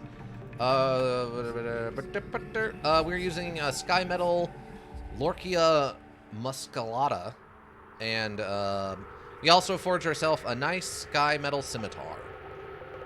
And since our crafting is 10, I was able to max out all of the bonuses on the sword and the armor. We're still using the Blue Steel Warrior Crown, just because I was out of Sky Metal, and it actually looks pretty cool, so I'm keeping it. And its actual stats and stuff are solid, so there's no reason not to. Our cloak is just a basic noble cape, but it goes well with the armor. We're using a Blue Steel Kopesh that I made, but I made that before my craft was maxed out, so it doesn't have all the bonuses. Those seem OP. Yeah, they're pretty solid. Like, this armor was a serious upgrade from the armor we were using before, because the armor we had before was just one of the, like, arm armors that just covers a shoulder. So our actual damage reduction was pretty low. It was just good for dodging. But so getting this really helped out a lot for taking less damage overall.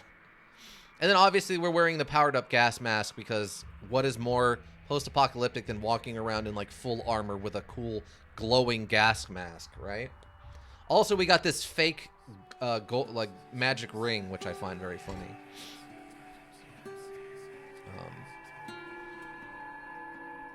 So if you want to see a cool overpowered thing, you should look up, I think it was last week. Our last week's playthrough of this, we tried on the power armor once it was at max powered up, just to see what it looked like. Oh, this is Hector. Oh, we did something. His 50s and the blessing of the god be upon you, says. Hector? Who wants to know? My name is Sister Choppa. Maybe you've heard of me? Drag, this is Lapdog, nods Hector. They say you killed Tycho and Claudia. That girl had a spirit. Now I'm here to kill you. Hector had something to do with one of the other missions that we were, like, dealing with, I think. But I don't remember now. Feared as much. Well, come with me then. Don't worry. No surprises. Me and 2 of my men. As fair as it gets these days. Alright, follow Hector. Hector takes you to one of the same looking houses. 2 men get up when you enter the room. A tall, scarred Scanian leaning on his warhammer, and a dark-skinned crossbowman. She killed Claudia, says Hector instead of instruction. The Scanian points at you with his hammer, his face twisted with hate. It's called that which kills in my language. He growls, expecting you to be impressed. Attack. Okay. Okay, so Hector doesn't have a weapon, which is unfortunate for Hector. Wow, he actually dodged. Good for him. Okay, countered. Okay. And, okay, he's dead. Oh, we still have 2 skill points. I'm probably fine. Oh, I'm not even at full health. Whoops. Oh, he actually has some armor on him. Okay, that's good to know.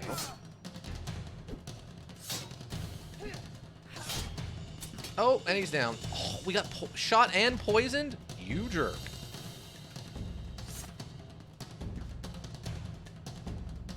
Wow. You absolute jerk.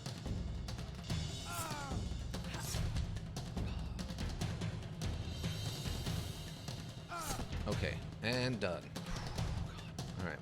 I was worried there that he's going to get a critical with his stupid crossbow and I ended up dying or something. It wouldn't be the first time that's happened. Wait, the crossbow guy had a sledgehammer? Oh, wow, yeah. That which kills. Class hammer. A two-handed fancy-looking steel sledgehammer you take from a Scavian zealot. He said it's called that which kills in his language, just before you kill him. I do like this. Oh my god, he has $134 on him?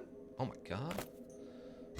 I do like that, the sense of humor for this module. The writing on the individual items and stuff is actually very, very good. They're very aware, which is good. It's not, it breaks the fourth wall, but only very slightly, which is, in my opinion, how it should be done. Heal up. No, I don't want to drop the item. I want to use said item. Thank you. God. How dumb. Alright. Yeah, like, they break the fourth wall, but only slightly, and I appreciate that. Pancratus. Welcome back, sister. Hector is dead. A great man died today, says the preacher addressing his followers. Looks like it's going to take a while. Leave. You need a key to open it. Alright, so I guess we're done for now. Let's go up to the blacksmith. We can sell the stuff we don't need.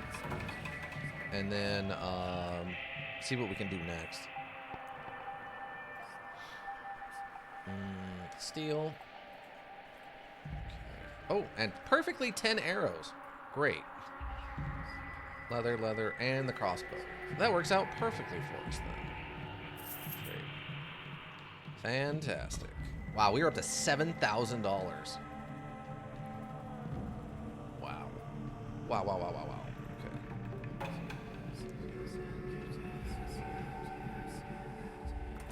No, no, don't. Why are the doors and the inns so weird for our rooms? It really blows my mind that we have this much trouble just interacting with our own inn door. I'm back. Stonks! Yeah, welcome back, Icon. So we befriended the preacher and then killed Hector in his name. For whatever that's gonna do for us.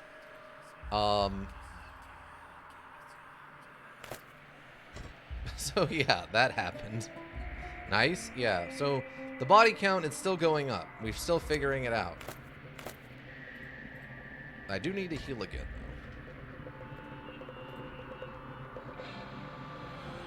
though. Okay, good. We're at full.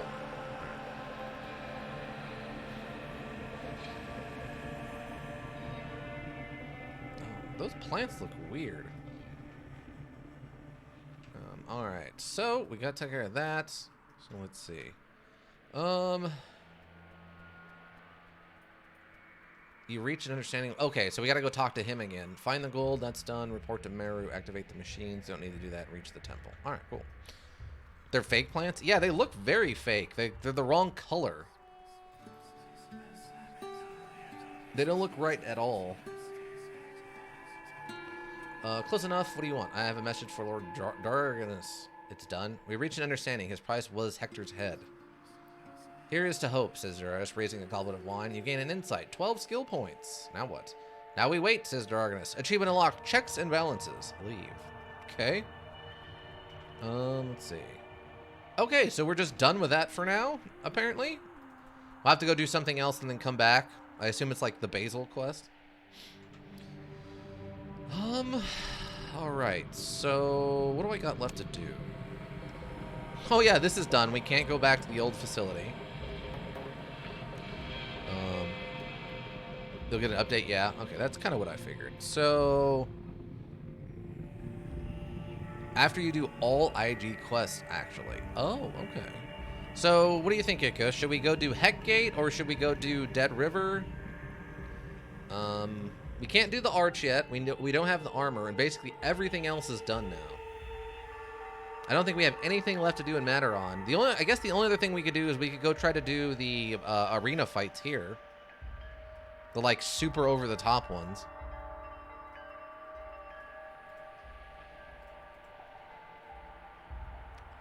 I think do the first IG quest in Ganazar, but make a hard save first. All right. Oh yeah, arena here before you forget it. Okay. Well, we'll do the arena and see what happens. Save. Gaz Arena. Oh, one thing, Nostalgia C, you should be aware of. I am terrible at spelling. My reading is fine, and my language comprehension is usually pretty good, but I cannot spell. So if you see me spelling something and it's totally wrong, I hope you can understand and forgive me.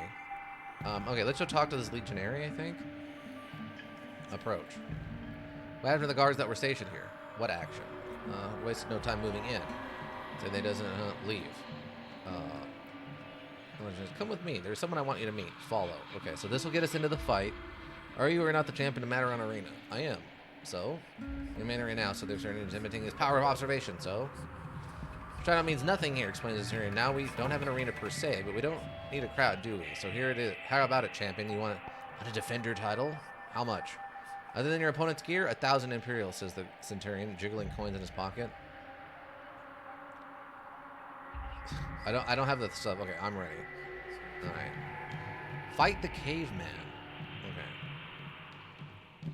Honor. Wait. All right. After this, says the turn. Let me make it simple. 3 fights. The winner takes the prize money. Turns to his men. There's the self-proclaimed champion of Matteron. She thinks she's given her the right to pee all over the likes of you. I need a volunteer to teach this champion some manners. Which one of you apes wants to be the honor of fighting her first? I'll go first, says a man stepping forward. He has a square jaw and a rather impressive eyebrow ridge, indicating that he's working his way backwards on the evolutionary scale. Considering where things are going, it's probably a smart choice. No worries. I'm not a native speaker, so I make plenty of mistakes too. Ah, okay. Well, if you see something you don't understand, ask away, and I will try to do my best to explain. English is a very odd language as it is. Okay, probably wait and then let him come up and try. Oh, reduced by 2? Oh, come on. I'm going to use all my money just paying to get my armor fixed. You jerkface. You absolute jerkface. Okay, good. You don't even have good armor. Great. Oh, critical strike for the -40. Nice. Oh, yeah. Oh, he dropped his weapon. Okay, this guy's toast. And the bleed got him. What? Hammer passive BS. That's one downside of... Yeah, that is one downside for sure. Is that it's so costly to get stuff repaired. Do you really think I should reload that? I mean, it's not hard, because they'll save me at the beginning of combat. I mean, the guy just got very, very lucky.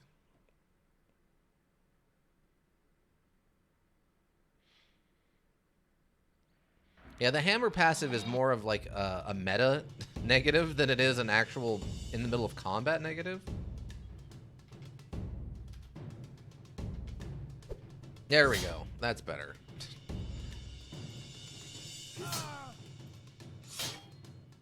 Wow, we even got the same crit again. Wow, that's insane. And he's dead. There we go. And then we just take all, and then we leave. So you can fight after all, says the Centurion, ignoring the dead caveman. I need 3 men to defend the honor of the Legion. A crossbowman and 2 swordsmen step forward.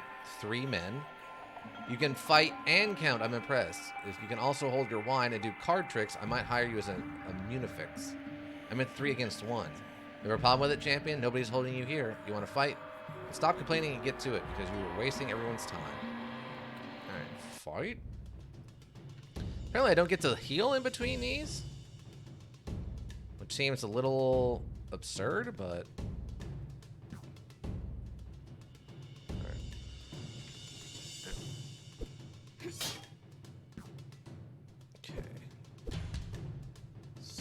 Okay, so we don't have anything crazy going on. Oh, yeah, your armor's nothing crazy.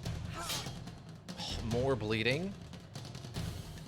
I think you can if you get hurt, but since you weren't. Oh, alright. Oh, we got him! The bleeding! Oh my god, that insane bleeding. The fact that the bleeding stacks like that is completely absurd. It causes the... Oh my god, this guy is toast. This guy is toast from just the bleeding. I'm gonna wait and let him bleed to death. Oh, he doesn't get a turn. Toast. Toast.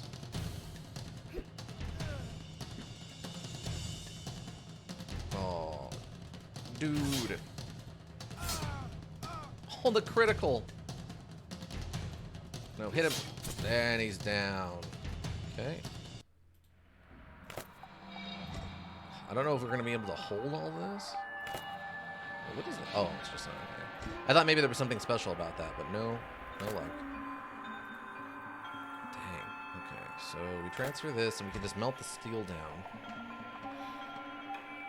No head armor on 2 of them. That's true. We didn't need it, though. We got there. Too much stuff to stonk? Yeah, our stonks are really out of control. They had some good weapons and armor and stuff, too.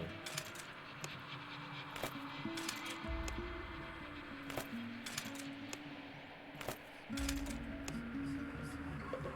Warhammer of Steel.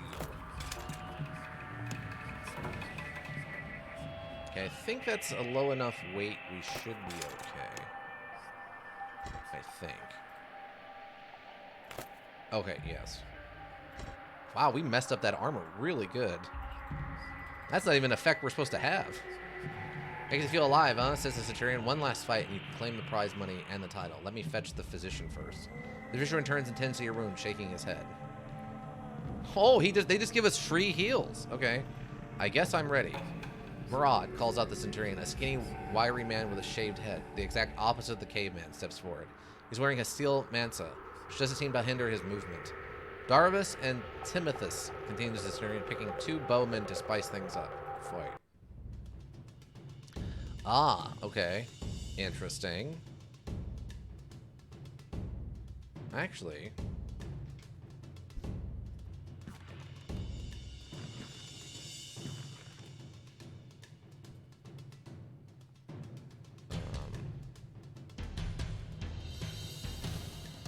Murder's a bit of a challenge, but just smack him in the head. Right, alright.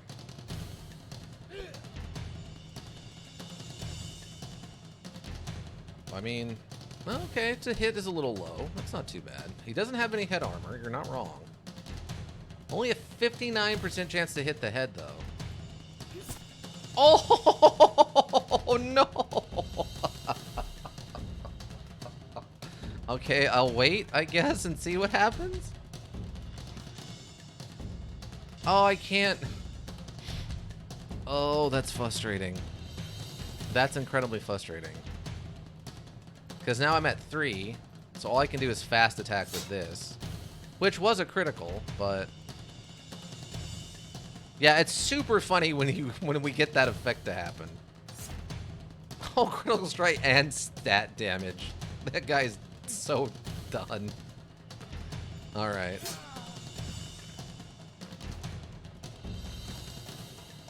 Alright, team.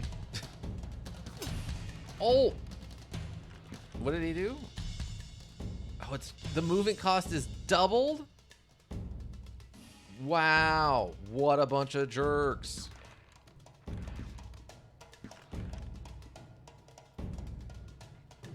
Absolute jerks. Nice try. Nice try. Oh, the critical. And an opportunity critical. Okay, how much health has this guy got left? He's got 8 left. Okay, so he's done. You got lucky. You might want to switch to a melee weapon, bud. Oh, you're dead. Never mind. There's a lot of aimed head attacks at the Ordu camp. Oh god, the Ordu camp. I forgot about the Ordu camp. Okay, Nostalgia C, did you ever get a chance to go to do the Ordu 300 moment where they attack the fort out on the edge of the mountain?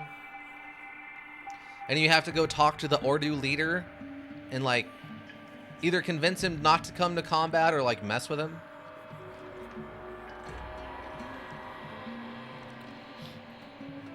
There's a kind of an exploit there. I don't really have any carrying weight left.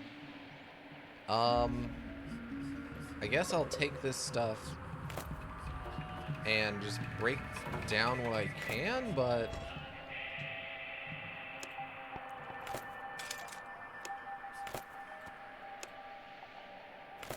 Oh, that was leather armor. I didn't realize that. Okay, I have no use for that, and I gotta keep my dagger just in case. Yep, I did. That was kind of epic. it was a good fight. But yeah, so there during that Ordu thing, there is a, I don't know if I'd call it an exploit, but there is a way to get a bunch of free skill points that Ika brought up that is very funny. And apparently the programmers know it's there and they haven't bothered to fix it. But there's a fight you can get into with one of the, like, lieutenants there. And if you leave the battle arena, you can start attacking random people in the village. And so there's an exploit where one of the people in the village is stuck in place. So if you attack them, you'll stay in combat, but they won't chase you. An unintended consequence of making the 300 fight give you SP for Ordu kills later in that quest. Yeah. So you start the fight with the storyteller lady and leave her in combat mode, and you go around and you fight every individual person you can find in the village that isn't, like, a named guard or a named Ordu. It's like random villagers is their name or something like that. And everyone you kill, you just get a free skill point. So you can literally run up behind them when they're not in combat and just, like, headshot them to the ground and then proceed to beat them up. Like, they're pretty tough, but the fact that you get to start with, like, an opening headshot really helps turn the tide in your favor. It's very funny that you can... It's a hilarious exploit. I think that was from 2 weeks ago for me. And it was so funny. Okay, I don't think... I can take this... I guess I can leave this probably behind. And snag this instead, since the arrows don't really sell for much. You have to do it while you're fighting the Khan's rebellious lieutenant or whatever. Stab the storyteller, that is. Yeah, and then you're stuck in combat. You can stay in combat until you kill her. And what's great, and the best part about that is, oh, he has some neurostimulants. Probably should have used some of that. But yeah, the best part about that is, you can kill her, but she doesn't actually die because she doesn't have a death state.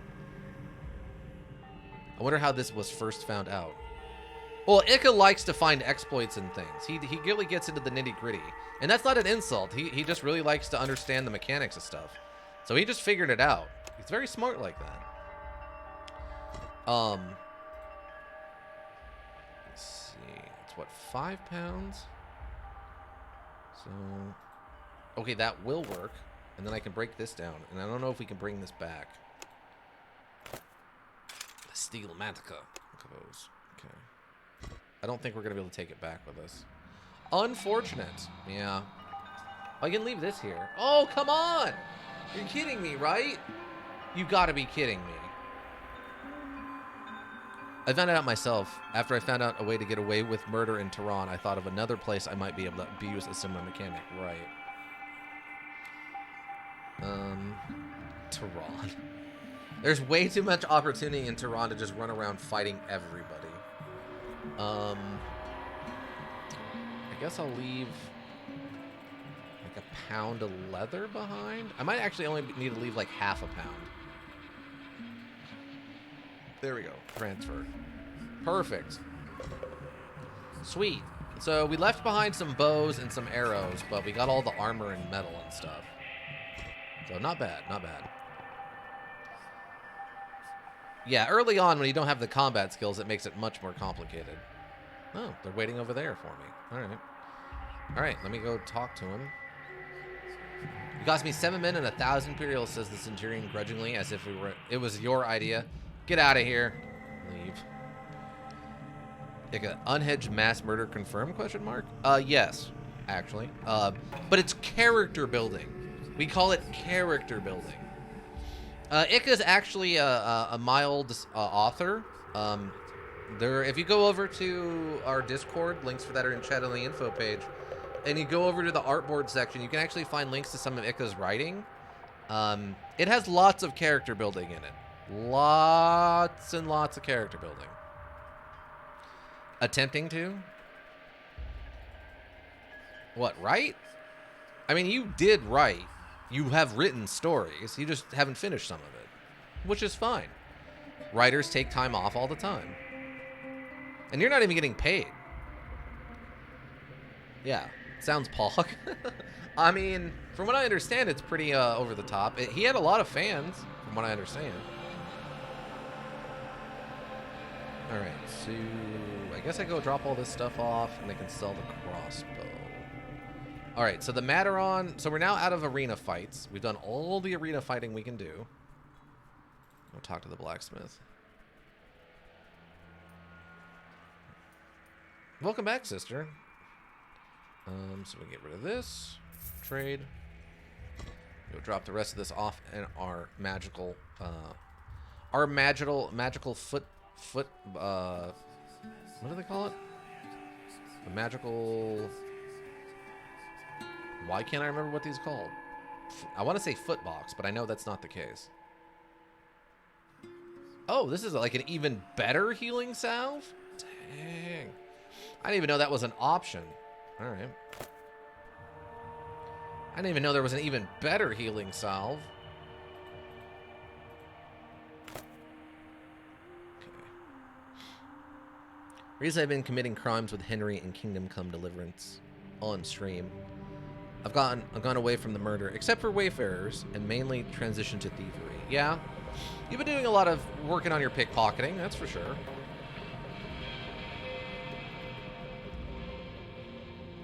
Oh, we got 2 skill points for that, by the way, and our combat prowess has grown. We're up to combat progress, prowess 15, and our prestige is 6. Word of Honor's not so good, but I'm okay with that.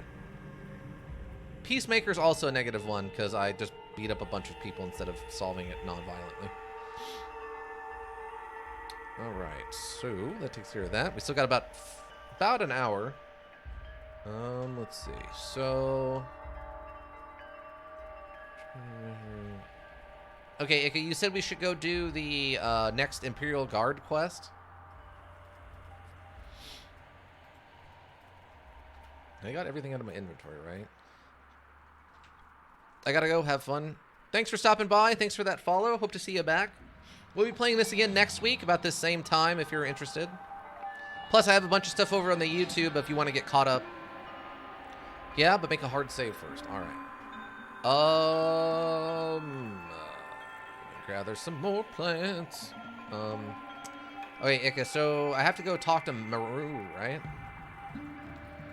We just gotta talk to the Maru. Oh, well, thank you. Zane plants? Yes, the Zane plants.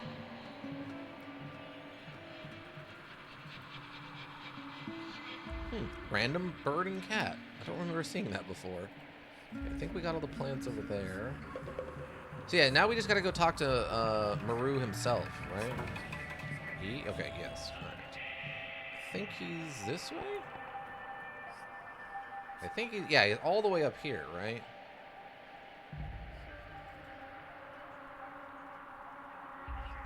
I don't want to get too close. Hello? save. IG gas style. Nope. There we go. Style. All right, Maru. Skip to my Lou Maru. Double check for plants. Don't see any plants here. Oh, there's a plant over there. It's like some Quicksilver. Hey, it's Quicksilver after all, everybody. Here's the dock we decided to not use this time around, which I find very funny. I'm still very upset about that, by the way. If you couldn't tell, I'm still sort of upset about by the whole, like, not getting to keep the flying fortress and just making an army of robots to take over the Roman wastes. I'm kind of still frustrated with that. State your purpose, says one of the guards, barely concealing a yawn. I am a legatus at the Imperial Guards. Lord Meru is expecting me. Right this way, legatus, says the guard, gesturing to his men to open the gate. Enter the castle. Cool, thanks. Thanks for being cool about this. Thanks for not making me kill you and everybody else. You would not believe the amount of trouble I've had dealing with the Thieves Guild. Okay, door. Oh yeah, there's doors here. Varro. Need a key. Need a key. Need a key. And I need a key. Alright. Oh yeah, this guy can read our minds, huh? I forgot about that. Do I need to do anything before he reads my mind? I don't remember now.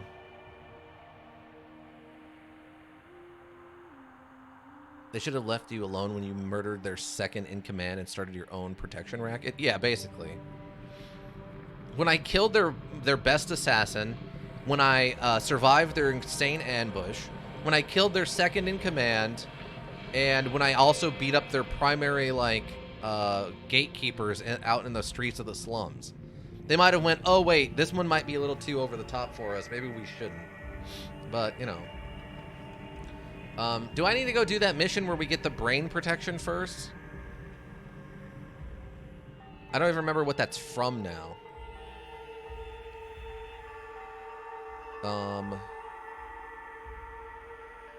Oh no, that's from, we get that from blowing up Mataron, right? So we can't actually have that. We'd have to blow up Mataran. Get brain protection from blowing up Mataran. Yeah, alright, well, let's talk to Meru then. Standing in front of Lord Meru, he is dressed in Eastern manner and has an aura of humility and piousness about him. Although you can't say whether he is humble and pious man or merely wants to come across as one. The brain antivirus? Sort of. There are no guards in this room, nothing that would highlight his status and station. Lord Meru is accompanied only by a plainly dressed man with thinning hair and dark eyes that seem to penetrate to your very soul, my lord. There are no lords here, sister. Are we not all equal in the gods' eyes?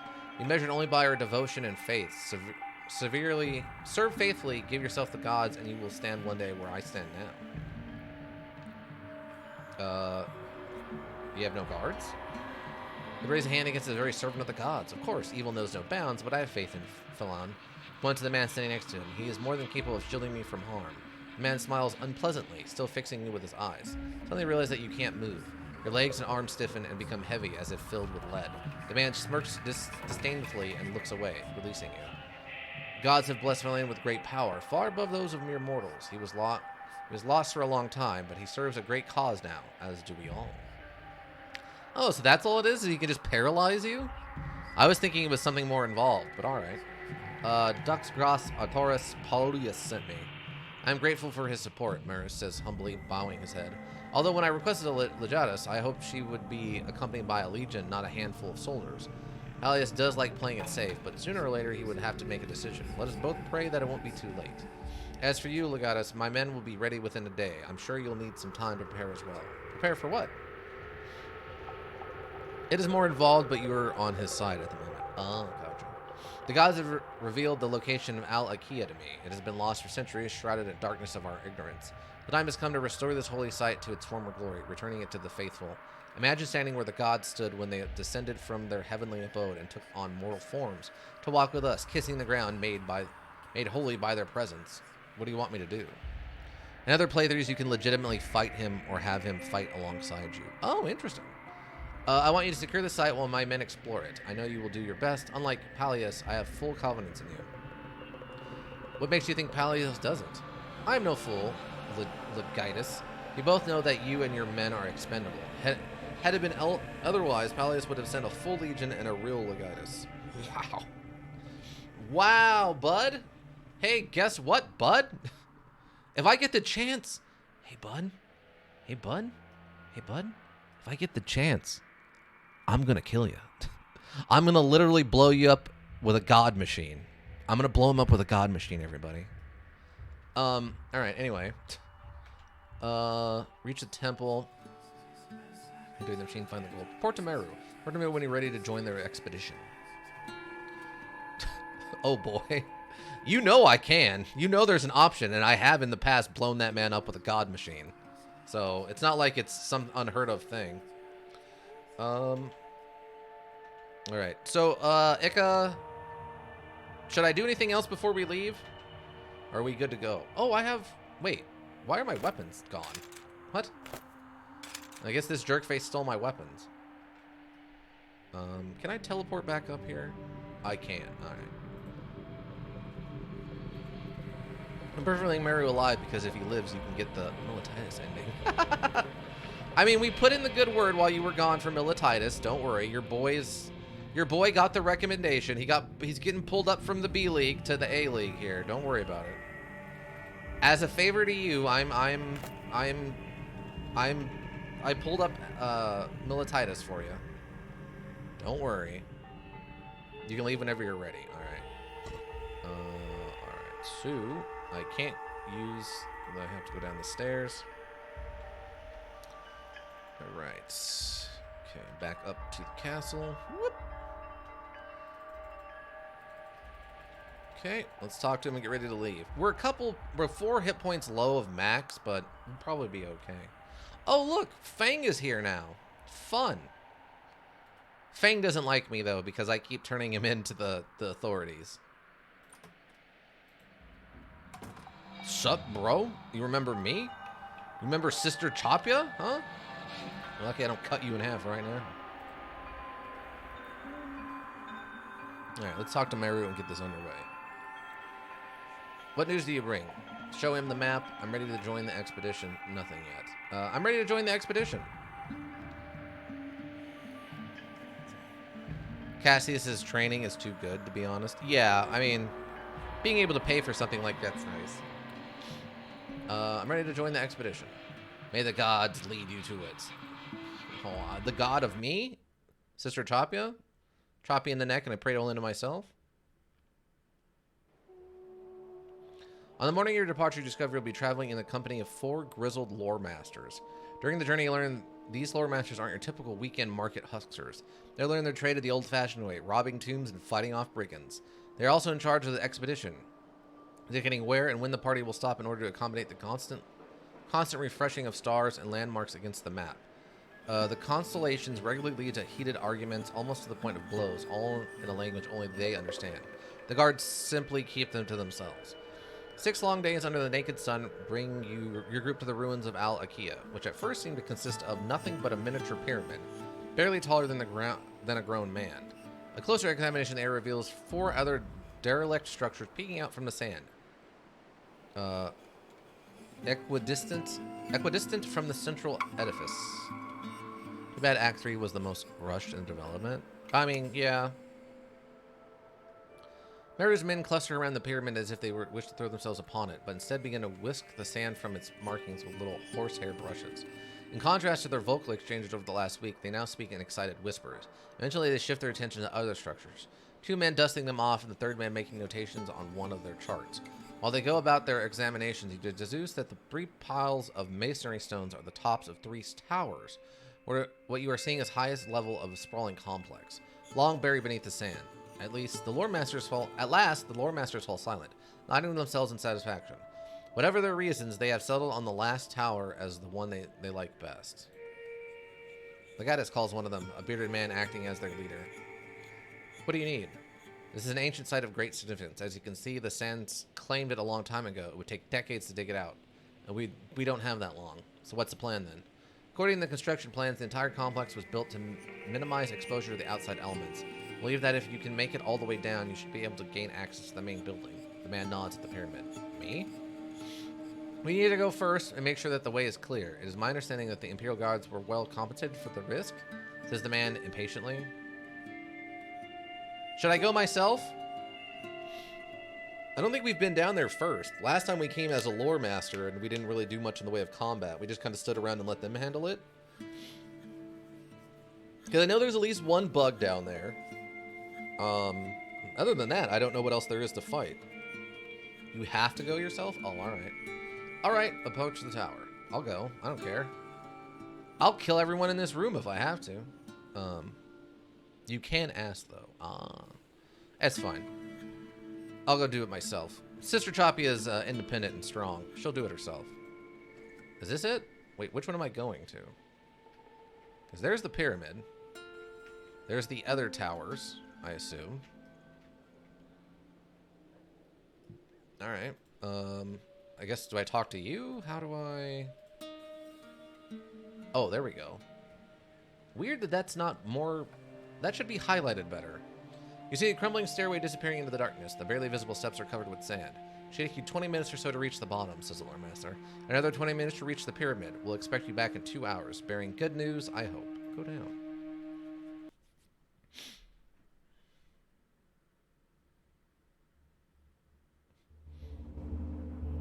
It takes you a lot longer than 20 minutes to reach the bottom. Twice, you have to stop and clear the passage, removing debris, blocking your way and letting the sand flow down. After what seems like hours, you reach your destination, the hollowed halls of Al-Akia, the birthplace of the gods. Explore. Alright.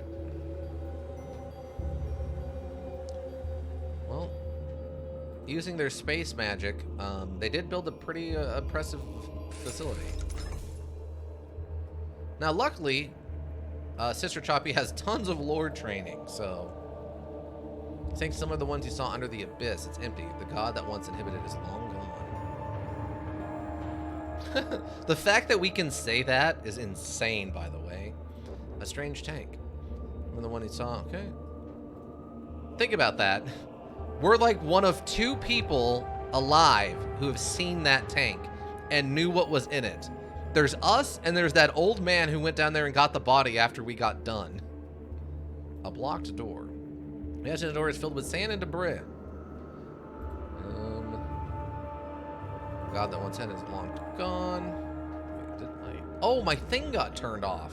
How did that happen? What? Weird. All right. And Einar? Yeah, we're the only 2 alive. Einar saw it, yeah, but he's dead. This hemisphere is disabled. Okay. Now there's different ways to go about this, if I remember correctly. Open the door? I don't remember what happens if this. I hope it doesn't kill me. Typically leading to another section of the complex. It's locked, but the mechanisms seem awfully simple. You have to guess the former masters of this place relied on guards, not locks. The lock refuses to budge an inch. Oh, birds. Alright. Go downstairs or go up? Oh, block stairway. Block stairway is filled with sand and debris. Alright, go downstairs. Alright, so... Oh, here's the bug. Something moves ahead and you instantly recognize the faint skirting sounds of a centipede's legs. Another Scarapondra, maybe more than one. Long abandoned ruins make a perfect habitat for these desert predators. Attack. Aim for a weak spot. Surely it has one. Sneak past it. Alchemy trap. Set up a trap and lure the Scarapondra into it. We don't have any traps, but we do have a lot of alchemy. Pull out a scope crossbow and get to work. I don't think this is going to work. I don't think this is going to work. This might work.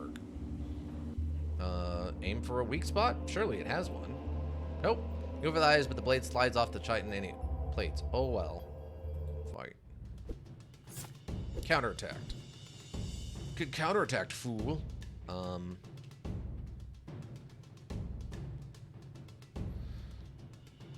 Try sneak and then do attack? Oh. Well, crit strike just murders it if you succeed, so you don't get combat SP. Oh. Well. Unfortunately, we're just gonna fight it. Take that. Take that, fool! More bleeding. And it's dead. Take all. I guess we could have gotten a combat point for, or the skill point for sneaking, right? You'd probably fail the sneak check anyway. Yeah, I mean, our sneak's only a 4. It's not very high. Okay. Open the door. Open the door, get on the floor. Absolutely don't get eaten by that dinosaur. Alright. Okay. Got a control panel here. Panel's inactive. We also got 1 combat skill for killing the bug. A hidden metal box. The metal box contains a well-preserved scroll. My name is Decadence. I'm honored to report that it is my destiny to bring glory to the Empire. I know this for certain. The goal of my masters cannot be achieved, and with the powers they finally realize that it describes their own failure. Okay, you cannot generate sufficient power to attack his mad schemes. Find himself removed from his head. Okay, I think we've read through this before, and then it succeeds with the task of the Quintari chief. Leave. We've read through that before. It gives us a little bit more lore to point us in the direction that if it turns out that we were working with the Quintari. So if you got here and got to that and somehow you hadn't gotten any of the other lore, you would now know that the Quintari were not actually just full-on invaders. Now you get to see what the Quintari weapon is. Yes. Yeah, that was something I was looking forward to for sure. A messy office. Seems that part of the complex was vacated in a hurry. Whatever happened fast and without warning. Personal notes. Again, something else we read. And it's long. This one's just talking about... Pick up another scroll. First charge. Resembling the kind of sound made. So if you don't... Yeah, this is talking about how they're evolving more than they thought they should have been able to when they were in their human forms. And that's concerning, obviously. I thought I remember there being something in here. I noticed that the room you find the weapon in does have a cultural reference to who the Quintari are. You kind of have to zoom in to see it. Oh, that's cool. Nothing in there. Oh, we got the suit. I forgot about this. Open the casket. Lore, examine it. You remember that the old of the giant called Agar, who was such a terrifying bitch that he with beasts and monsters. Yeah, take the armor. Nice. Yeah, so this is the special armor we need at the gate, so that we can get that special interaction, which I'm quite looking forward to.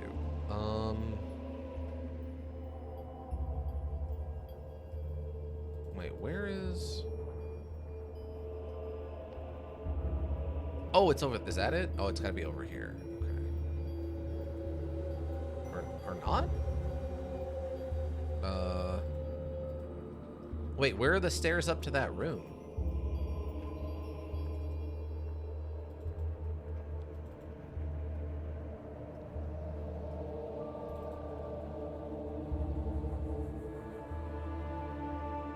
I can't. Okay. No, it's near the bug. Oh, it was the one by the bug? Oh.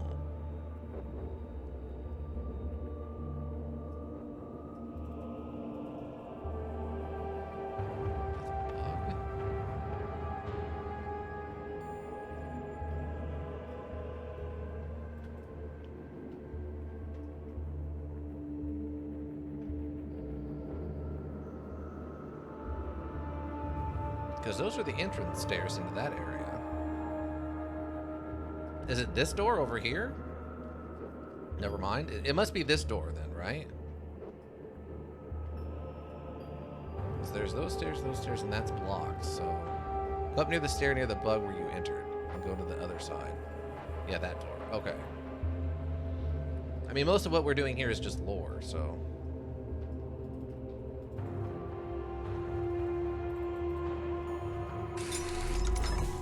Strange glass column. It's column made of thick glass and filled with a liquid. An aquarium to calm one's senses.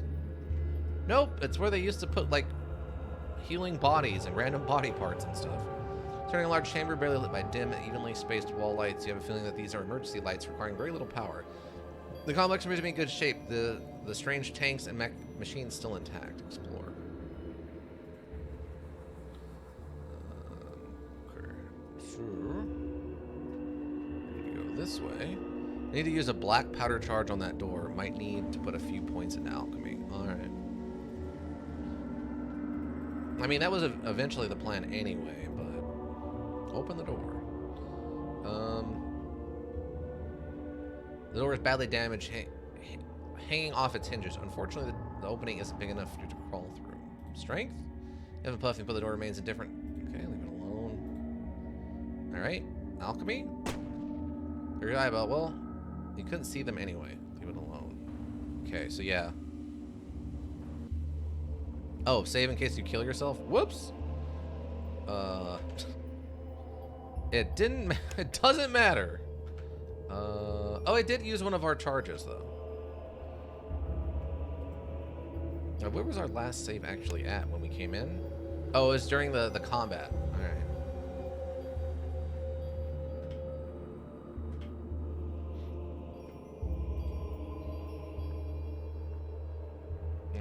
Okay, use a okay, so we needed a 5. We needed a 5. We got a non-combat skill for it. Strip charge goes off and the door swings open. Behold the power of science. Go in. Alright, so go up this way. Oh, is this the Quintari thing? Is this what you were talking about?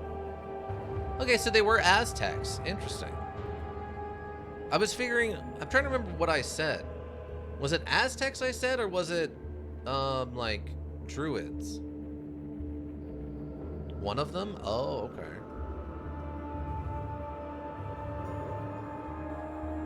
Oh, okay, there's another one here.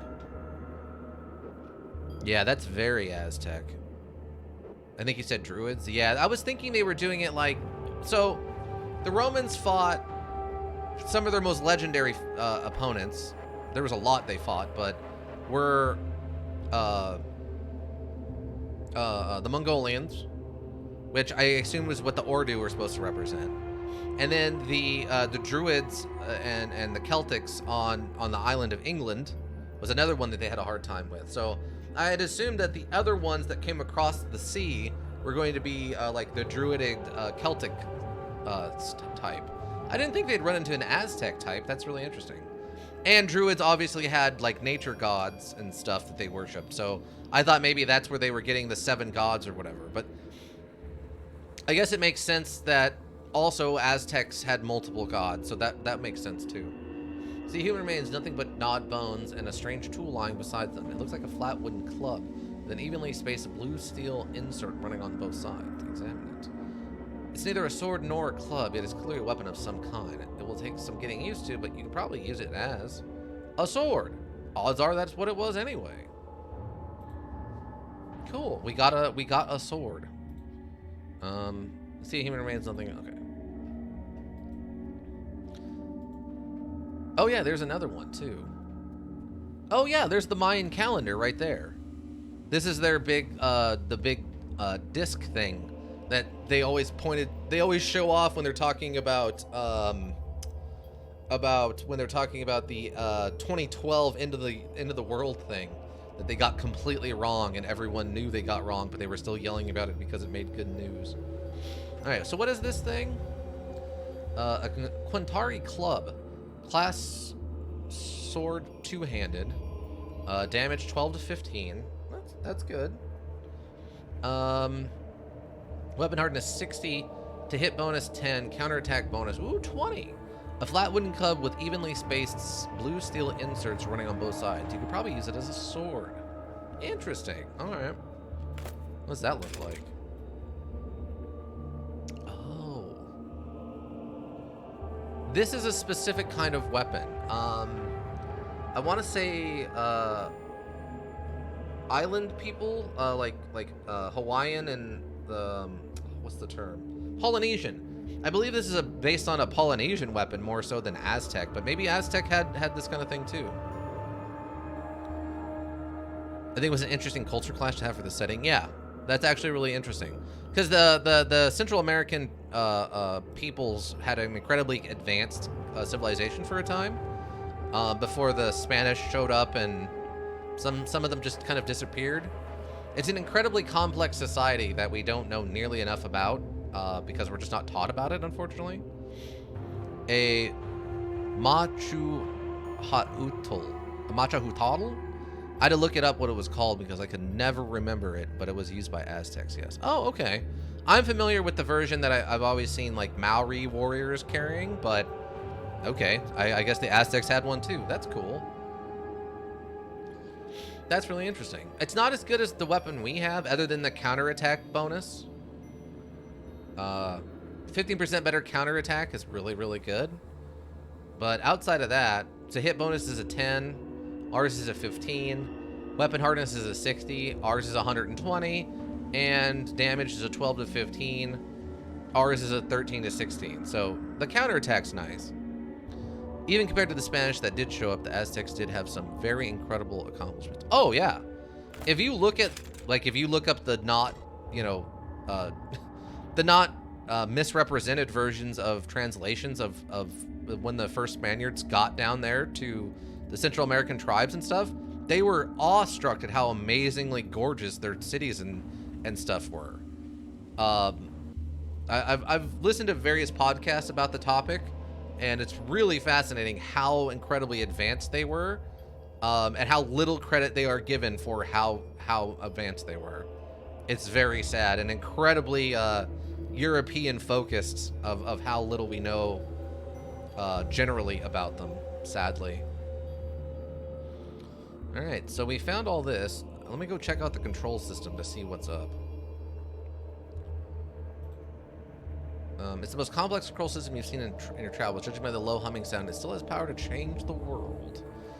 Yes. Yes, it do. The central chamber.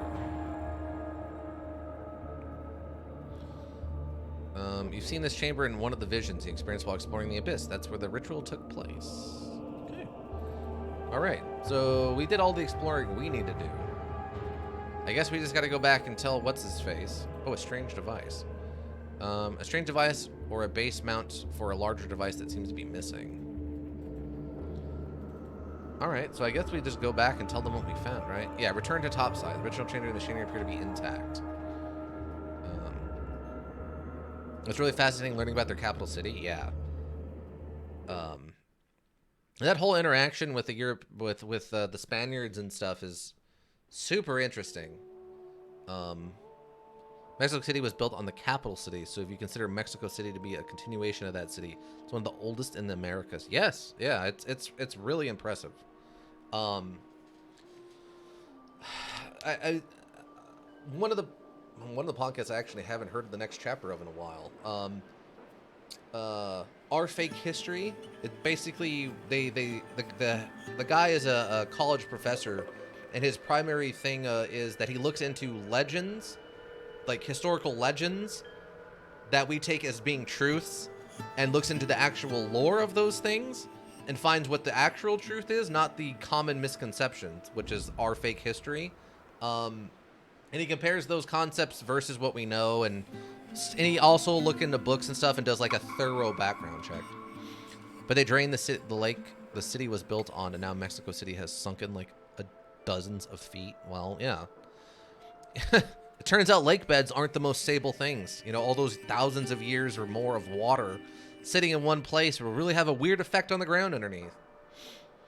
Climbing up proves to be much more challenging than going down. These steps threaten to break off and trigger a sand avalanche that would bury you in seconds. You move slowly, and by the time you reach the surface, the sun is long gone and the sky is dark. The very first thing is the bearded Horrormaster dead eyes. His body is lying next to the tower, his unblinking eyes locked on the pyramid. The hacked-up bodies of his colleagues, your men, and Aurelian legionnaires are strewn around. By the looks of it, your men accounted well for themselves, but the odds weren't in their favor. In the distance, 5 Aurelian legionnaires are tending to their wounds near a campfire. I just kill these guys, right? Unless there's one of those really cool, like sneak up and, like, stab one and then And then outside of that, you just do some fighting. When we came here as a lore master with Shade of Swirl, by the way, it was interesting that this attack happened with us on the surface. And our Legionnaires won the fight without me interfering. I think you can sneak up, but I don't remember. Okay, consider option. The Legion are wounded. 3 men have removed their armor and would go down easily should you choose to attack. The darkness makes it easy to slip away. Your brethren will remain unavenged, but you will live, which is a big plus. After all, you dying with them won't make anyone happier. Attack, sneak past, talk your way past, go back to the pyramid. Oh. Nah, just sneak past? We don't want to attack them?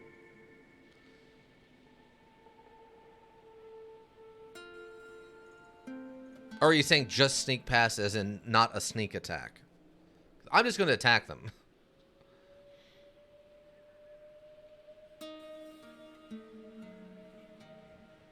Like, I don't know why we like... Blah, blah, blah, blah, blah, blah. Just like that, Blah, blah, blah, blah. No, I'm saying there wasn't a sneak kill, just a sneak... Okay, right. Alright, so we just attack. Unfortunately, yeah. I always like being able to do the cool, like, sneak up on them and take out, like, one of them was just a neck stab or whatever. But words, yeah. Attack! Where? Oh, I'm way over there. Okay. That's interesting. I'm going to move up to here in my turn. Ow, really? You lucky jerks.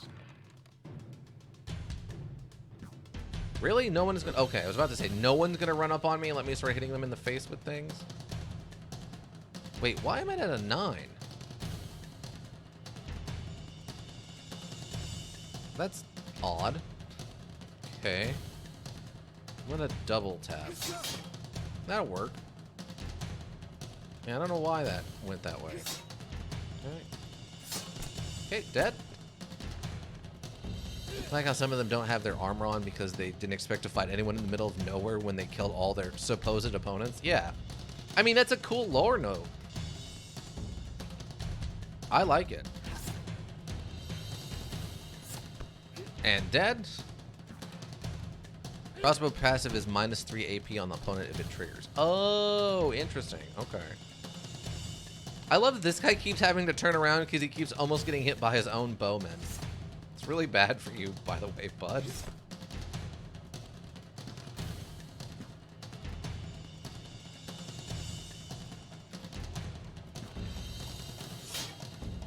Attack of opportunity. Gotta love it. There we go.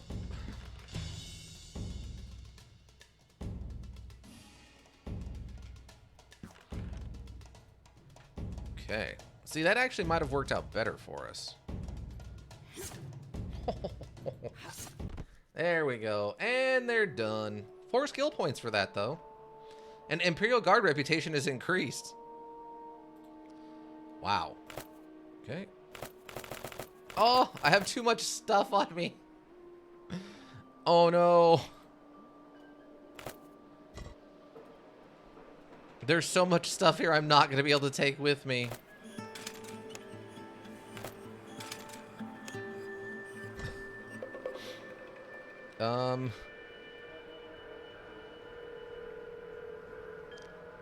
Yeah, I am definitely not going to be able to take most of this with me.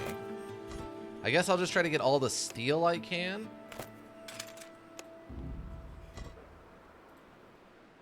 Steel.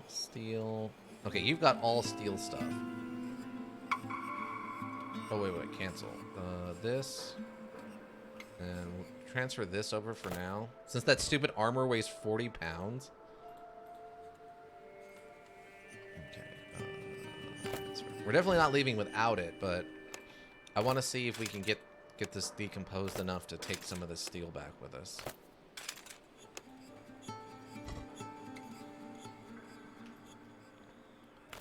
Wow. Yeah, we are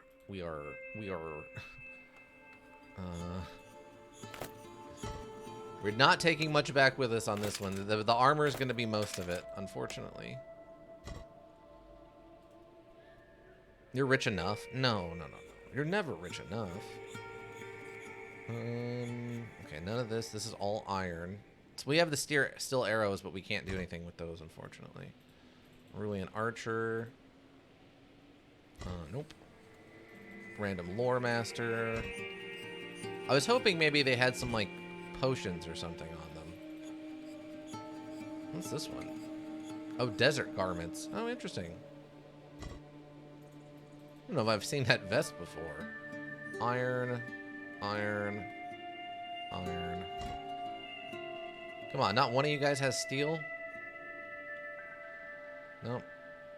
Oh, nets, though. It's 5 pounds? I didn't realize each net's 5 pounds. What? Lame. Iron, okay. And iron, helium. Why do you have 2 different sets of pilliums? That's odd. Yep. Bolas weigh less and they're stronger too. Yeah, I know. I have bolas on me. I have 2 bolas on me. Alright, well, I don't really have anything else I can afford to drop is the problem. Unless I want to get rid of this, which I really don't, since it's like one of a kind.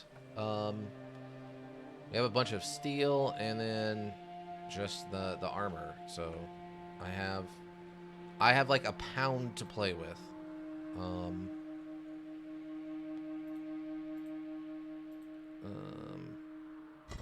I don't know. It's like, I mean, I could just bring back some of this iron with me, I guess. Just a pound of iron. I guess we'll just take a pound of iron with us.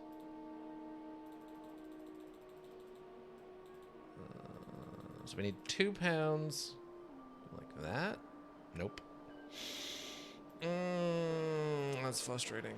What about like that? Nope. Okay, I was right. It's going to be closer to a pound. Okay. There we go. Yeah, that Quintari weapon would even technically be better than your Sky Metal one if you're fighting enough opponents. Oh, right, for the counterattack going off kind of thing. Oh, yeah, I forgot about this guy. Also dead. All right. Basically, if the counterattack bonus leads to more attacks, which exceeds the extra damage / crit bonus of your regular one. Right, right. Because, I mean, being able to attack on other people's turns is super, super cool. That's incredibly powerful if you can do that. It's just, you know, the trade-off. All right, so that's about all we're going to be able to carry, right? Yeah, we're max weight now. All right. Yeah. I guess we just go back? Return to Ganazar and report to Meru. All right. Return to Ganazar? Yes. Yes, I guess so. Not much else I can do here, unfortunately.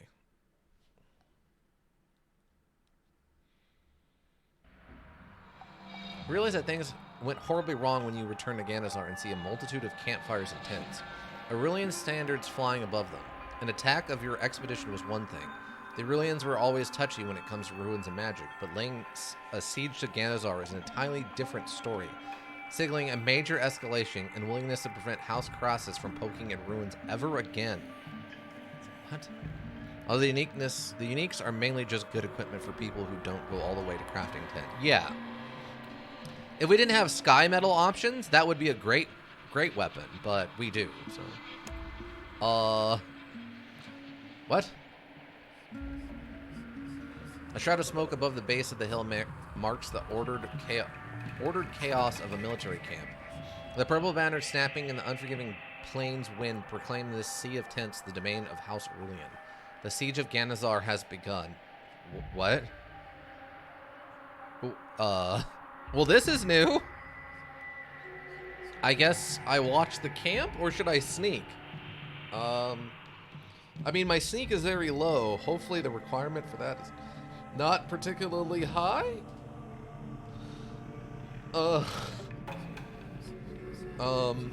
Okay, wait. um, this seems unexpected. At least to me. This isn't something I was expecting to happen. So I'll lay you out your options. So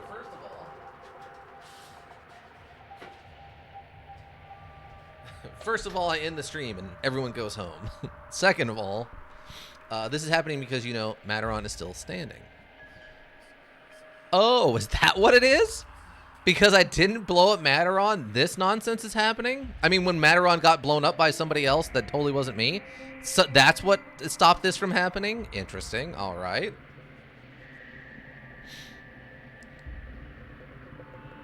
So wouldn't this be like the perfect time for the Imperial Guard to show up and like flank these guys and kill them?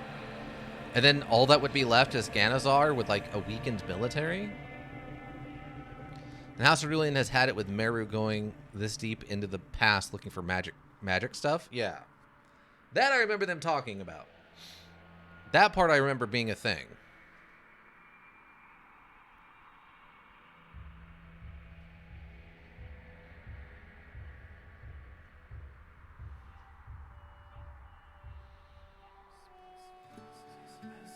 As for your options here, well, we have watch the camp or sneak. Now, sneak's not very high, so I feel like that's not likely to happen. I assume watch the camp is the more generic one. After this, I assume I have to go to the Imperial Guard, like, camp.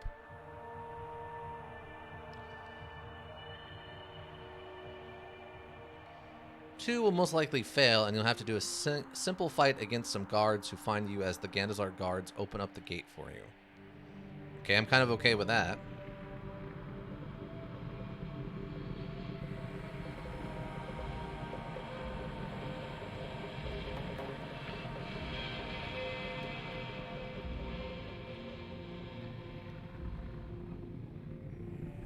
One will lead to more fights. Oh, okay. The only thing that sucks is I'm full of gear. I will not be able to loot any gear right now. I'm maxed out on my gear. You'll end up doing, I think, 2 or 3 fights on one. Oh, alright. I'm also not at full health is the other problem. I didn't heal up because I thought I'd be coming back to Ganazar. Alright, so I guess watch the camp? I guess we'll do watch the camp. I mean, we want the high body count, right? So you've probably got it. You've probably got it? Probably got what? What do you mean? I don't know what you mean.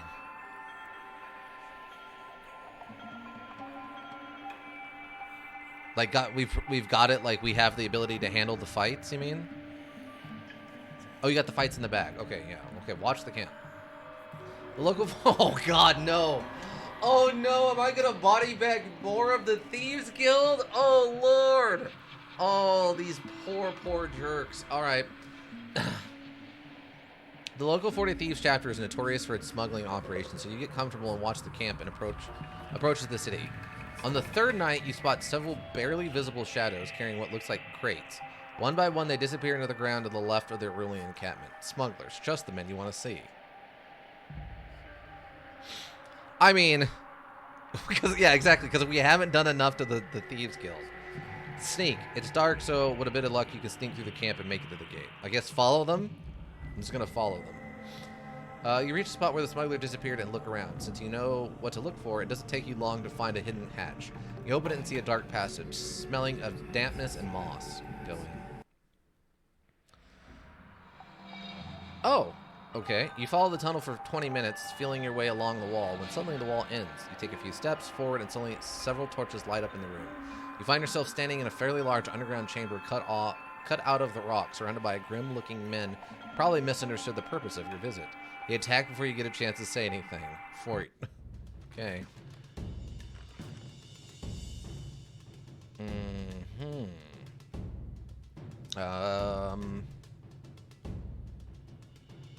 this is interesting.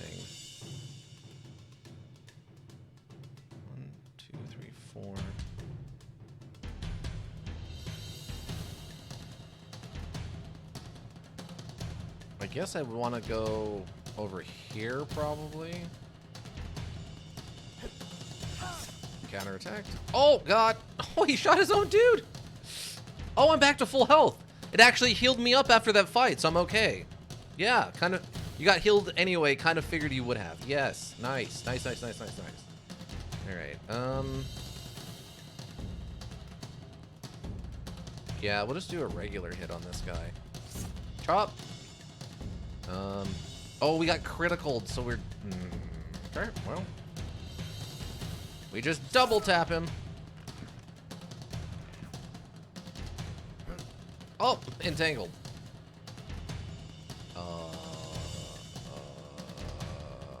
I guess wait. Ow. Okay. I can't double tap again, but I can regular hit you. Oh, bleeding. There we go. One power hit. Perfect. And then a chop.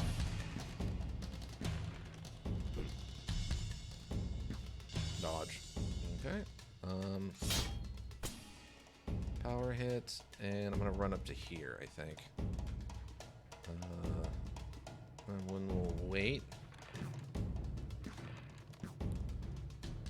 Okay, in the turn, I want to run over to this.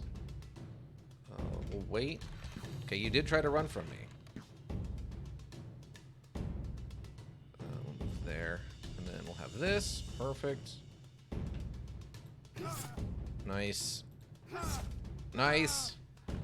Oh, you had another... There's more space to go? Dang, I thought you were done. There we go.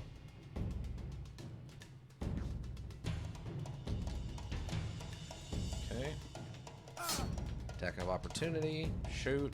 Move. Boom. Power strike. There we go. Oh, the opportunity attack.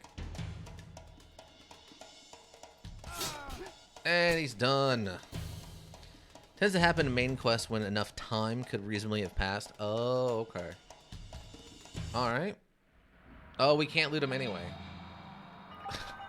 The sounds of battle attract more smugglers. Once you find yourself surrounded by a grim-looking men, this time the atmosphere is different and the swords remain sheathed. And who might you be? Asked one of his men, his voice soft and pleasant, but his eyes are anything but. I'm a legitist of the Imperial Guards. I need to talk to Lord Meru. The man nods as if he understands completely and looks at the blood on your armor. I don't begrudge you the loss of my men, Legitius. If they can't jump a woman in the dark, what good are they to me? I would apologize for such gross incompetence, but I guess you aren't complaining that things worked out this way, are you? What do you want? More than what's reasonable, my friend, smiles the man. You like killing? Yes? So kill a few men for us. We'll consider the matter settled. Who do you want me to kill? A couple of Meru's guards who happen to be in my way.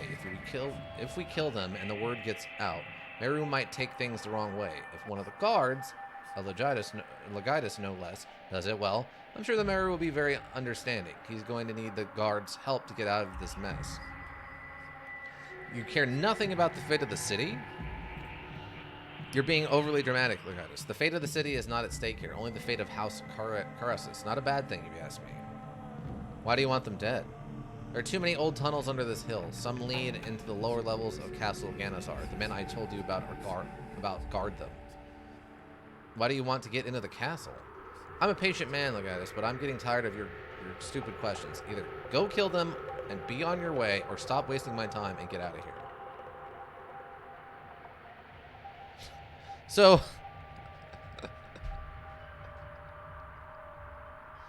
So I guess the question comes down to, who do I want to support? I mean, I just kill these guys, right? Like,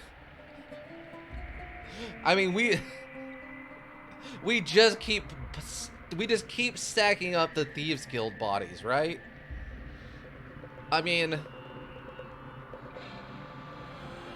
I don't care. For more murder hobo, you should kill all of them. Okay. So for more murder hobo edge, you should kill all of them. Okay. Although, okay, I'll wait. I mean, right now, I'm really loving the fact that that we're basically just the anti-Thieves Guild Like, we're at war with the Thieves Guild, like, in a combat, like you know, we're trying to take over their territory, but it's literally one person who is just bodying Thieves Guild after Thieves Guild member. Like, honestly, at this point, it feels like maybe a third of all my kills are people from the Thieves Guild.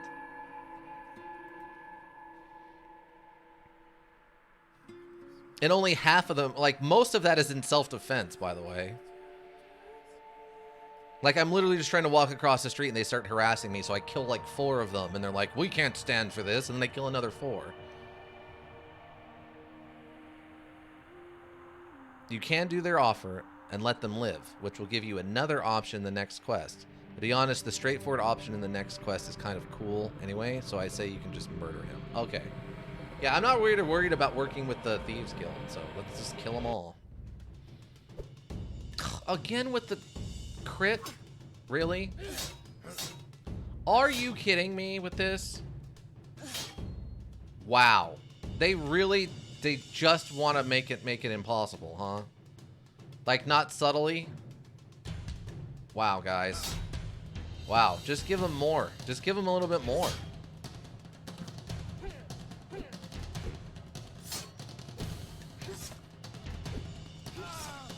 Unbelievable.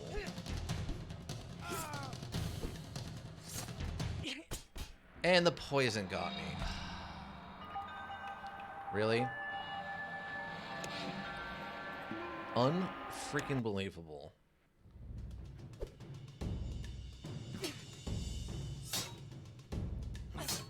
Okay, what is this bola thing? I used the bola during the... I went back and played through the training with the bola, and all it did was steal people's movement. Why is this thing, like, actively taking away all of my turn? I'm very confused about this bola. Are they critting with it or something? Oh, okay. Well, at least we dodged, so that's good. The bola has 2 attack options. Oh. Okay. I'm gonna retreat back here. Maybe just always do the aimed head one. Ah. Really? You suddenly all have nothing but ranged weapons? How convenient for you.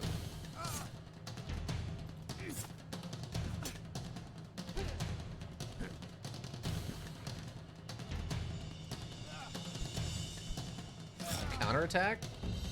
Okay, he's dead. So I'll wait.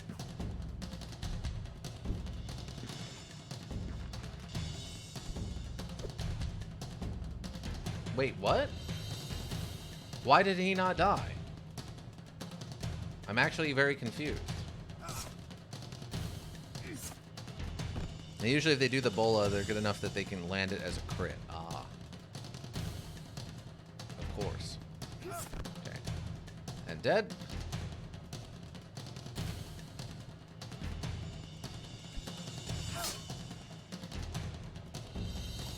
Ah, interesting. Okay. I want you dead.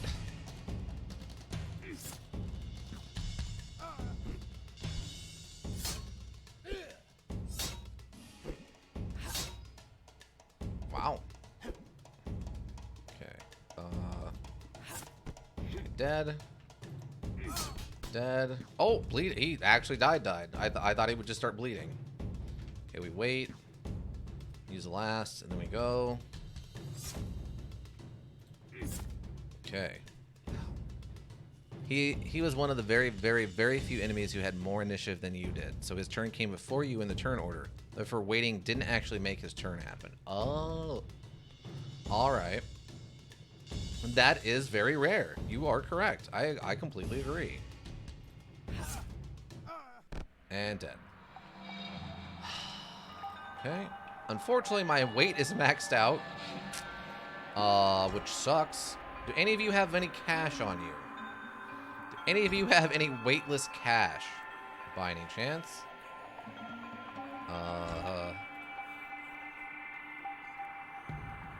Oh, you have a blue steel. That's going to be better than this. All of it. Okay. I'm going to switch that. Steel weapon. Steel weapon. Spiked club, it's iron. Steel weapon. That's all steel. Right. Just take Galbario's blue steel dagger. Yep, sure did. I mean, wait, so did we take... Oh my god, we're down to negative 73.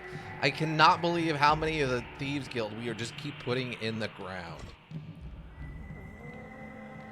Really? I can't take anything from the treasure chest? There's no, like, gold or something here for me to take?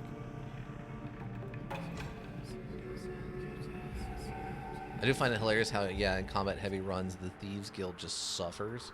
Well, because they're jerks, right?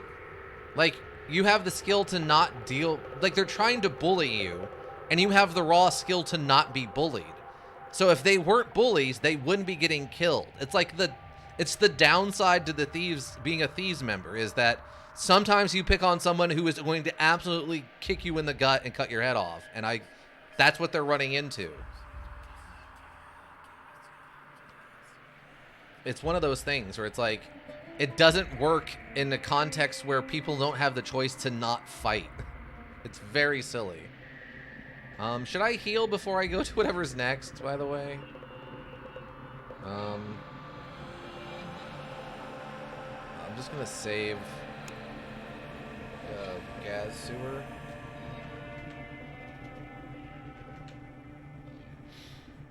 Sewer? No, sewer? Like that. That looks better. Okay, gas sewer. Say. We're gonna use that. Go back to full health and enter the city.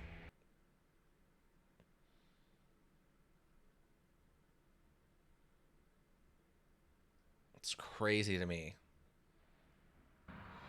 how many Thieves Guild members just keep getting bodied. I mean, this guy's got to have some questions, right?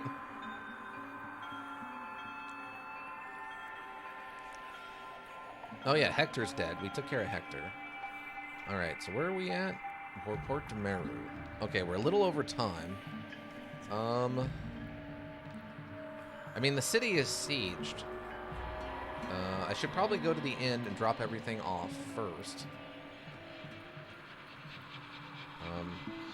I mean, now that I know about a way to get out, I suppose it's not such a big deal to come and go as I please, but...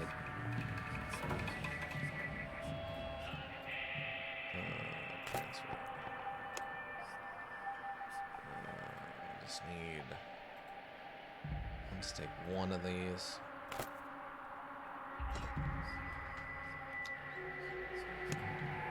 Oh. Whoops.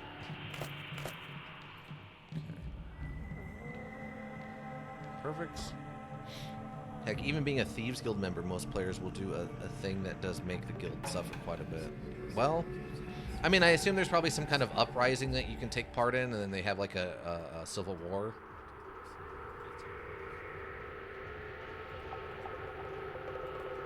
Alright, so where are we at? Okay, weight's back down where it's supposed to be. We still got another powder charge available. 2 poisons, 2 healing potions, 2 of those, 5 nets, 2 bolas. Okay.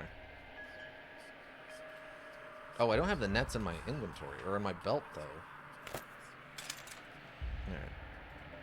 I won't specify, but it's extremely lucrative for players to do it. Ah, okay. It's fine. Okay, so I guess we'll go turn this into Meru.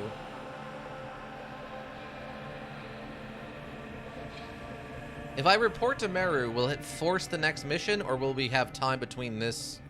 Is there time between them, or do I just go into the next mission if I turn this in?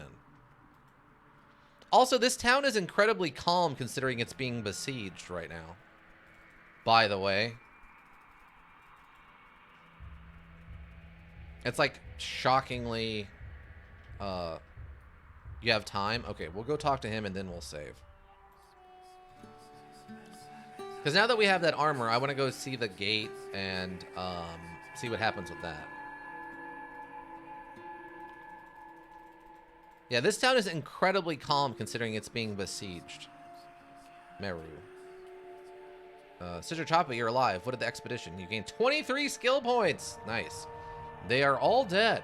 And the pyramid, does it still stand? Has anyone been inside? It's undamaged. We must try, but first we must deal with Gallius. Tell Pallius that if he breaks the siege, he can name his price.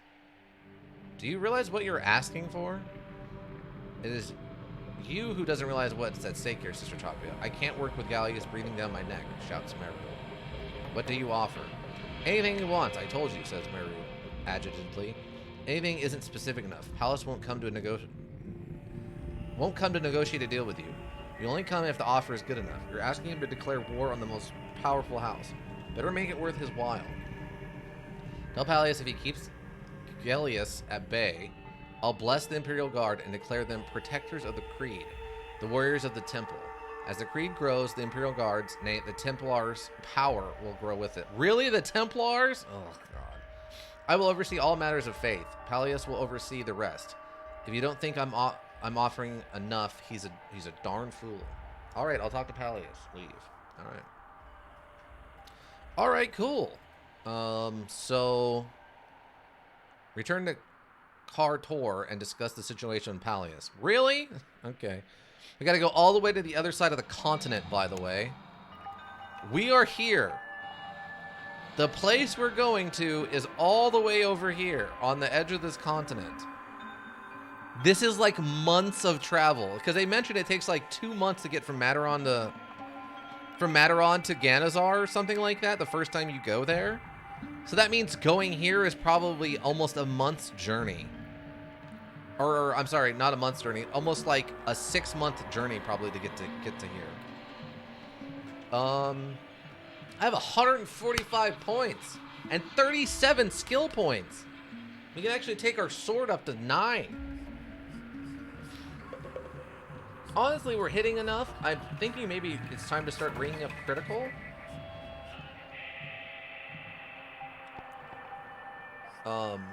Just so we have something, so we're better at like dodging around armor.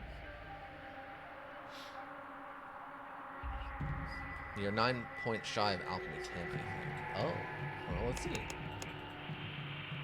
Yes, you're correct. Good math. Not good math. So our alchemy's almost there. Improved extended berserk potion, enduro stimulant, liquid fire, acid vial, black powder, bomb, frag. Next level improves healing salve, restorative limited regenerative potion. Wow, what? Wait, what? Hold on. Regeneration potion? At level 10 we can just make regeneration potions? Berserk potion, hemostatus, neurostimulant, eagle eye, neurostimulant, poison vial, acid vial, liquid fire, and black powder bomb. I will give you some slight spoilers. All right. No, you need the extract. Oh, okay. But you have it, or rather the key to it anyway. Oh, is it that dragon blood stuff? The dragon blood stuff seems pretty relevant for something like that. And it was super rare, right? Otherwise, I don't know what I got on me that would be...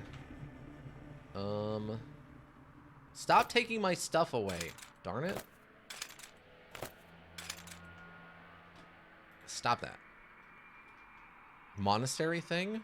I don't even remember what we got at the monastery. Is it... Hold on. Is it... this? The medical canister? Because technically, I think we got that from inside of the vault in the monastery, but through the teleporter, right? Bolas. You have 2 of these. I guess I could sell one. Or I could just keep it to myself. Okay, let's go down to the inn, I guess. I got so much random stuff in my inventory now. I guess I don't need to be carrying it with me, though.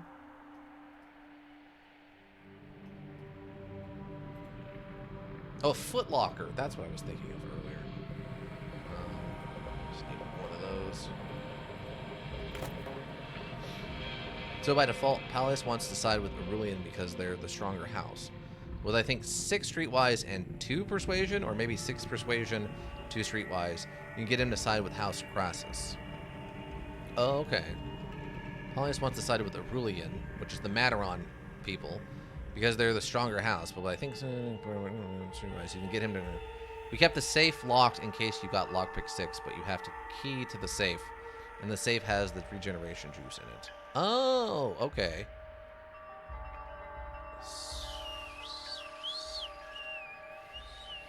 The safe? Because we got the one out of the well, right?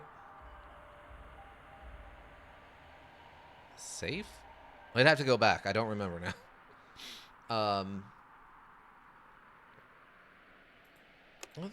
Is there like a key items one? I guess that's this. Okay, so I guess the monastery key. We have 2 ropes. Okay. This. We have the Aegis of the Magi helmet, and then this. All right.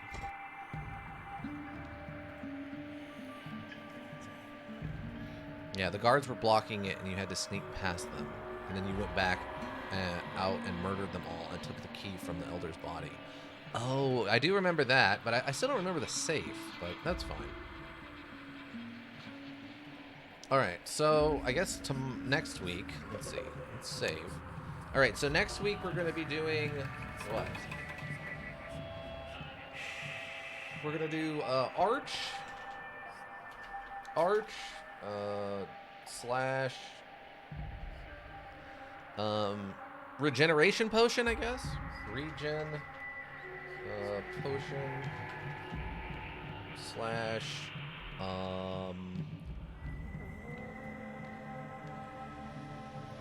probably Dead River, right? Dead. Okay. So that'll be the minimum of what we'll try to get done next week, right? Is we'll go to the Arch and do that part where we get to see what happens when we activate the Arch and then put on the helmet while the Soothsayer guy is there. We'll go get the regeneration potion and do that part, and then we'll have Dead River. We'll go fight the Scorpions. But yeah, if you really, really want to see what the Crassus side option is for IP, you do have enough SP to do that now. The Crassus side option is for IG. Oh, you mean like... Alright, let me save. You would probably be better to reload so you don't miss out on your max combat potential. Oh, so you're saying like bump up my... like bump up persuasion and streetwise so that I can convince him to like side with House Crassus? Like just to see what that ending looks like, you mean? You said it was something like this, right? And I actually put both of them at 5 since we're going to load back. Yeah, if you want. Oh, okay. So wait, if we do this right now, we get an ending?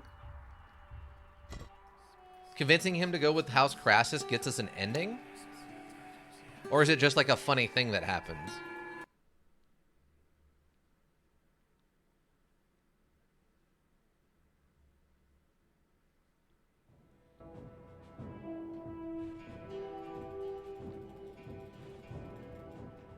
Because that'd be weird to get this an ending. No, it's one of the ways to end Act 3. Oh, I didn't realize. Okay. What the heck happened, Mr. Choppy? I sent you on a picnic mission and you started a war. Don't unpack. You're going back in. Gallus asked for our help. He's afraid to send all his men and leave Mataron defenseless. Not as dumb as he looks, is he? So he wants us to take Ganazar for him.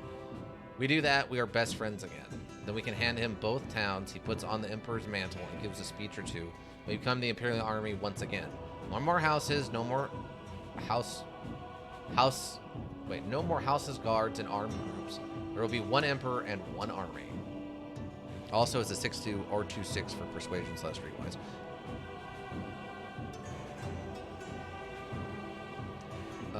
What about Meru? Meru's done. Nothing personal. It's business.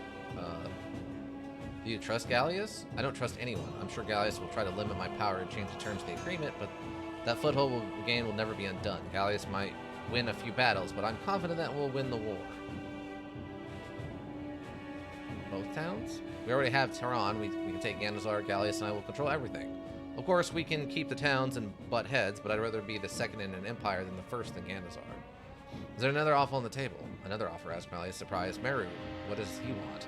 Wants us to break the siege and buy him enough time. Time for what? He didn't say, but that place he went to, it's where they made gods in the old days. Meru gets his hands on it, we'll do it all over again. Make gods? Are you smoking the same stuff as Meru? Tell him what you learned. I see. Pallius says thoughtfully, so what does his offer us? He said he would bless us and declare Imperial Guards the protectors of faith and warriors of the temple. Whatever that means. Protectors of faith, says Pallius, mulling over. Well, I've got to give it to Meru. That creed of his spreads like cockroaches. If he lives long enough, he will be able to take over everything without firing an arrow. Gallus will be harder to deal with, but at least I understand. Meru is too unpredictable. Reputation. You're making a mistake. What? I don't understand this one. Reputation?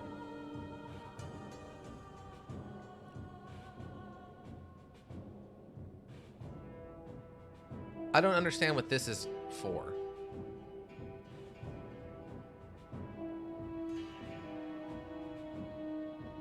Oh, your IG rep. Oh, okay. Well, I have pretty good reputation.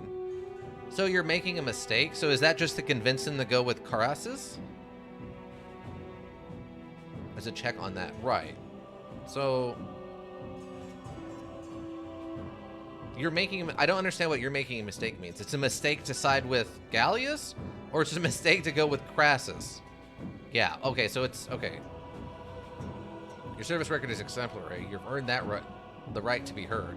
If you side with Gallius, he'll never be more than his guard dog. He will throw your scraps from his table, but as scraps all you want. Side with Meru and he will stand as his equal, if not higher.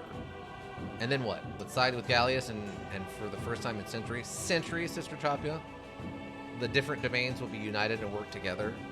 We side with Meru and the divide will go even deeper. We're talking about a war here. Yeah, for the first time in centuries. See, this is the thing that's throwing me off with the, like... I mean, I don't know.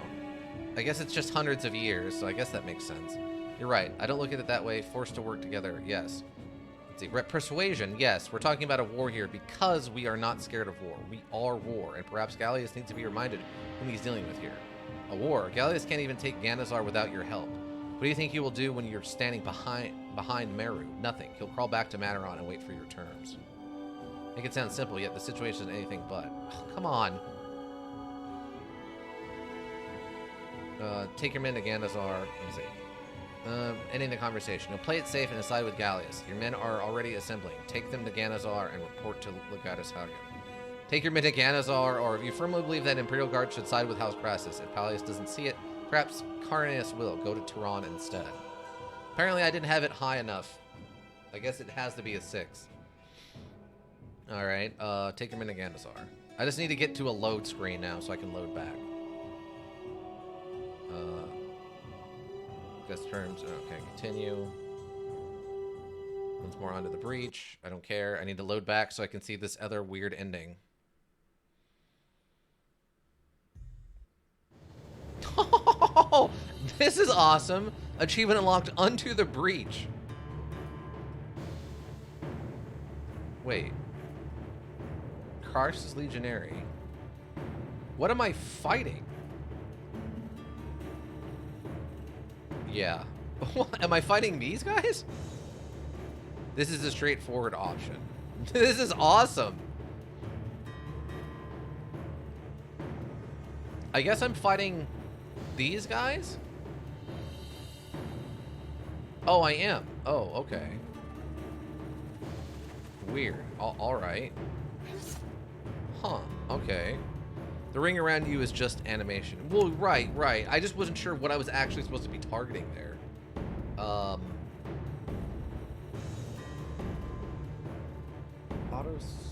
This one?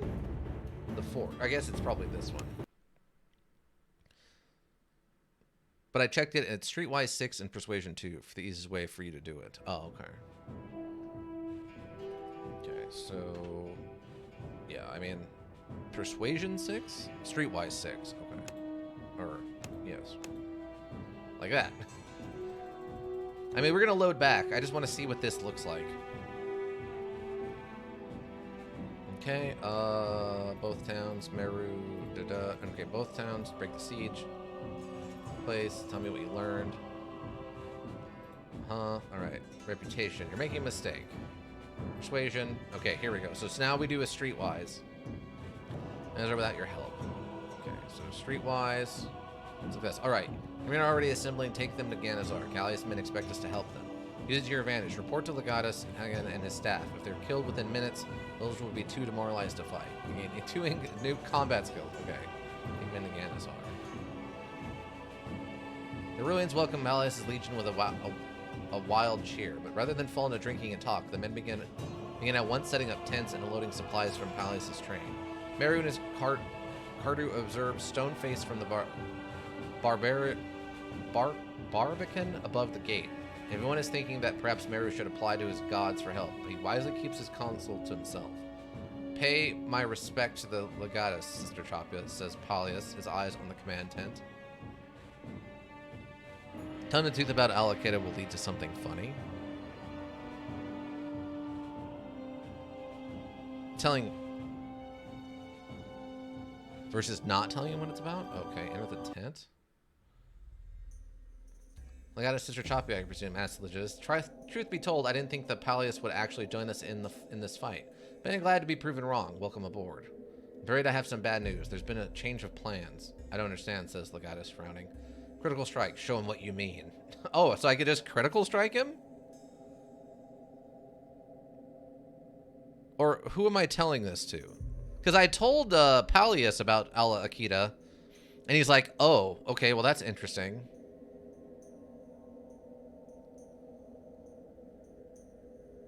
Next tab? Okay. Oh, we don't have enough skill for it. I did tell Pallius about Alla Akita. You take a step toward the Legatus, reaching into your bracers if you present him with new orders. His eyes wide in fear, and he's quick enough to back away a bit, but your dagger slashes his neck. Assassin deals the Legatus, pushing him away. Aw, man. It didn't work. I don't have enough training.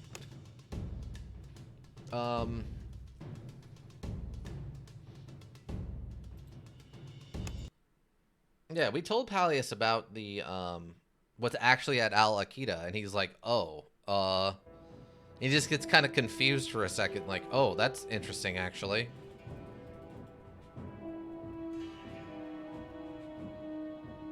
Just kill them all anyway? Well, I don't want to waste points. Like, this isn't what we're doing, right? So...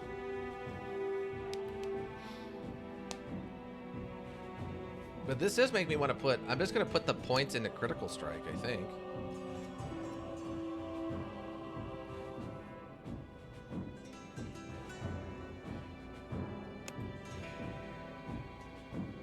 But yeah, but it's getting late. I'm going to have to call it here. We can mess around with this more next time.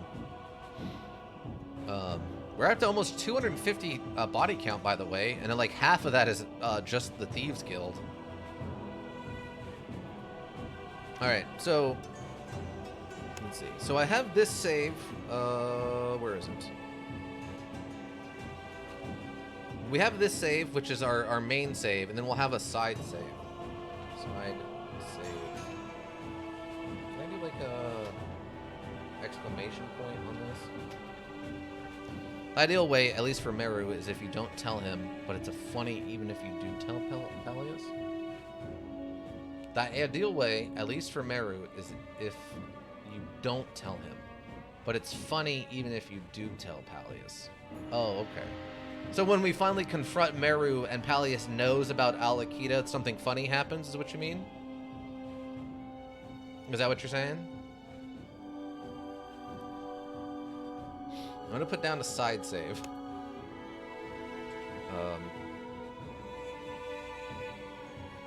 Yeah, okay. Okay. I was wondering, I'm like, I told him about that. Nothing really that funny happened. But that's because it's... Okay, so it's a soul side thing. Alright. Alright, let's exit. So we have the side thing we can do next time, and the main story we can go back to where I didn't waste a bunch of points on stuff. Alright, so what do we got? Demon Bane Enter a wizard's tower and slay the demon that dwells within, cleansing the tower from evil. We did do that once and then loaded back. Checks and balances. Help Lord Durangus keep the rabble at bay. And then unto the breach. Charge into the breach during the siege of Ganazar. Wow. Wow. We got some serious achievements today. All of these are under 10%, by the way. Under the breach is 6.6. Demon Bane is 6.9. And checks and balances is 7.9. So we accomplished some stuff. I might have also gotten. Oh, okay. No, those are leftover ones I hadn't looked at before. Never mind. I thought I might have gotten some new stickers or whatever, but no. Okay. So what did we learn tonight? What did we learn? We learned. We learned the Quintari weapon is Quintari weapon was a specific kind of club with metal spikes or metal sheets along the edge to kind of turn it into a sword club, which is based off a real weapon. What else did we learn about? We learned what's his name? Meru's partner, Meru's friend, Meru's assistant's brain, mind power. We learned Feline. Yeah, that guy. Is that his name? Yeah, we learned what Meru's assistant Feline mind power is. Feline. What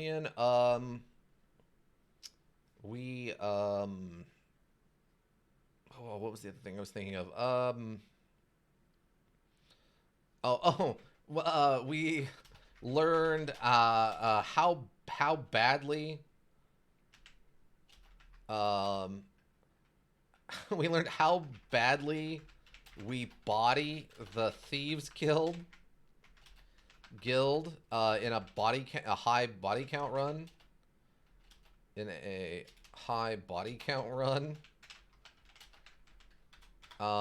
then we learned how cheap the final arena battle is, because that's a pretty cheap fight. All right, so the four things we learned what the Quintari weapon was, which is a specialized club with an edged which go like chipped metal on the edges to kind of turn into a club sword. We learned what Meru's assistant Feline mind power is, which you can kind of paralyze your body. We found out how badly we bodied the Thieves Guild in a high body count run, like probably a third or more of the 250 people we've killed are all members of the Thieves Guild because they're just jerks. And then we found out how cheap the final arena battle guy was. He has super good armor, a really good weapon, and he also just like insta crits for maximum damage if he hits you. So we had to really RNGesus our way out of that fight to get anywhere. But yeah, 4 things we learned tonight. Let's see. So scheduling next week, 3:30 here on Twitch. We will have more of this. We have several things to do. We've got the Heck Gate to go. We still have Heck Gate to go through. We have the Arch to go into now. We have Dead River to do. We got the regeneration stuff we got to do, and then the actual IG Imperial Guard stuff we got to finish up. Yeah, so that'll all be next week, 3:30 here on Twitch. 2 days from today, Saturday, 10:30 a.m., we'll have Fallout New Vegas for the In-Betweener module. And then 2:30, we will be switching over to Paratopic, right? Paratopic, which was a single person created module by a Kansas man, which is why it's important to Ika.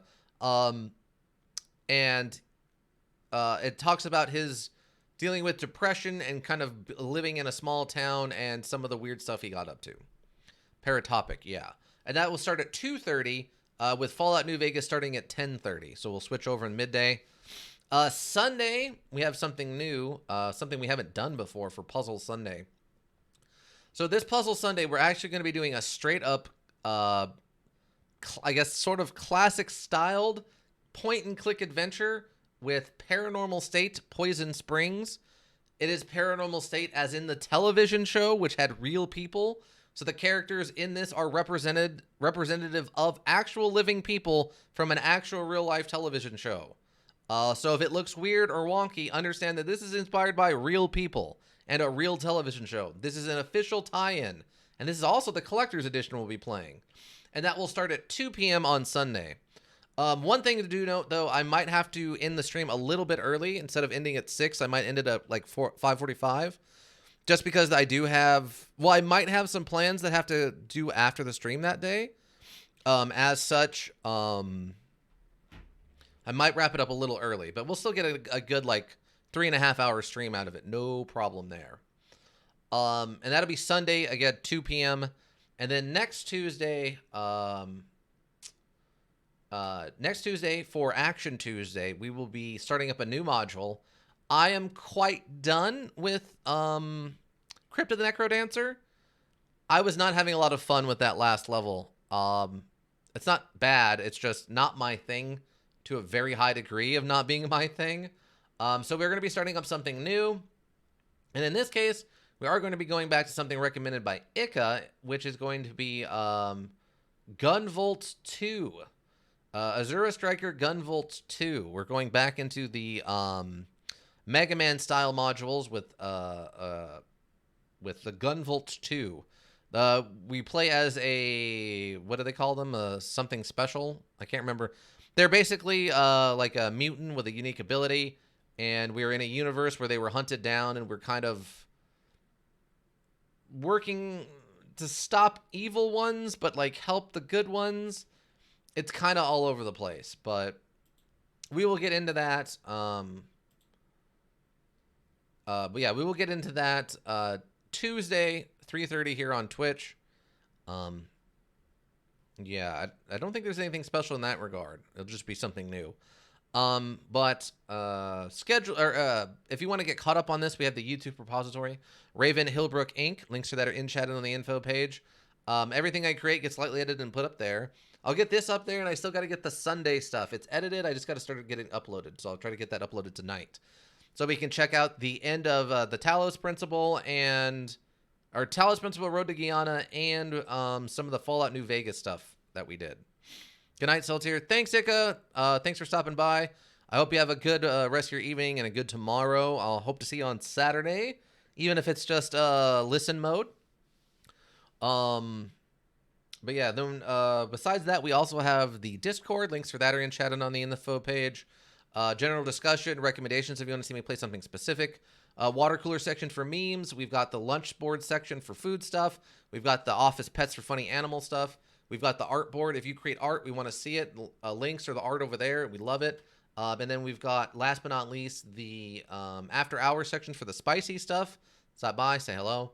And then we also have the Twitter at Hillbrook Inc. Hillbrook, again, one word, INC. Schedule reminders, updates if there are changes, and notes from management to the board. That will continue as long as Twitter continues, and it's still a viable thing. We will continue doing the Twitter. So, if you need a well thought out solution, you need a thinking solution. Raven Hillbrook Inc. Thinking Solutions. I want to thank everyone who stopped by today, of course. Ika there at the end, staying to the end. Nostalgia C, thank you for stopping by and the follow. I'm happy you found another new person playing an obscure module that you enjoy. Any of the lurkers, thank you. We appreciate you so much here. Anybody you help the Twitch world go around. Anybody who checks the VODs here on Twitch or checks the VODs in the YouTube repository, thank you. That's also greatly appreciated. Yeah, I think that's got it. Um, I think that's got it. Yeah, I'm gonna get some social media stuff done. And I'm gonna clock out, and I think that's about it for me. Yeah. Thanks again, everyone. I hope to see you back on Saturday. Yeah, and that's it. Bye.